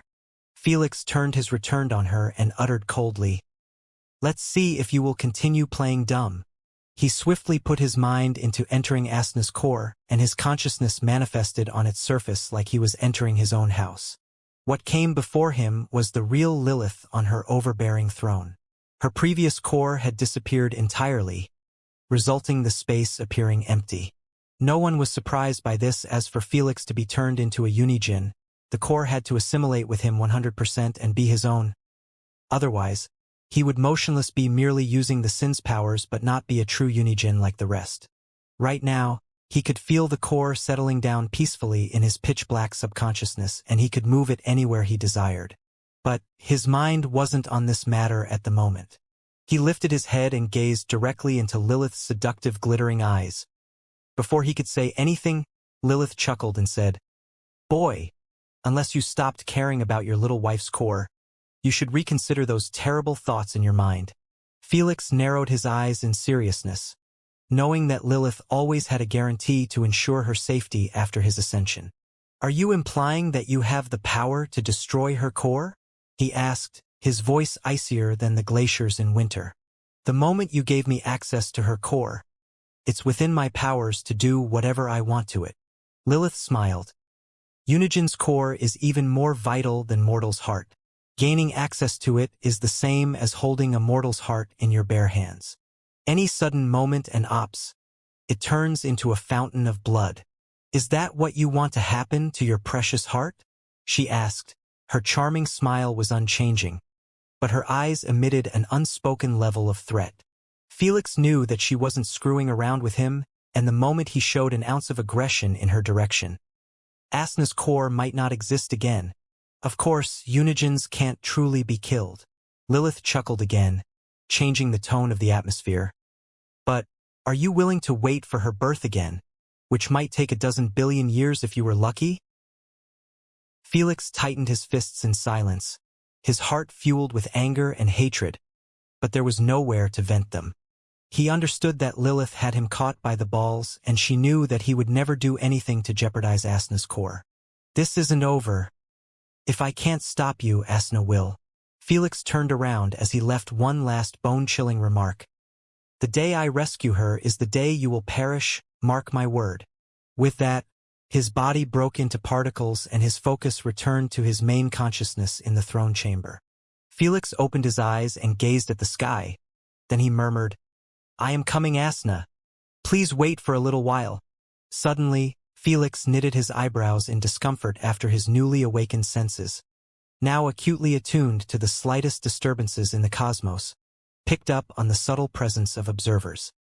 He felt more than a dozen pairs of eyes fixed on him from a distance, their gaze heavy with scrutiny and curiosity. Slowly lifting his head, his eyes narrowed as he scanned the horizon. The realization dawned coldly upon him. These were no ordinary onlookers. They were the unijins and maybe even the three rulers within the Eternal Kingdom. What a creepy feeling. Felix's expression turned for the worst. He already knew that the entire universe was under their piercing eyes. Now that he was sensing them, it made him feel violent. In response, Felix's expression hardened, and with a thought, he summoned the full breadth of his spiritual aura. Whoosh! Whoosh! It unfurled around him like a tempest, creating an invisible, impenetrable barrier that cloaked him from their probing eyes. This barrier was more than a shield. It was a statement of his newfound sovereignty and a clear message that he was no longer a mere subject of their observation, but a power in his own right, beyond their uninvited scrutiny. The air around him crackled with the intensity of his aura and the observer's attempts to break through it. Alas, it was impossible now that Felix's spiritual pressure was that of a genuine unijin, rivaling their own.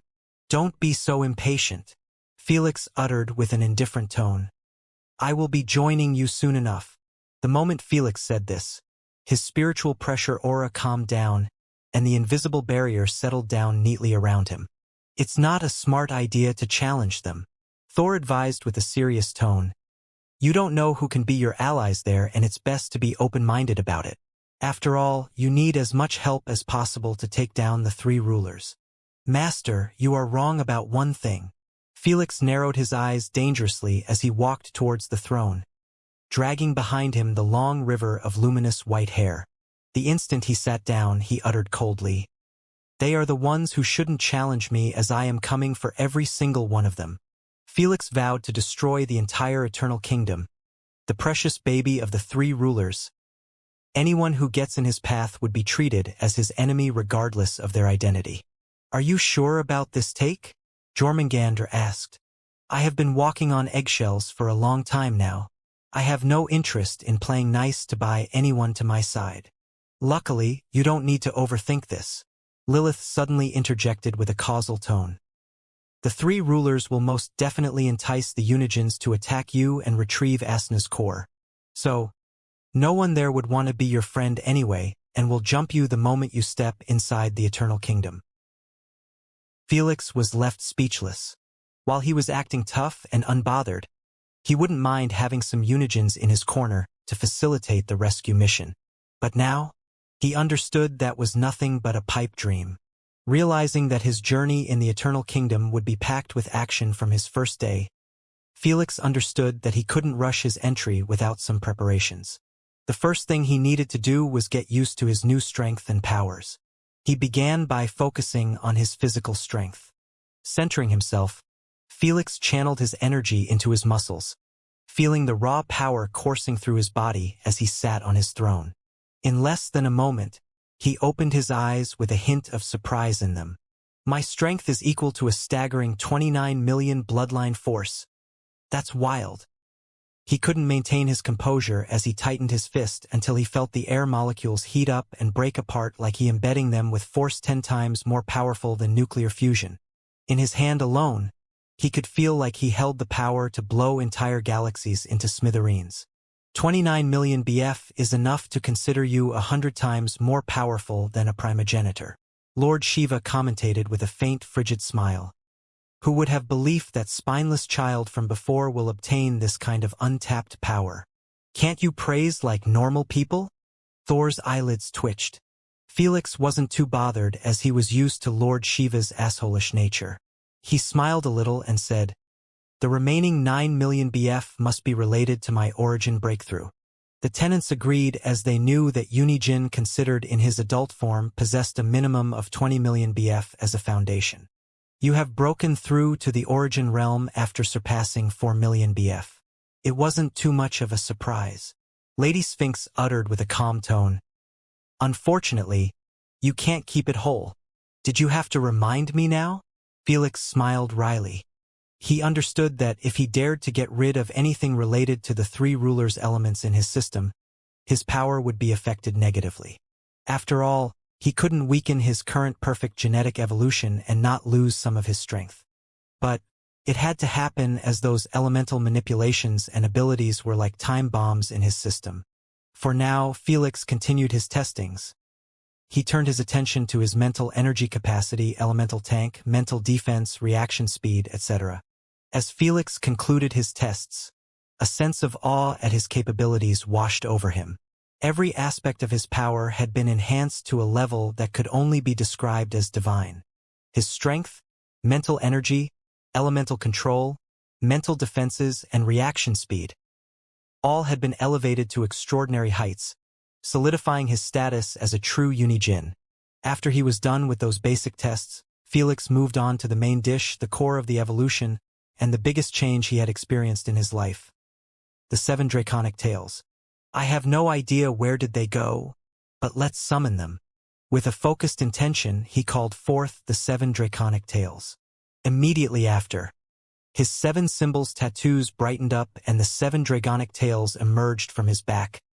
Magnificent and inspiring, their presence dominating the space around him. This time, the draconic tails remained small, matching Felix's current size. How peculiar. It feels like each one of them has its mind, but at the same time, I can control every tiny action they do. Felix murmured with an astounded tone as he observed the draconic tails with a keen eye, noting the distinct features that set each apart. Their personalities and appearance matched their sin so well that it was apparent even so to ignorant people. The lion's-shaped draconic head had a frigid and regal air to him. He was keeping his head elevated above his brothers and sister in a straight line, seemingly implying that his pride couldn't allow him to exist on the same level as anyone. The dragon's shaped head had a furious and easily irritatable expression, gazing left and right, appearing like he was seeking to pick a fight without anyone that irked him just a little. The fox's shaped draconic head had a sly smile on his face as he kept slithering in the air around Felix, resembling a scammy merchant wanting to rip him off. The serpent-shaped draconic head had a scheming look on its face as it kept hissing with its long tongue. The goat's-shaped draconic head had a feminine and seductive look to her. Her pink eyes were scanning the area around, appearing like she was hunting for her next prey. The boar's draconic head had the biggest mouth of them all, and it didn't possess a single tooth. Like chewing food was a waste of its time. He gazed at Felix with a hungry look, creeping the fuck out of him. Does he want to eat me? Felix shook the weird feeling and moved to the last draconic head. Its features were that of a lazy bear, as he had drowsy gaze and his head was leaning against the other draconic heads for support like he couldn't maintain his weight. Felix's eyelids twitched as he watched the wrathful draconic head bite him the instant he entered his comfort space. Yet, the sloth draconic head couldn't care less and kept leaning against him. Why does it feel like I have inherited 7 troublesome children? Felix didn't know what to think of this situation. Not in his wildest dreams did he expect his perfect evolution to be this. Heads up, Felix ordered, and the 7 draconic heads instantly switched their entire attitude to a frigid and serious one while remaining in a single position. Even the sloth's draconic head seemed like he wasn't asleep for a second. Maybe this isn't so bad.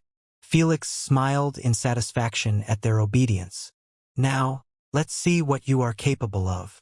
The moment Felix uttered this, each draconic head had unleashed their elemental abilities simultaneously, a display of their collective might and their mastery over them.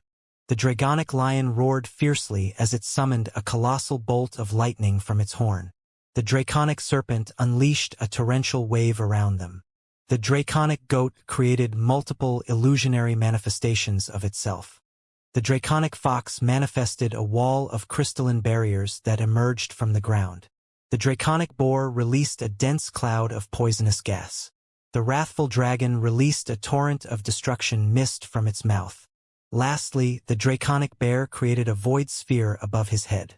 The field around Felix had transformed into a dynamic theater of elemental forces, leaving him and the tenants with an astounded look.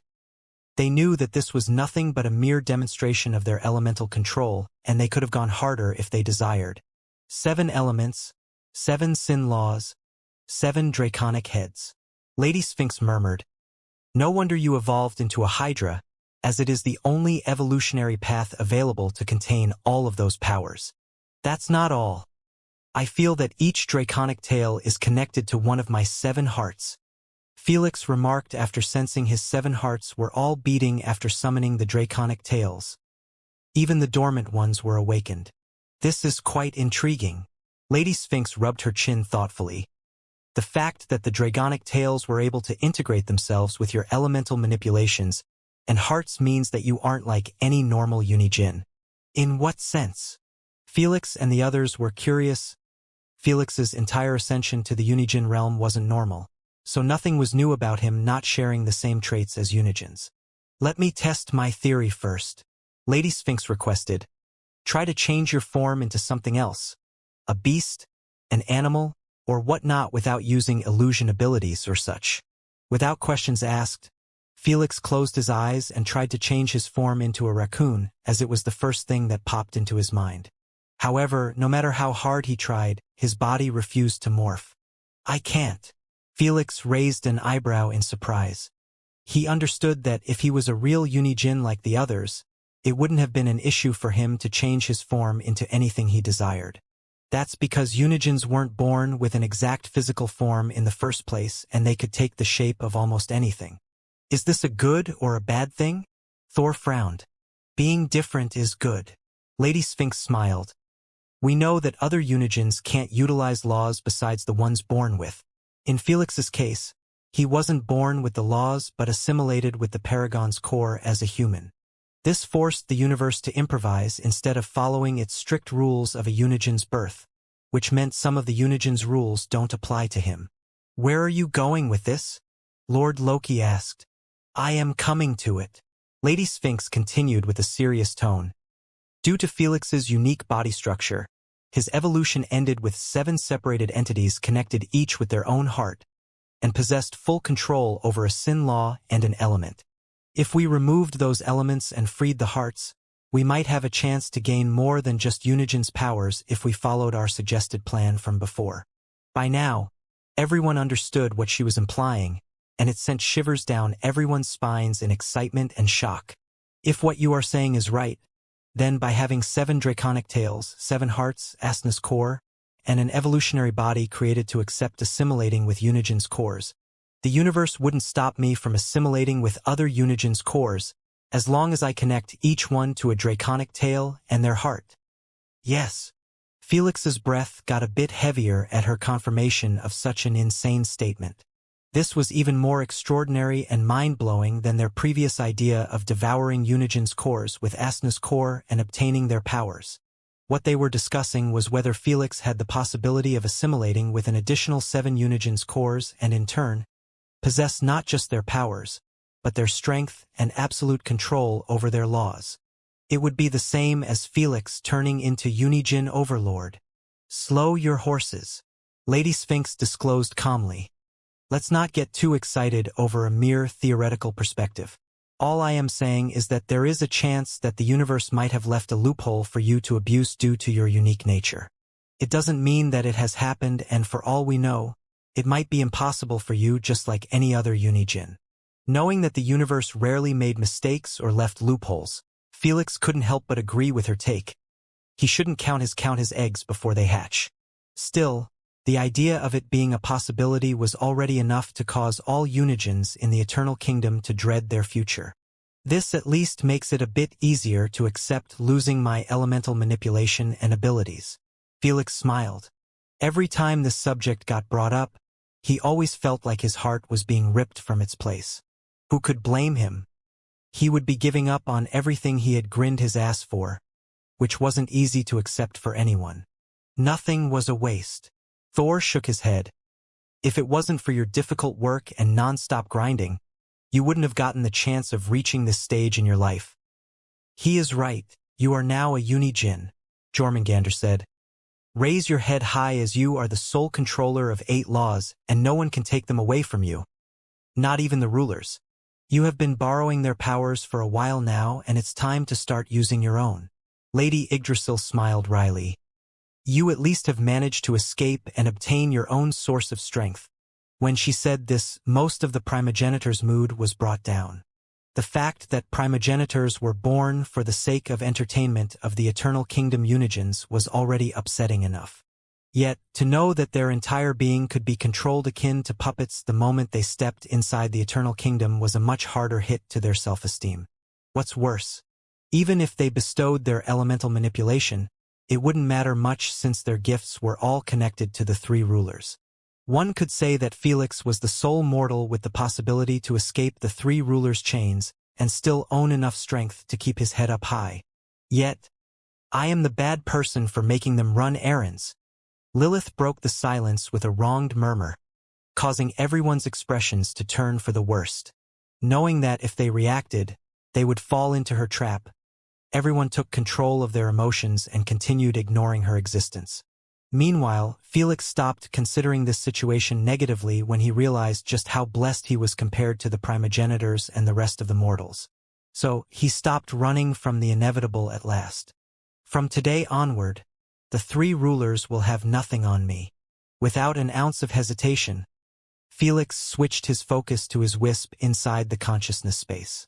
The air was filled with a sense of solemnity, as Felix understood the significance of this moment. It was not just an act of returning powers, but a heartfelt acknowledgement of the roles each had played in his journey. Felix stood in front of Jormungandr and bowed his head, a sign of deep respect and gratitude. "Thank you for lending me your strength. I would have never made it this far without your poison manipulation," he remarked sincerely, his words echoing softly in the ethereal space. Felix wasn't being cynical in the slightest. While poison manipulation became more and more irrelevant with the introduction of much more powerful abilities in his arsenal, he would never forget the first years of his journey. Poison was his go-to element with its unique and all-round inducements. It seldom failed him when he needed it the most.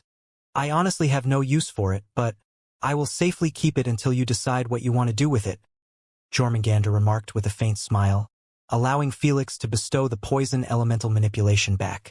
Felix gave him a slight head nod in understanding and placed a finger on Jormungandr's forehead. As he willed the inscriptions to return to their original owner, Felix couldn't help but show a nostalgic smile. "We sure came a full circle." Jormungandr chuckled as he also remembered the day he bestowed Felix his elemental manipulation.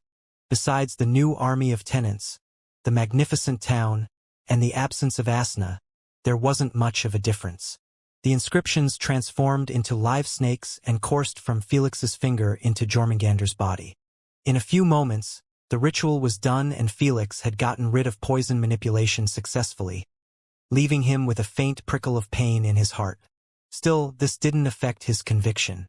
One by one, he repeated this ritual with each of his masters and tenants. With each return, his bow was filled with genuine appreciation, and his thanks were heartfelt. The masters and tenants, in turn, received their powers with nods of understanding and pride. They saw in Felix not just a student or a comrade, but a being who had grown beyond their teachings, yet still held the wisdom to honor the origins of his power. As the last of the elemental manipulations was returned, a sense of completion filled the space. Now, to the difficult part. Felix knitted his eyebrows.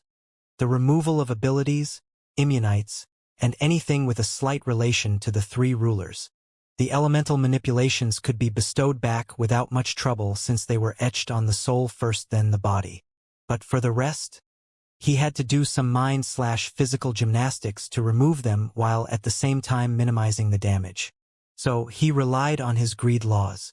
"Show me the most effective method to remove all abilities, immunities, the runic heart, and every trace of the ruler's influence from my body and system."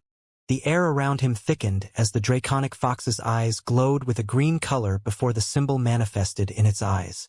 Then, images and knowledge began to flood Felix's mind, a stream of insights and methods meticulously tailored to his unique situation. The greed law, drawing upon the vast reservoir of knowledge it possessed, presented Felix with a comprehensive and intricate plan. It detailed a step-by-step process, each stage designed to carefully and systematically extract the remnants of the ruler's gifts, ensuring almost no harm would come to his being. The method was complex, involving a series of genetic modifications performed with precision and focus. As the vision faded and the room returned to normal, Felix took a deep breath, steadying himself. "If I followed this path, I would lose close to a 4 million BF or more. It's almost the exact amount of power I had before I ascended." Felix smiled bitterly. "I am about to remove strength corresponding to my previous peak, yet it feels like I am losing pennies and nickels." Even if Felix miscalculated and lost 5 million BF, he would still be left with 24 million BF. A level of strength and power that wouldn't be affected in the slightest with such a small power loss. For Unigens, unless there was a 20 million BF difference and above, their battles would always be somewhat equal. "It's expected. Gods can't be compared to us or mortals," Thor uttered. Even when primogenitors called themselves deities, they knew deep down that applied to only mortals below them. The true deities weren't even part of the same universe as them, overlooking and controlling everything without showing themselves. Knowing that such a comparison would just affect the mood, Felix dropped the subject and delved into a trance-like state. As a uni-jinn, he might not have the powers to morph his body completely without consequences, but he possessed the capability to change his DNA through a mere will. He visualized the unwinding of these connections, each ability appearing to him as a strand of light interwoven with his being. Methodically, he detached each strand, the process requiring intense focus. As each ability was released, he felt a corresponding shift in his body, a lightening of his being. Next, he addressed the elemental immunities. With each immunity he focused on, Felix felt a part of him that had once been invulnerable become mortal again, a sensation both liberating and daunting. The air around him seemed to ripple with each release as if the very atmosphere of the chamber was responding to the change. The most challenging part was the extraction of the runic heart. Usually, surgery was required for such a thing. But Felix simply placed his hands over his chest, feeling for the pulsing energy of the runic heart. Slowly, he began to draw it out, a process met with resistance as the heart had become an integral part of him with runic veins connected to every part of his existence. He could have used the greed sins for this step, but Felix wanted to practice his new control over his body. Sweat beaded on his forehead as he carefully navigated the heart and the veins through the layers of his being. Fortunately, the runic heart wasn't as integrated as the kraken's heart or the dragon's heart. It simply provided Felix with runic manipulation instead of an internal shift. Slowly, but surely, Felix's hand pulled the runic seed from his chest, unbothered by the untangled thousands of green vines and the blood pouring down his chest.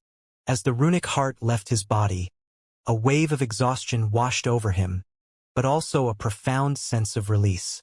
The moment he was done, his chest wound closed up and the runic's heart's original place had a new dormant kraken's heart replace it and fix all the damage done internally. As Felix continued with the procedure, his 7 draconic tails fell victim to the sudden changes to his DNA coding. They didn't disappear, but their appearance began to change a bit. The scales, a camouflage mutation from Lord Loki's influence, gradually receded, revealing their true form beneath, smoother, less armored, but still formidable. The tails themselves seemed to lose some of their ethereal quality and crystallized appearance, becoming more tangible, more a part of the physical world. Even Felix Humane's form suffered as he had lost his wisdom eyes and truth eyes, causing his pupils to change from triangles to circular again. It was expected as Felix had freed his body of all of his immunites and abilities, which were connected to many of his mutations. Even if they weren't, getting rid of the small percentage of his tenant's bloodlines would cause his body to remove them too. Fortunately, Kraken's 7-heart mutation wasn't affected since Felix went all out and integrated with more than 20% of his bloodline, causing it to have a bigger and integral presence. As the final step concluded, Felix opened his eyes. He felt different, not diminished but distilled. He had returned to a version of himself unmarked by external influences, a canvas reset to its original state. "I feel renewed instead of weakened," Felix uttered with a faint, comfortable smile. You haven't gone through a tangible transformation but a reclamation of your identity," Lady Sphinx uttered calmly. "If it wasn't for the universal chains, you would have felt completely free," Thor mentioned. "No wonder Asna sought her freedom so bad. There is nothing more rewarding to know that nothing and no one hold authority over you." Felix smiled coldly. "But no need to rush. I have gotten rid of the 3 rulers' authority over me. The universe will be next."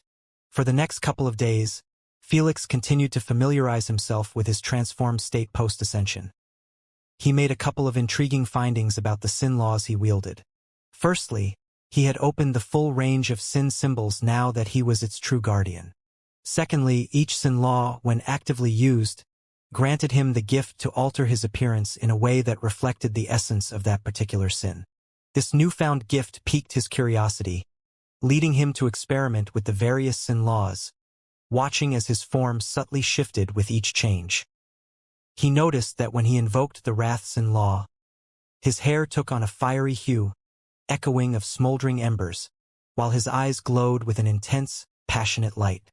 Intrigued, Felix explored further and found that with the lusts in law, his features became more alluring, with an almost hypnotic charm. Each sin law brought with it a distinct aesthetic change, echoing the nature of the sin it represented. However, Felix felt a certain comfort and identity with his original red hair, a trait that had become a part of who he was. Deciding to embrace this aspect of himself, he concentrated on the wraths in law, not just invoking it momentarily, but weaving it into his being. He cut his long, white hair, reducing it to a length he was more accustomed to, and willed it to turn into the familiar shade of red. His eyes, too, he altered to match, shifting them to a deep, vibrant red that mirrored the intensity of his hair. This change in appearance extended beyond just Felix himself. The 7 draconic tails, ever responsive to his will and state, transformed as well. Each tail, previously bearing its unique color and aura, now shimmered with shades of red, aligning with Felix's chosen appearance. The tails seemed to take on a more unified and harmonious look, their red hues a striking contrast against their surroundings. Only then was Felix genuinely comfortable with his appearance. Just as Felix was planning to continue his preparations, he felt a sudden connection with his soul get established with another being from afar. He immediately realized what the situation was about. Nimmo, he has hatched at La. Wait, why does his spiritual form seem different than a raccoon? Don't tell me. Felix gulped a mouthful after sensing the new shape of Nimmo's soul. Without much thought, Felix swiftly blinked out of his current location and reappeared inside the dimensional pocket. As Felix's eyes adjusted to the light, he noticed a small, purple-skinned humanoid figure on the ground. It was Nimmo, the size of a 1-year-old toddler. His naked form curled up gently on the floor. He had distinctly large, expressive eyes that added an undeniable charm to his appearance. Protruding from his head were small raccoon ears, and a fluffy black and white tail swayed softly from his back. His skin was a soft purple like Lilith's. Yet, with all of those changes, his facial features made him resemble a miniature version of Felix. Felix's presence seemed to capture Nimmo's attention immediately. Nimmo's eyes widened in recognition and wonder, and a sparkle of excitement and happiness danced in them. With an innocent and joyful expression, Nimmo looked up at Felix and uttered a single word with a clear, melodious voice. Dada! The word, simple yet profound, hung in the air between them. Before Felix could react, Nimmo crawled on all fours rapidly toward his father and hugged his leg akin to a koala hugging a tree. Felix glanced down speechlessly, having absolutely no idea how to behave in this situation. He always considered Nimmo as his son, but for him to turn into a human child and even show signs of talking was a different story. It made him being a father all too real and too fast. I haven't even had sex with Asna and now I have a child with her. Felix looked at the sky with a helpless smile, knowing that if Asna could see him, she would be laughing her ass off at him. Loki's mouth sure is something else. Thor chuckled. If he doesn't benefit you, he sure as hell will jinx you. Don't put this on me. He is the one who used his soul for the revival. Lord Loki shrugged his shoulders, having no interest in taking the blame. Everyone was smart enough to recognize Nimmo's current form due to Felix's soul being most dominant during the hatching process. Even if the universe wanted to revive Nimmo in his favorite form, it couldn't do so when his soul was that of a human. So the result was this, a mixture of a raccoon and a human. Dada! Nimmo named again with a wide smile, showing his toothless mouth. I guess you won't be squealing anymore. Felix reached out with a faint gentle smile, his hand carefully cradling Nimmo, providing him with warmth and a sense of security. While he was shocked, it didn't mean that he had intentions of forsaking Nimmo. Whether he was in a raccoon form, a dog form, or a human form, he would always consider him as his son and would raise him as such. Nimmo hugged him tightly for a bit before he lifted his head and saw Felix's scalp. His eyes gleamed for a second, and then he broke free from Felix's grasp and climbed to the top. It seems like he is acting based on the recollections engraved on him. Felix chuckled in amusement after Nimmo sat on his head and held his hair for support. He is extremely attached to you because you used only your memories of your time together. Lady Sphinx nodded. In other words, the current Nimmo had absolutely no clue about his previous relationship with Lilith and had only good recollections of Felix. It seems like he is less intelligent than the previous Nimmo, Felix commented while stretching Nimmo's cheeks gently, making him giggle in enjoyment. It must be because his intelligence was reset after his hatching, Lady Sphinx reasoned. Though because he isn't a Unijin anymore and has no relation to Lilith, his intelligence will grow normally with the coming years. That's good to hear. Felix smiled. Since Nimmo was now in his humanoid form, Felix didn't want him to grow into an adult form while still calling him Dada. That would be too weird. Couple of days later, Felix could be seen sitting on his throne in the Void Nation's dimensional pocket. He returned after spending some quality time with Nimmo and checking almost everything about him. For example, what did he eat? Was he an immortal? Could he be harmed? Did he still possess the powers of Void and Seven Sins? Etc. Felix was pleasantly surprised by his findings. Meanwhile, Candace and the rest of the councilmen were standing in front of him. Their eyes were affixed on Nimmo, who was wearing a cute black hoodie and a pair of shorts, sitting on top of Felix's head while gazing at them curiously. None of them expected Felix to return with their little god in a toddler form, leaving them staring at him speechlessly. "Have you finished your preparations?" Felix asked, unbothered by their looks. Cough. "Yes. Everything and everybody is ready." Arthur switched back to his serious attitude. "We are just awaiting your orders." "All right. Inform everybody we will be heading out in the upcoming days after I establish a direct portal to the gate." Felix nodded, excusing them all but Candace. "I will be going now. Take care of Nimmo before I return," Felix said as he pulled Nimmo down and handed him to Candace. Nimmo didn't throw a tantrum as he held onto Candace's supple chest and kept calling for her name. Caca. Caca. Since Candace was always taking care of Nimmo in Felix's memories, Nimmo had a favorable impression of her. "Are you hungry?" Candace said with a baby voice as she kept rubbing her face gently against Nimmo's. Felix departed them be and took off on his own. The moment he exited the dimensional pocket, he created a void portal, which connected him to the entrance of a dimensional maze. It was an enigmatic and colossal structure that served as the only known pathway to the Eternal Kingdom's elusive gate. He was already informed of the path leading to the Eternal Kingdom as it wasn't a secret. All primogenitors knew about it after it was first discovered by Lord Dune. If it wasn't for him, no one else would have found it. It was for a valid reason, as the entrance looming before Felix led to an intricate weave of archways and portals, each connected to a different dimension.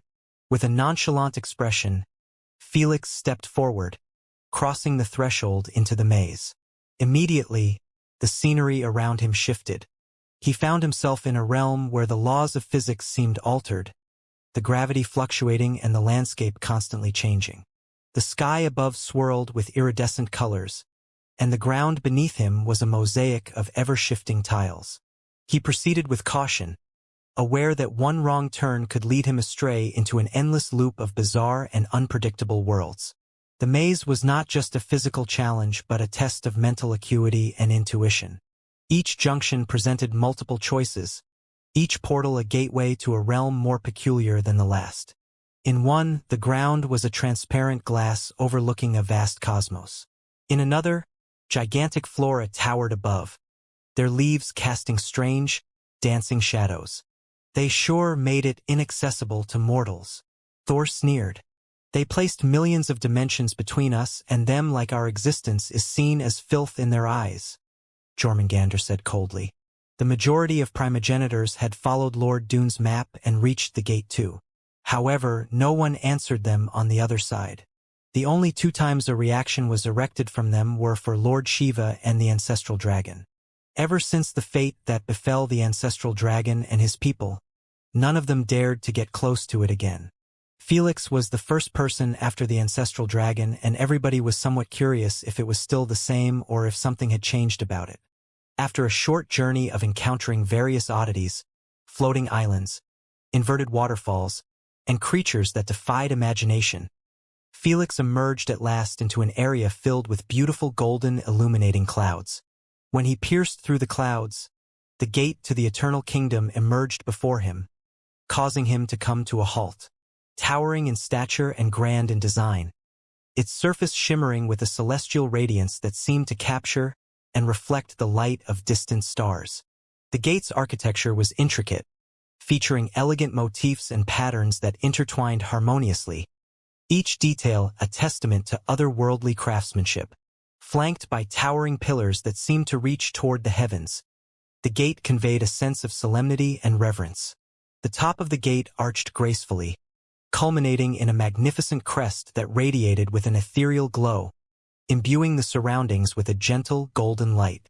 Upon closer inspection, the gold appeared to be alive, subtly pulsating with energy, as if the gate itself was breathing.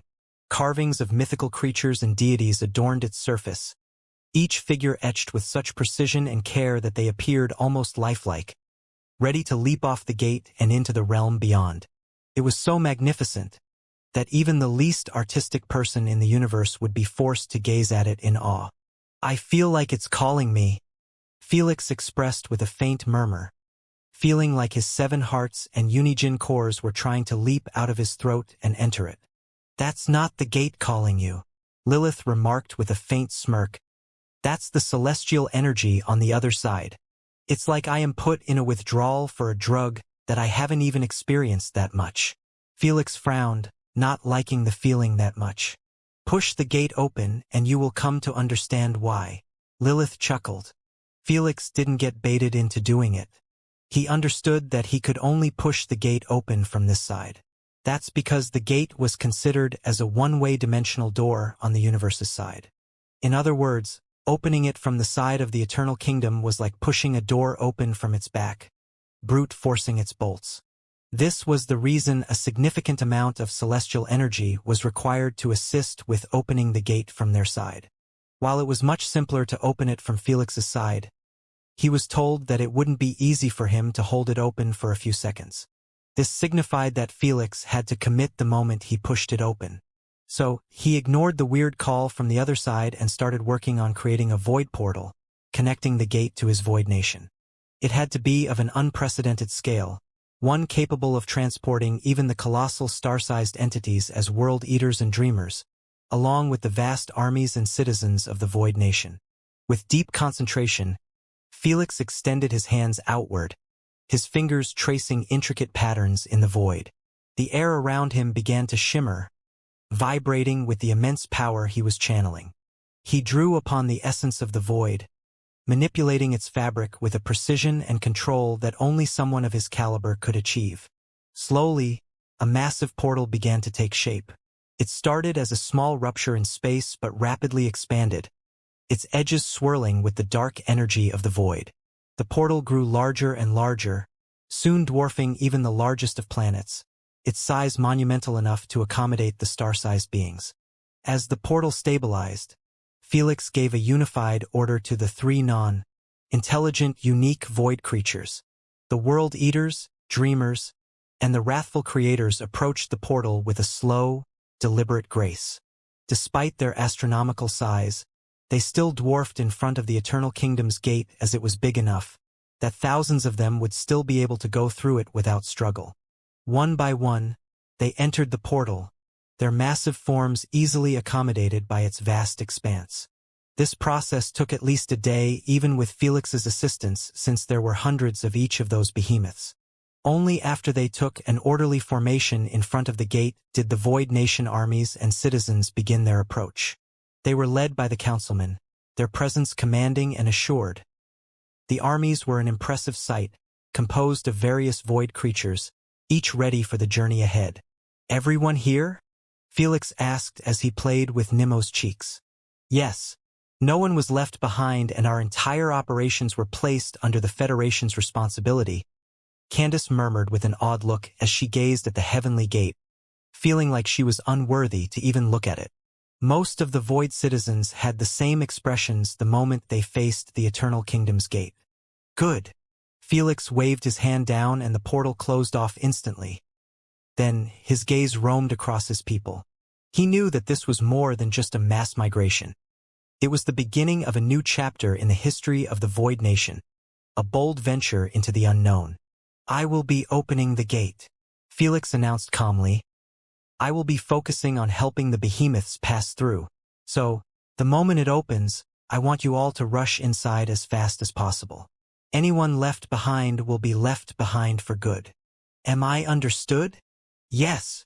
Everyone replied simultaneously with serious expressions as they prepared to make a move. Realizing the sheer scale of the task at hand, he began to channel his immense power, focusing on altering his very form to match the challenge. First, he used the wrathful creation symbol, separating his body into 7 perfect clones. Then, he sent 2 clones to assist the large void creatures and went with the rest towards the gigantic golden gate. Before the eyes of the Void Nation, Felix and his clones began to grow, expanding exponentially until they stood as colossal entities, their size now half that of the Eternal Kingdom itself. Yet, this was nothing, as with Felix being a true Unijin, he could increase and reduce his size as he wished, to the point he could even reach the size of an entire galaxy. It was the standard innate ability for all Unijins, and Felix was fortunate to get it since it didn't go against his evolution, unlike swapping races like Unijins could do. Dada! Big Dada! Meanwhile, Nimmo was clapping his hands excitedly as he cheered on Felix while sitting on Candace's lap. It only took him a couple of days and he was already starting to learn how to speak under Candace's guidance. Even when his figure was towering against the backdrop of stars and galaxies, a godlike presence in the vastness of space, Felix looked below and made a sly smile at Nimmo, making him giggle in amusement. Then he refocused on the gate and narrowed his eyes coldly. With his immense hands, Felix reached for the golden gates. They loomed before him, their size and grandeur undiminished even against his newfound stature. His fingers wrapped around the intricate designs of the gate, feeling the celestial energy pulsating within. Push! The moment Felix got the perfect hold, he started pushing the gate with everything in his power until veins bulged out of his skin. Roar! Roar!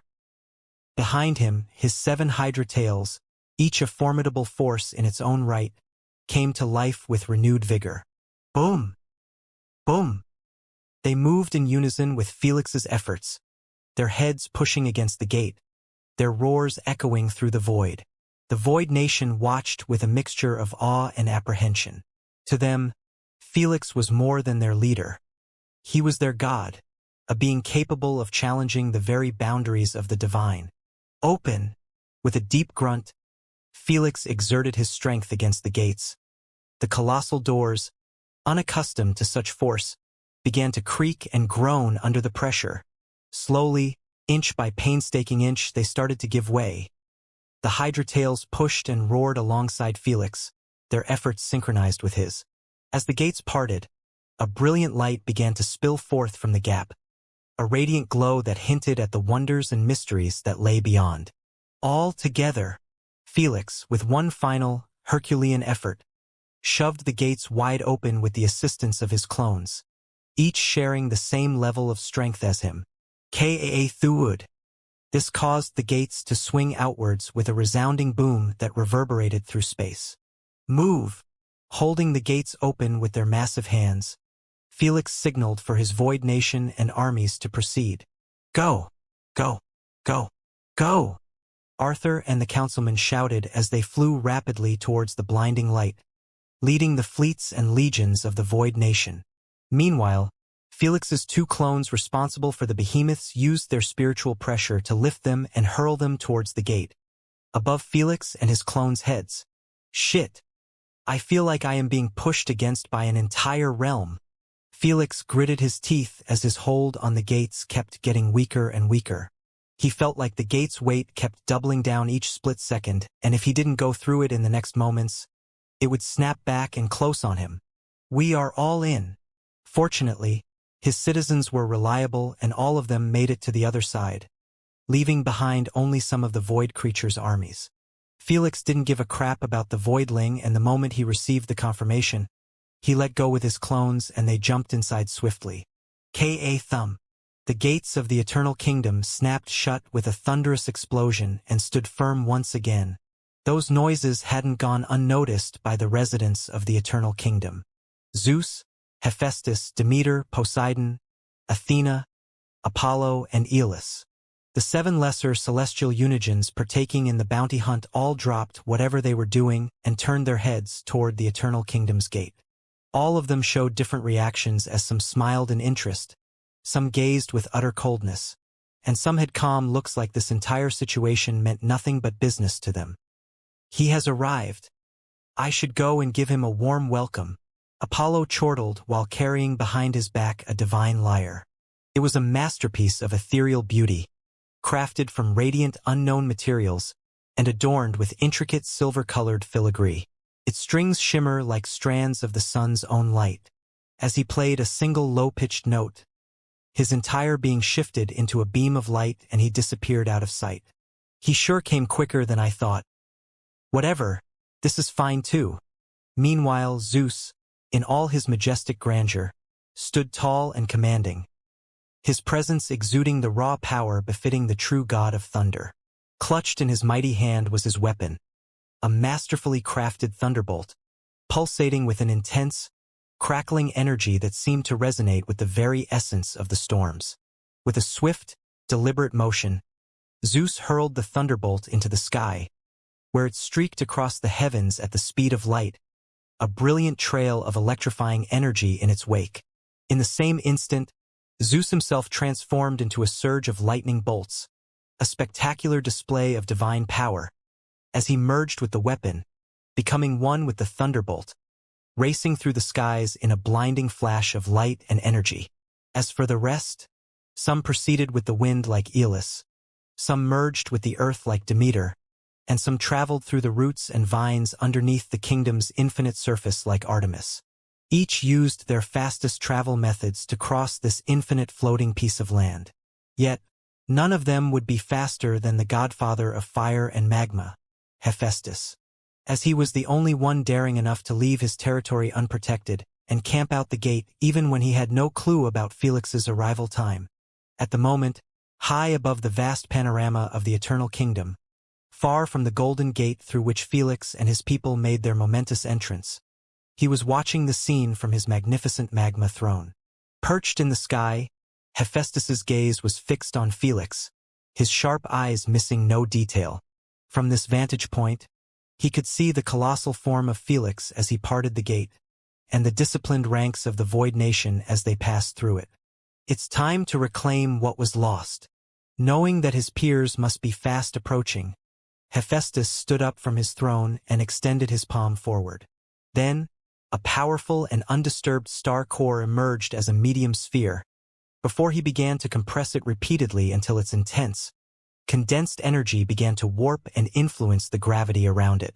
Just when it was about to reach the point of collapsing on itself and creating a tiny black hole, Hephaestus launched it in the direction of Felix and his people while uttering coldly, "Welcome to the real world." A few moments before Hephaestus made his move, Felix and his people could be seen stepping into a realm that transcended their wildest imaginations.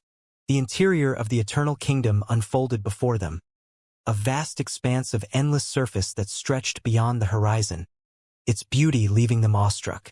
The ground beneath their feet was like none they had ever seen, shimmering with a lustrous sheen, reflecting the golden light that bathed the entire landscape. Above them, the sky was a magnificent canvas of deep gold, with clouds of a soft yellow hue drifting leisurely across it.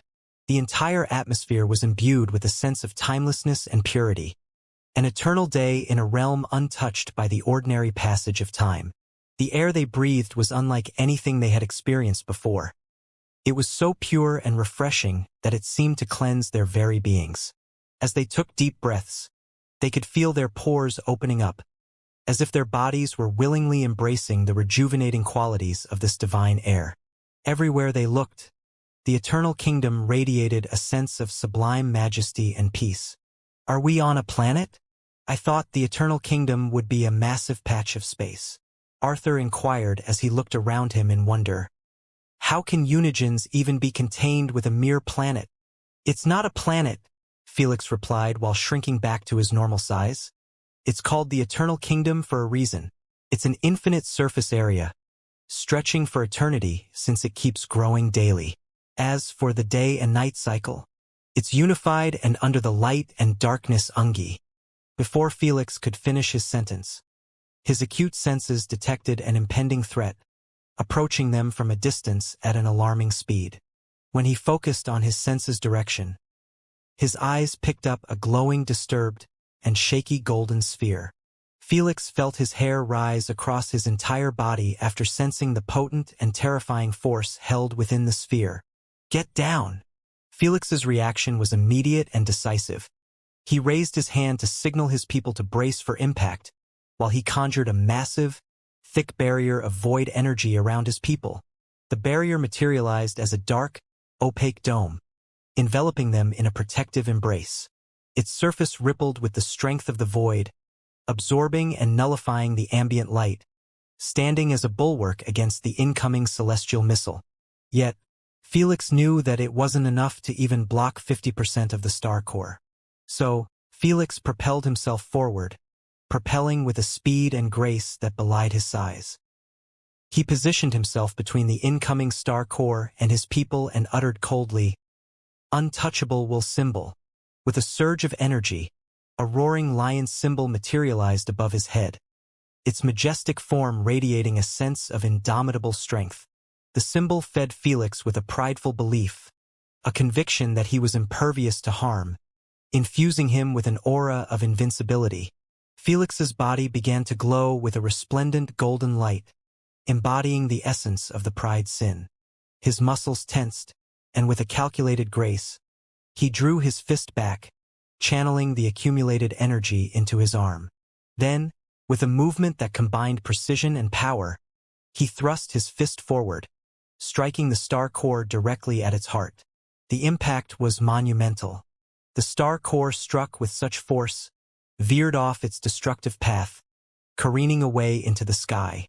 As it flew, its form began to warp and deform under the strain of Felix's pride-infused punch. The core's energy destabilized, growing brighter and more erratic with each passing moment until it reached a critical point. Then, in a spectacular display of cosmic power, the star's core went supernova. The explosion was a cataclysmic event, a burst of energy that radiated outwards with devastating intensity. The brilliant glow of the supernova illuminated a great distance of the Eternal Kingdom, its shockwaves powerful enough to uproot billions of kilometers of the divine terrain, tearing through the fabric of the realm with an unstoppable force. Arg! What the hell? Is the universe collapsing? Candace and the rest of the Void citizens were rocked inside the Void Dome as they felt like their beings were about to get ripped apart from mere vibration. If it wasn't for Felix strengthening the Void barrier to the point that Void particles were disintegrating the supernova particles mid-explosion, they wouldn't even be around to complain. Meanwhile, the roaring lion symbol above Felix's head seemed to fuel him with an endless supply of power, making him resemble an untouchable god amidst the fierceness of the supernova. However, Felix knew that his invulnerability wouldn't last for long, since the symbol was based on his genuine prideful belief that no one and nothing could hurt him. Felix couldn't fake it even if he wanted, as he knew that many things could still harm him. So, the symbol got weaker and weaker until Felix started to feel the burn of the supernova, eating his flesh. Instead of waiting for his body to turn into a toast, Felix utilized Gluttony Law's hunger symbol.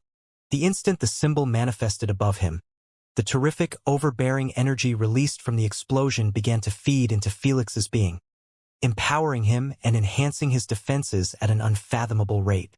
Then he stared into the distance, through the blinding white flash of the supernova, and noticed Hephaestus. He was standing in the atmosphere with crossed arms, unaffected in the slightest by the explosion. He was gazing at him with a tint of animosity and irritation. Such annoying powers, we got rid of them with that bitch and this brat brought them back again. He cursed with a cold tone as he waved his hand to the side. Immediately after, the supernova explosion came to an abrupt halt and began to fade away even when it still hadn't even reached its peak. As the guardian of fire/magma/plasma and anything related to a main source of heat, he was the only one able to go against the laws of physics and reality when it comes to those related laws. After the supernova faded away, it exposed a never-before-seen level of destruction that made the Void citizens feel chills course down their spine. The divine and peaceful eternal kingdom around them was no more, replaced by an infinite expanse of vacuumed space. The only thing left untouched was the golden gate behind them. Everything else was utterly deleted. Yet, before they could even break out of their initial shock, something unexpected and astonishing happened. The landscape, once uprooted and torn asunder by the cataclysmic forces, started to reform as if by magic, manifesting anew from the very ether. Solid and lush landscapes emerged from thin air, seamlessly knitting themselves back together, erasing the scars of destruction. Above, the sky, which had been darkened and torn by the supernova's wrath, healed itself, returning to its former state of golden serenity. The clouds, once dispersed by the shockwaves, reappeared, drifting lazily across the rejuvenated sky. The atmosphere, previously agitated and stripped away, settled back into place, filling the realm with its pure and refreshing essence. Even the light, extinguished momentarily by the explosion, flickered back to life, bathing the eternal kingdom in its warm, radiant glow. It was as if time had been reversed, every element working in harmonious synchrony to restore the realm to its original splendor. In mere moments, the environment returned to its pristine condition, showing no trace of the explosive event that had transpired. How? What the hell is this place? The Void Nation citizens felt like they were living in a dream as they watched everything happen before their own eyes through the Void barrier. As for Felix and the rest of the tenants, they were already informed about this, but still, seeing it happen was nowhere as shocking as hearing about it. But Felix had no time to focus on the Eternal Kingdom's miracles. His cold eyes remained affixed on Hephaestus, who was approaching him with a composed expression. "Bold of you to be waiting for me here. Aren't you afraid that Poseidon will take advantage of your absence and conquer more of your fire domain?" Felix asked while brainstorming the best way to handle this situation. Even if his people weren't with him, Felix wouldn't consider committing to a fight. It would be a foolish thing to do when he knew that his entry must have alerted all Unigens in the kingdom. His original plan was to put as much distance as possible from the heart of the Eternal Kingdom, where the upper celestial realm and the three rulers reside. Then, he would establish his void territory and start to absorb whatever leftover celestial energy came his way. In this manner, he would ensure to get powerful, learn more about the kingdom, and be safe from most Unigens since they would be forced to leave their territories unprotected. "I don't care if I lost it all to him," Hephaestus uttered indifferently. "The moment I retrieve the exiled's heart from you, I will be promoted to the upper celestial realm and be bestowed upon with a new territory closer to the universe's heart. Even 100 times the size of my current territory doesn't rival a mere kilometer in the upper celestial realm." When Felix heard this, he couldn't help but knit his eyebrows and ready himself for a brutal confrontation. He understood that Hephaestus came ready to either win it all or lose it all, which implied he wouldn't let him go no matter what. "All of this for celestial energy," Thor said with a deep voice. "It is something unimaginable. It's expected. Celestial energy is the only available source for Unigens to get stronger," Lilith remarked casually. "In the Eternal Kingdom, celestial energy was water for mortals. Without it, there would be no life for Unigens. Unfortunately, being fair and giving equal amounts to Unigens was nearly impossible. So, the three rulers had split the Eternal Kingdom into the upper celestial realm and the lower celestial realm. The upper celestial realm was considered the dimensional pocket where the universe's heart and capital territory outside the pocket existed.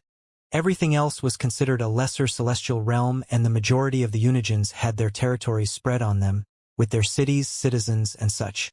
As for the upper celestial realm, it was big enough to be split equally among 5 Unigens, and at the moment, Two territories were left in the open for anyone to grab. They were Kronos and Lilith's territories after they got banished to the outside universe many eons ago. Lord Hades hadn't even bothered to join the establishment of the Eternal Kingdom in the first place, so he had no territory in his name. Territories closer to the source of celestial energy were everything as it allowed the Unigens to collect the celestial energy and trade it for divinities, which could be used to either enhance their strength permanently or empower their abilities, divine equipment, or enhance their people's strength. Still, the main reason was its ability to raise their strength, as it was the only source of purpose and enjoyment they possessed at the moment to forget the reality of their enslavement by the universe. For ambitious Unigens who wanted it all, getting promoted and obtaining one of those two open territories would enable them to join the Celestial Council and partake in major decisions by the three rulers and the rest of the upper Celestials. At the moment, recovering Asna's core was the fastest method available, and he was committed to getting it at all cost. Lilith's powers are extremely irritating to deal with, but you are nowhere close to being such a menace as her. Hephaestus said calmly as he watched Felix manifest multiple colorful symbols above his head, recognizing all of them and their effects. Unfazed by the array of symbols in Felix's empowered form after absorbing the supernova's energy, Hephaestus extended his hand forward, and a crimson metallic smith's hammer appeared in it. The instant Cyclops' eyes landed on it. His breath was stolen away and his single pupil widened to the limit in utter awe. A divine weapon. A true divine masterpiece. He stuttered, unable to even come up with a decent description of the weapon's greatness. Only now did he realize that calling his pieces of equipment divine was an insult to the name. Even his masterpieces were considered merely decent when placed before this gem. Just as he was about to warn Felix about its danger, Hephaestus made his move. In the blink of an eye, he was before Felix, swinging his monstrous divine sledge at his scalp, causing the air to break apart akin to a meteor piercing through it.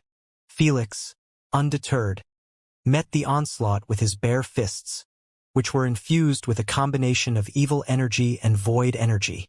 Kaboom! The instant the hammer landed on his defensive stance, Felix heard a crack, and then he found himself sent flying at an alarming speed towards the Golden Gate. Thud! His back smashed against it loudly, causing the Void citizens to turn their heads and gaze at their god with dumbfounded looks. Having no clue when he even got there, before they could react, Hephaestus appeared in front of Felix and smashed him against the gate again with his hammer, sending a booming sound wave through the infinite expanse. Then, both of them disappeared out of sight and appeared only in blinks here and there in the golden sky, trading non-stop blows with each other. I can't see anything. They are moving too fast. The ruiner yelled as his pupils kept sliding back and forth rapidly, seemingly about to fall out of his eyes. He wasn't the only one unable to keep up. Even the primogenitors and elemental lords were left with eyes wide open, trying their absolute best to analyze the battle and figure out who was winning. Alas, it's impossible. Unigen of Fire is above 50 million BF while Felix should have crossed 30 million BF after absorbing the supernova energy. Thor remarked with a cold breath. Our processing and reaction speed is 1,000 times slower than theirs. Even if they wanted to spy on Felix's thoughts to hear what was going through his mind during the fight, they would hear utter gibberish. His thought process was simply on another dimension at the moment as he was forced to keep up against Hephaestus. Unfortunately, it wasn't that easy.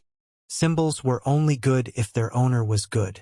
In this case, Hunger Symbol wasn't able to drain Hephaestus of a harmful amount of energy quickly since his reservoir was on a different level. Clash of Prides couldn't be used when Felix knew that his pride belief would be in danger when compared to an ancient Unigen born out of the most fierce type of energy, which matched his ambitious personality. Felix didn't dare bring out I am Supreme Symbol, knowing that if Hephaestus broke it apart, he would end up more weakened than ever. Origin Symbol was able to weaken Hephaestus's abilities a little, but not completely break them off to their origin level due to their potency and concentration. More symbols were eliminated for the simple reason of Felix not being at Hephaestus' current strength level. This prompted him to focus on raising it first in the quickest manner possible. I have to use Rampage to boost my strength. Felix kept trying to rile his buried anger and hatred within his chest after all the shit and trauma he went through, He had to go this far since Rampage symbol amplified his strength based on his genuine anger, and if it didn't cross the bar, the symbol would remain off. Fortunately, all Felix ever needed to do was recall the day Asna was kidnapped before his own eyes and the way Lilith manipulated him akin to a child. Those two experiences were enough to set his eyes ablaze and force the Rampage symbol to infuse him with an untapped amount of strength. The instant his strength was doubled, it finally allowed him to meet Hephaestus's hammer blows with equal force, causing his fists to become a whirlwind of destruction, parrying the plasma beams with sheer brute strength. Thud! Thud! Thud! Yet, he wasn't done. Felix utilized the wrathful creation symbol, separating his form into 7 clones, each sharing the same amount of power he possessed at the moment. Then, he surrounded Hephaestus from all directions and charged at him non-stop. Yet, Hephaestus was able to take them all at once without suffering from a single attack, appearing like a master fighting 7 students. "You think your newfound power can match me?" Hephaestus sneered, his voice echoing with the force of a forge's fire. "I was battling the better half of you while your galaxy was still in its creation process. Our battle experience can't be bridged even if you spent 3 lifetimes fighting me." As he finished speaking, he swung his sledge around him with increased ferocity, releasing a sea of plasma, causing Felix and his replicas to take cover behind their void barriers. Felix, undaunted, replied with equal intensity, "Whether your battle experience is better than mine or not, I will always hold my ground." The two combatants briefly separated, eyeing each other with a mix of coldness and defiance. "Hold your ground," Hephaestus replied coldly as he pointed his sledge at him. "Boy, the only reason you haven't fallen yet is because of Lilith's annoying laws. Let's see if you will still believe the same after losing them." The moment he said this, Hephaestus channeled the divine energy within the weapon, activating the radiant codex divinity. The hammer transformed before Felix's eyes, its metal glowing with an intense golden light, pulsating with a power that seemed to transcend the realm itself. "Expand!" With a bellowing shout, Hephaestus raised the now golden hammer high and smashed it against the air. The impact released an explosion of divinity, a radiant burst of energy that enveloped millions of kilometers around them in the blink of an eye. The force of the explosion was staggering, the light blinding, as it spread outwards, washing over everything in its path. As the divine energy swept over them, Hephaestus turned to Felix with a cold smile and taunted, "Show me your true skills now."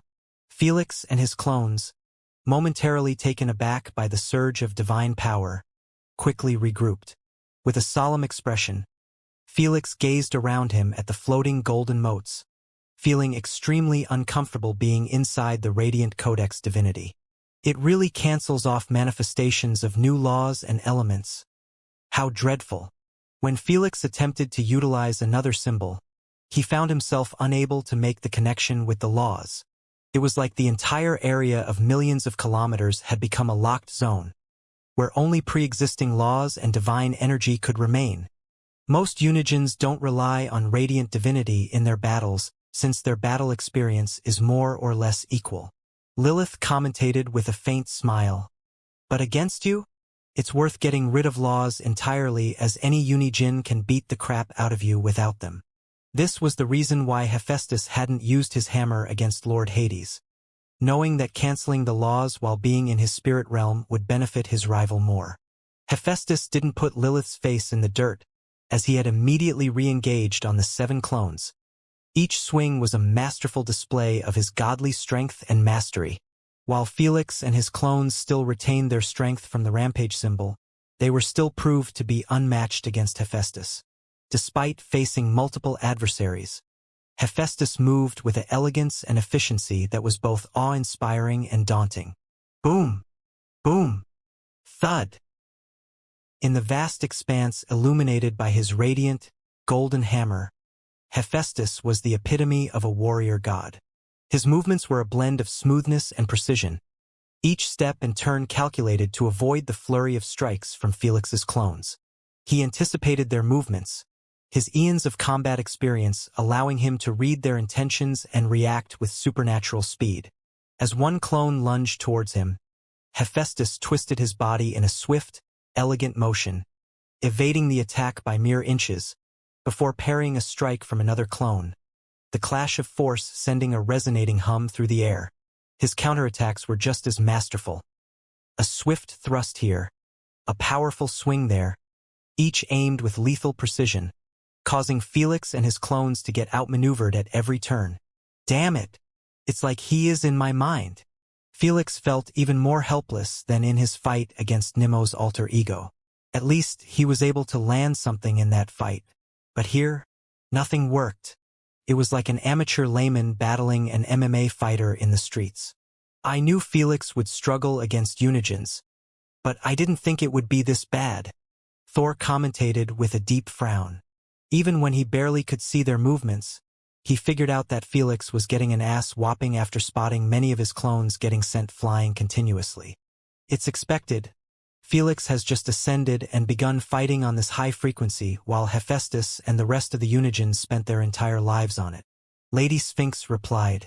Since comparison was close to non-existent between a Unigen and a mortal, it was normal for Felix to fall flat on his face in his first fight even if his strength was slightly better.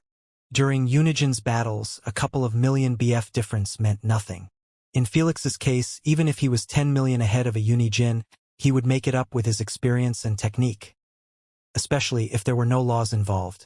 Felix began to understand that unless he tripled his fortitude by reaching his peak anger, there was absolutely no way he would be able to seriously injure Hephaestus. Unfortunately, hitting the second form of rampage meant agreeing to lose complete control of his rage, and Felix wasn't willing to go that far. At least not in this battle. The rest of the Unigens must be on their way. I need to get the fuck away from this place before anything else. Felix thought to himself while receiving a direct smash in the chest by Hephaestus' hammer, causing him to get sent flying into the ground. Before he could touch the ground, Hephaestus was already awaiting him down there. However, instead of preparing to hit him again with his hammer, he was seen holding a transparent sphere. It had a swirling, milky white mist contained in it, creating an ethereal and mesmerizing spectacle that seemed to hold the mysteries of the cosmos. It was the celestial cage, the only item in the universe with the possibility to pull a core out of a Unigen and hold it in for a temporary period. It was done by putting the purest form of celestial energy within it and in such a high quantity, not a single Unigen core would be able to resist it. The instant Felix spotted the cage, his expression turned for the worst and his longing to leave this place got even stronger. Felix knew he had to take drastic action and not care anymore about choosing the best option, but the fastest one. It's time to bail. Enlarge. Channeling the full extent of his powers, Felix began to increase his size as the heavenly lockdown would do nothing against Unigen's non-law-based innate abilities. You ain't leaving. Hephaestus predicted Felix's next move and followed suit by also matching his explosive growth. The hammer also grew with him, which kept enlarging the heavenly lockdown zone. In less than a few seconds, the Void Nation and the tenants were left watching with mouths agape as both beings crossed the millions mark, surpassing the sun's size. Damn it! He read into me. Felix wanted to get bigger than the lockdown zone, and when he left it forcefully, he would be able to use his greed and laws and wish to get teleported away with his people, not caring anymore about the price. Since he was deep in the enemy's land, he couldn't risk getting punished by the universe and put into slumber for any reason. So, he refrained from using his greed laws only in emergency cases. Alas, Hephaestus was onto him from the very beginning, and he always kept in mind Felix's greed sins laws. Even without the radiant heavenly lockdown, he had many methods to stop Felix from using his greed laws, as he had come fully prepared for this hunt. Once that metalhead made up his mind on something, he never let go of it. Lilith chuckled. No matter how much you prepared, he will always be more prepared. In other words, Felix's fate was sealed the instant he stepped forth into the eternal kingdom while Hephaestus was around the gate. Even if the first thought that came to his mind was instant teleportation, he would have a way to stop him. When it came to Unigens, it was rare they would be sloppy. Just like in this case, the moment Felix decided to halt his growth after realizing he wouldn't be able to escape the Radiant Codex lockdown, He felt chills course down his spine after scanning around him. Beyond the constraints of the Eternal Kingdom's atmosphere, he was greeted by an awe-inspiring celestial panorama. The night sky, once a familiar tapestry of distant stars and galaxies, was now transformed into an extraordinary display of cosmic artistry. More than 1,000,000 stars of all sorts of colors and lights covered the sky, each one seemingly placed with meticulous care and intention. The multitude of stars, ranging from deep blues to vibrant reds, greens, and purples, shimmered and twinkled in a breathtaking array. They were unusually close, their radiant light painting the void with a kaleidoscope of colors. Felix realized immediately that this was not a natural occurrence, and these stars were prepared by Hephaestus. Every star seemed to be strategically positioned for this exact moment, a celestial trap set by Hephaestus in anticipation of their battle reaching this scale. Since they were already prepared beforehand, the Radiant Codex lockdown could do nothing against them. That's because it didn't erase existing laws, but interrupted the creation of new ones akin to a signal jammer. This was only against laws in the case of elements. They got erased immediately, so they were even more useless against this type of divinity. Did you really think you could outmatch a true god, mortal? Your ambition is as boundless as it is foolish. Hephaestus sneered as he pointed his hammer at Felix. Once a mortal, always a mortal. Felix didn't like the sound of his taunt, but he also didn't love his current predicament. He realized that his options were pretty limited, and the fact his people were so close to the battleground wasn't making it any easier. Meanwhile, near the universe's heart, the three rulers watched intently from their celestial platforms, their forms covered completely in blinding light. The third ruler, gazing down at the battle, broke the silence. Hephaestus seems to be holding his own against him. Perhaps he will be the one to recover Asna's core. The second ruler nodded, her eyes never leaving the spectacle. Yes, Hephaestus's prowess is undeniable. Yet I can't help but wonder, does this battle align with the prophecy? It speaks nothing of Hephaestus being a major part of our future. The first ruler, the most enigmatic of the trio, chimed in with a calm, measured tone. Prophecies are often cryptic and open to interpretation. The cosmos always has a way of surprising even us. As the rulers engaged in this discussion, their eyes remained fixed on the battle below. Their faces were masks of serenity, but their eyes betrayed a glimmer of uncertainty, a rare admission that even they, the stewards of the Eternal Kingdom, could not foresee every twist in the tapestry of fate. If it was within their powers, their freedom wouldn't have been a mere fantasy by now. Meanwhile, in the vastness of space, Felix and Hephaestus engaged in a battle of cosmic proportions. They were like gods clashing among the stars, their every move resonating through the universe. Felix was forced into taking action in his current massive size after Hephaestus showed him that he possessed the celestial cage. He knew that the moment he reduced his size back to normal, Hephaestus would stick to him akin to glue until both of his cores would get ripped out of his body and enter the celestial cage. The three rulers really aren't messing around, Lilith chuckled. They must have provided all participants in the hunt with a celestial cage. Since celestial cage needed the purest forms of celestial energy with a massive quantity to lure in the cores, the three rulers had to help out Hephaestus and the others. Naturally, the cages needed to be returned to them at the end of the hunt, as they couldn't afford to lose that much celestial energy. The Eternal Kingdom was already facing an immense shortage of celestial energy to the point that it could barely cover 40% of the Eternal Kingdom's territory. The rest was considered a wasteland, and the Unigens weren't focusing on expanding their territories outward because of this. For this exact reason, Felix was now suffering under Hephaestus without the possibility of utilizing either celestial white flames or black flames. The Eternal Kingdom's gate was closer to the edges of the Eternal Kingdom than its heart, which made it near impossible for celestial energy to reach this space. The worst part? Asna's core is aching for celestial energy, and it messing with my head. It wants the celestial energy in the cage.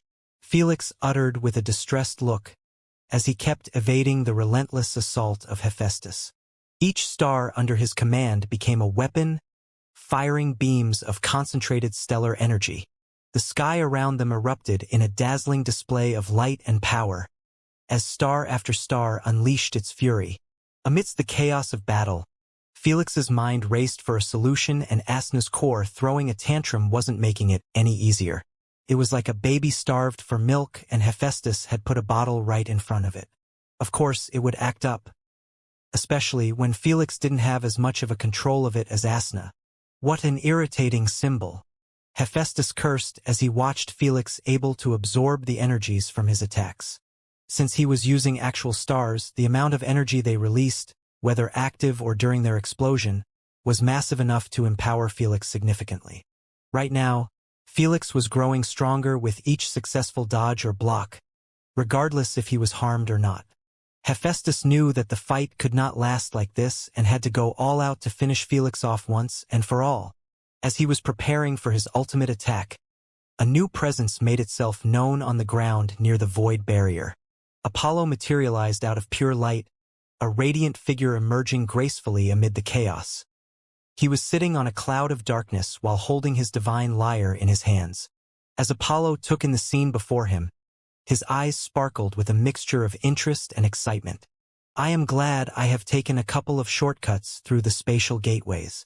He clapped with a thrilled expression as he watched the spectacle of Felix and Hephaestus, two behemoths locked in a battle of cosmic proportions. Ah, what a performance! It's a sin that such battle isn't accompanied by a score, Apollo exclaimed, his voice melodic and resonant, carrying through the vast expanse of space. He placed the lyre on his lap and strummed the strings gently, the sound harmonizing with the energy of the battlefield, adding an ethereal melody to the backdrop of their struggle. While Felix and Hephaestus were the size of stars and surrounded by supernovas, their ears still picked up on Apollo's melodious music. Both paused their actions for a moment and glanced downward, zooming until their eyes locked on the stunning Apollo playing the lyre with his eyes closed, appearing like a Prince Charming of any girl's fantasy. Shit! If this quirky fucker has arrived, it means Zeus is getting closer. Hephaestus' expression turned slightly for the worst. He wasn't that concerned about Apollo, knowing that he was never interested in collecting celestial energy or becoming an upper celestial. He mostly sought out entertainment and joy in things, regardless if the situation was going to benefit him or cause him problems. However, Zeus was a different story. He was just like Hephaestus, a being of immense ambition whose only goal at the instant was to become an upper celestial. In other words, it's time to finish this. Hephaestus accelerated his preparation for his ultimate attack while Felix was getting more stressed by the second. I have to escape now. Just like Hephaestus, he was strapped for time, and Apollo's appearance made him understand that it wouldn't be long before a party of Unigens would gather up here. So, he used whatever brain juice left in him to come up with a plan, no matter how wacky or ridiculous it was. When he thought in this manner, a sudden idea landed in his mind. However, before he could decide whether to commit to it or not, Hephaestus began to merge thousands of stars in his palm, manipulating their energies to converge into a singular, volatile point in space. The stars, drawn inexorably together, began to shimmer and pulsate with unstable energy, teetering on the brink of collapse. When Felix saw this, he felt a chill course down his spine, knowing that his hunger symbol would not be able to absorb enough energy before his body turned into ashes, leaving only his cores behind. The first thought that came to his mind was to reduce his size, but then, he realized that wouldn't be enough to save him or his people. What's worse, Apollo was down there near his people. While he was merely playing music matching this epic confrontation, Felix understood that he wouldn't allow him to escape if he got close to him. Brat! Hephaestus bellowed, his voice echoing across the cosmos. Witness the might of 1,000 suns. His eyes glowed with a fierce intensity as he observed the formation of the disturbance star core, a precursor to a black hole. However, before the black hole could manifest, Hephaestus swung his divine hammer at the star heart with everything he had. The impact was cataclysmic, transforming the core into a plasma beam of unimaginable power. The concentrated fury of 1,000 suns released at once. The plasma beam tore through space, a brilliant, unstoppable force that threatened to obliterate everything in its path. Felix, recognizing the imminent danger, acted with lightning speed. He summoned the 7 Hydra tails. The tails, majestic and fearsome, encircled Felix, ready to defend him with their lives. Let's counter fire with corruption. Left with no choice, Felix had to fall back on his evil energy, as it was the only thing in his arsenal that couldn't be cancelled by the radiant divinity. The 7 heads reared back, their mouths agape, gathering a swirling mass of dark, corruptive energy. Corruption breath. Then, the 7 streams of corruption energy merged into a single, concentrated beam, a concentrated torrent of corruption, as the plasma beam, a torrent of 1,000 suns' fury, collided with Felix's concentrated beam of corruptive energy. The melody reached a fever pitch. That's it. Dance for me. Show me your true passion and struggle. Apollo's fingers moved across the lyre with fervent passion, each note resonating with the power of the cosmic collision. The strings vibrated under the force of his touch, emitting a sound so profound and complex that it seemed to capture the very essence of the battle. Apollo's erratic smile got wider and wider as beads of sweat formed on his forehead, while he poured his divine energy into the performance. It was an instant of transcendent beauty and perfection, as the melody reached its zenith at the exact moment of the beam's impact, creating a musical explosion that mirrored the cosmic one. Rumble. The divine barrier protecting the eternal kingdom from external threats was rocked after the shockwave of the beam's collision reached it, causing a powerful earthquake to arise underneath the cosmic battleground. Arg! I can't stand. The Void Nation citizens were left lying on the ground with their hands protecting their heads, unable to use any of their powers for protection due to the lockdown. Meanwhile, Apollo couldn't care less about the raging wind blowing his luminous hair as he continued playing the lyre with such intensity and passion that he turned Felix and Hephaestus's duel into a cosmic opera. Meanwhile, the impact site of the beams became a maelstrom of clashing energies, the plasma's searing heat against the corruption's dark coldness. Alas, there was no way Felix's corruption beam would be able to rival a concentrated beam from 1,000 suns. Arg! Thus, Felix poured more of his energy into the corruption beam, his face set in a determined grimace, uncaring about his slowly melting skin. All he was trying to do was buy time for his escape plan. During the cosmic chaos, where the formidable energies of Felix and Hephaestus clashed and Apollo's divine music reached its climactic heights, Felix's clones on the ground made their move at last. Felix left them here for a reason, as he had no use for extra bodies to take space up there when all they could do was evade and block like him. Plus, it gave him the only path he had to escape from this entrapment. Working in unison, the clones devised a plan to utilize their collective strength to propel the Greed Sin's form out of the lockdown area. The Greed clone was the key to their escape, holding the potential to teleport them to safety once outside the lockdown's influence. Thus, with precise coordination, the clones gathered around the Greed form. Each one braced themselves, channeling their strength into a singular, focused effort.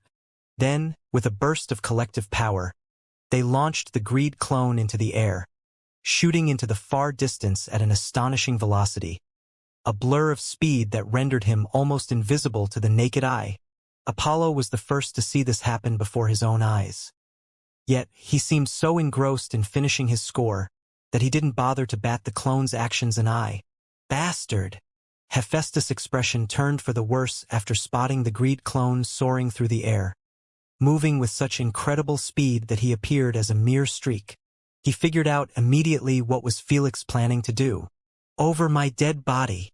Hephaestus bellowed as he pushed the plasma beam to the limit until the corruption beam got devoured at a much faster rate, causing Felix's skin and the 7 tails scales to get burned off until red flesh surfaced. The kind of power and heat required to burn off a Unigen's body was simply unimaginable, but at the same time, a concentrated force of 1,000 stars would do just that. Just hold it a bit longer, Felix. Don't give up. Shit. Is he really about to die off on his first day in the Eternal Kingdom? The tenants could do nothing but encourage Felix to hold strong and power through the attack. knowing that the moment his clone left the lockdown, he would be considered as one. Alas, it was easier said than done. Arg! The plasma, like a wrathful sun, scorched everything in its path, its searing embrace an unyielding force against which even the mightiest would falter. Felix endured the full brunt of its fury as his skin, flesh, and bones started to melt away under the relentless assault, the pain so intense it was beyond comprehension. His 7 hydra tails also writhed in shared agony, their formidable forms disintegrating in the face of the overwhelming force. Yet, amidst this excruciating torture, Felix's spirit blazed with an indomitable fire and rage. With a roar that echoed through the cosmos, he rallied against the pain, his voice a thunderous declaration of defiance. "I refuse to fall here," he bellowed, his words laced with excruciating pain yet unyielding resolve. "After all that shit I've endured, I will not yield at the door. Never." Felix could never accept the notion of breaking his promise to Asna and his loved ones after hitting the first hurdle in his journey. He could also never forgive himself for even thinking about it.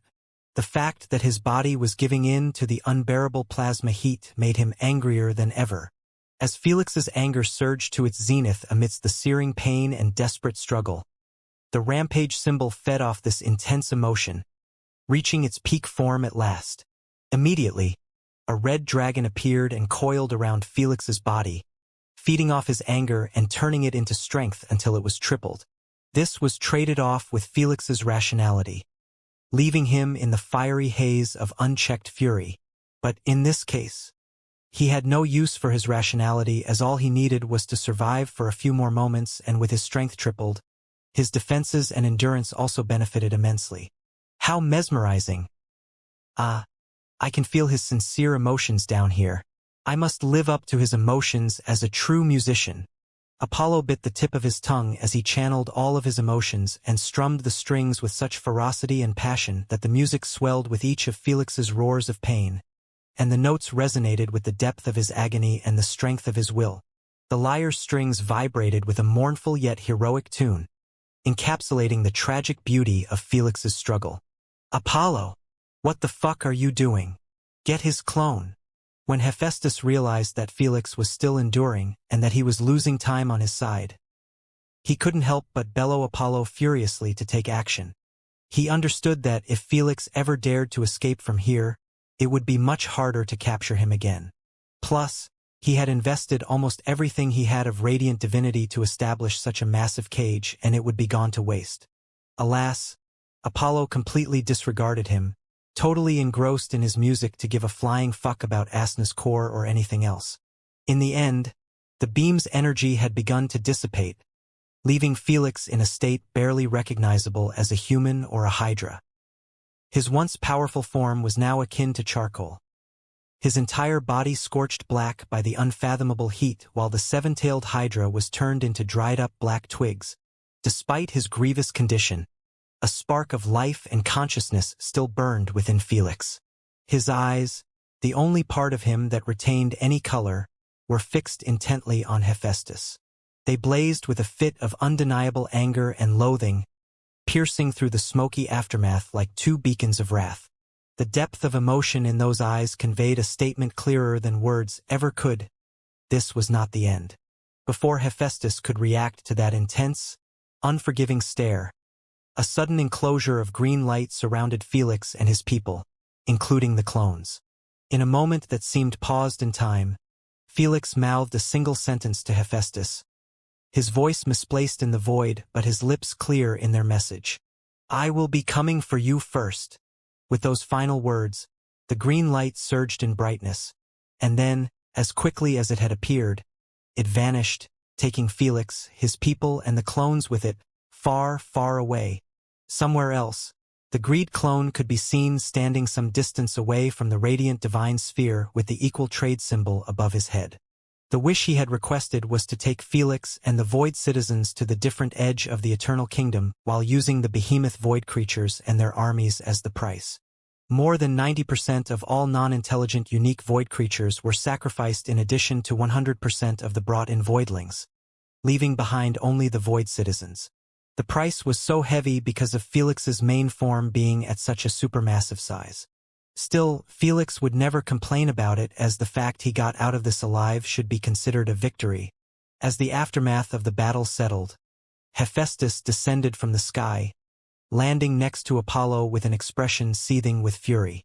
In a sudden burst of anger, Hephaestus turned towards Apollo, his hand tightening on his divine hammer, which was returning to its metallic luster after he deactivated the radiant divinity lockdown. He had already lost more than 95% of the divinity stored in his hammer, and he didn't want to lose the remaining 5%. "You let him escape!" he roared, his voice echoing with the force of a volcanic eruption. He lunged at Apollo, intending to unleash his frustration on the god of light and darkness, having no intentions of blaming his own failure. But Apollo, ever graceful and composed, effortlessly evaded Hephaestus's assault with a fluid, dance-like movement. He looked at Hephaestus with a thrilled expression, his eyes sparkling with excitement. "Come now, Hephaestus, no need for such hostility." Apollo chided gently, his voice a soothing melody in contrast to Hephaestus's thunderous anger. With a mischievous smile, Apollo held up his divine lyre, still resonating with the last notes of the music he had played during the battle. "Tell me, what did you think of my performance? I must say, I believe it was one of my best scores yet. The intensity, the drama, I feel like I am about to reach an artistic orgasm. It was quite the spectacle, don't you agree?" he asked, his cheeks flushed red and his demeanor unbothered by the tension in the air. You useless lunatic, why are you even here?" Hephaestus felt like a waterflow of helplessness washed over him after realizing that he was dealing with the sickest and most eccentric unijin in the realm. Even when Felix was at his most vulnerable and a single decision from him would have either promoted him or Hephaestus to an upper celestial, he gave up on it for the sake of finishing his score. "You have some explaining to do for the three rulers," Hephaestus sneered coldly. "I dare you to bring up your score to them." Without bothering to waste his time on Apollo or go on a wild search for Felix, Hephaestus packed up and swiftly flew back at his top speed toward his territory. Failing to capture Felix stung him like hell and made him sick in his stomach, but if he lost his territory also, he would truly be left with no tears to cry. Fortunately for him, Posdian and the others had no clue that he was bold enough to leave his territory unprotected and camp out the gate. Hephaestus was smart enough to not leave marks or trails of his plan. Even the prepared stars were created in his territory on the low, and he moved them the moment Felix entered the Eternal Kingdom. Since all unijins possessed equal spiritual pressure, they could not spy on each other from a distance. So, no one bothered to make a move on his territory and focused on coming to the gate. Rumble! Rumble! Suddenly, with a flash of lightning and a rumble of thunder, Zeus manifested before Hephaestus, halting him in his tracks. Zeus, with a commanding presence and an air of authority, looked intently at Hephaestus. "Was it you who battled the human?" he inquired, his deep voice resonating with the power that befits his status. His eyes, sharp and piercing, sought to gauge the truth of the recent events. Hephaestus, still seething with frustration and not in the mood for conversation, barely glanced at Zeus. "Ask him." He gesticulated with an irritating look at Apollo and then continued on his path, brushing past the Thunder Sovereign. Zeus left him be after noticing that he didn't own Asna's core. Then, he turned his attention to Apollo. Descending gracefully to meet him, Zeus sought insight into the events that had unfolded. "Brother Zeus, if only your territory was a bit closer, you wouldn't have missed such theatrical drama. I feel goosebumps at the thought of it. Do tell," Zeus requested calmly, his arm resting on his lightning-shaped golden weapon. Apollo, with his usual flair and eloquence, commenced to narrate the tale without an ounce of hesitation. He described the clash of titans, the music that echoed the intensity of their battle, and the dramatic escape of Felix. Apollo's recounting was vivid and detailed, painting a picture of the epic confrontation with his words. Zeus listened intently, his expression a mix of intrigue and contemplation. He knew that it wouldn't be easy to take down Felix with Lilith's irritating powers, even if he was the worst utilizer of sin's laws. But still, to hear that Hephaestus had faltered after such a considerable amount of preparation surprised him a bit. As Apollo concluded his narrative, Zeus was left to ponder the ramifications of what had transpired. As expected, he is still greatly inexperienced. Otherwise, Hephaestus would be the one seeking a way to escape. Zeus murmured calmly as he rubbed his grayed-out thick beard. This is the best chance to deal with him and retrieve Asna's core. But I know what you are thinking. If only there was a way to keep my territory protected while I seek him out.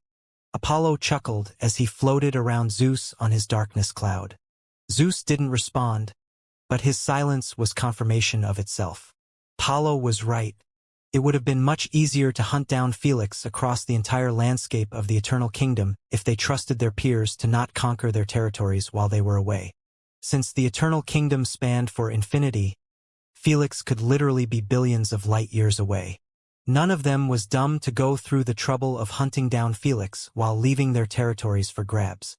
Even if the three rulers and the Celestial Council make a statement to keep our territories conquest-free during the hunt, I doubt anyone will respect the decision, Apollo said while fine-tuning his latest score.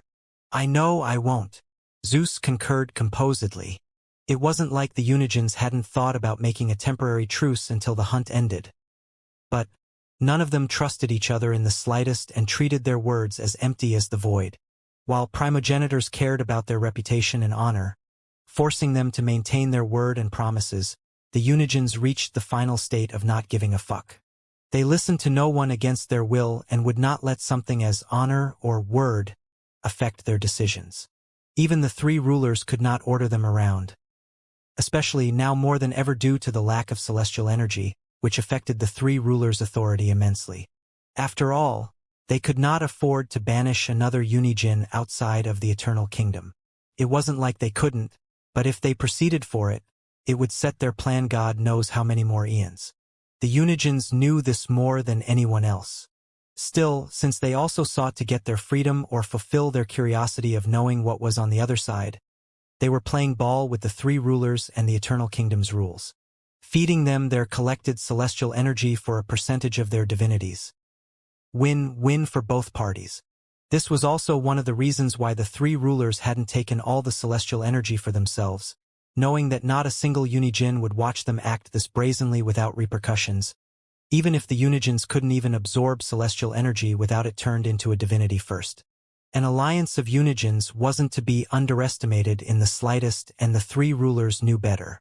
After some time, the rest of the Unigens commenced appearing one by one near Apollo and Zeus. Artemis appeared first, materializing in a shimmer of olive leaves and wisdom. Her green robes were adorned with golden wheat sheaves, her expression serene yet powerful, like nature itself. Next came Poseidon, emerging from a swirl of seafoam and oceanic might. His towering presence was marked by deep blue robes that flowed like the tides, and his divine trident, a symbol of his dominion over the seas, glinted with the mysteries of the deep. Following him was Demeter, manifesting her beautiful curvy form from the dirt on the ground, radiating with the essence of the toughness of earth. Aeolus, the master of winds, drifted in on a gentle zephyr.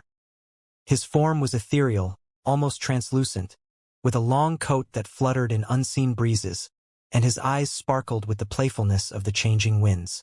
Lastly, Athena stepped into the scene, materializing with the beauty and the grace of diamonds. Her attire was a blend of silvers and gold, and she carried a crystallized bow on her back without a single arrow in sight. As these Unigens grouped up with Zeus and Apollo, their collective presence appended a new dimension to the gathering. Each deity's distinct appearance and aura contributed to the diversity and strength of this divine assembly. As expected, it was that stubborn bastard who was fighting the human, Poseidon uttered coldly the moment he noticed his rival's absence.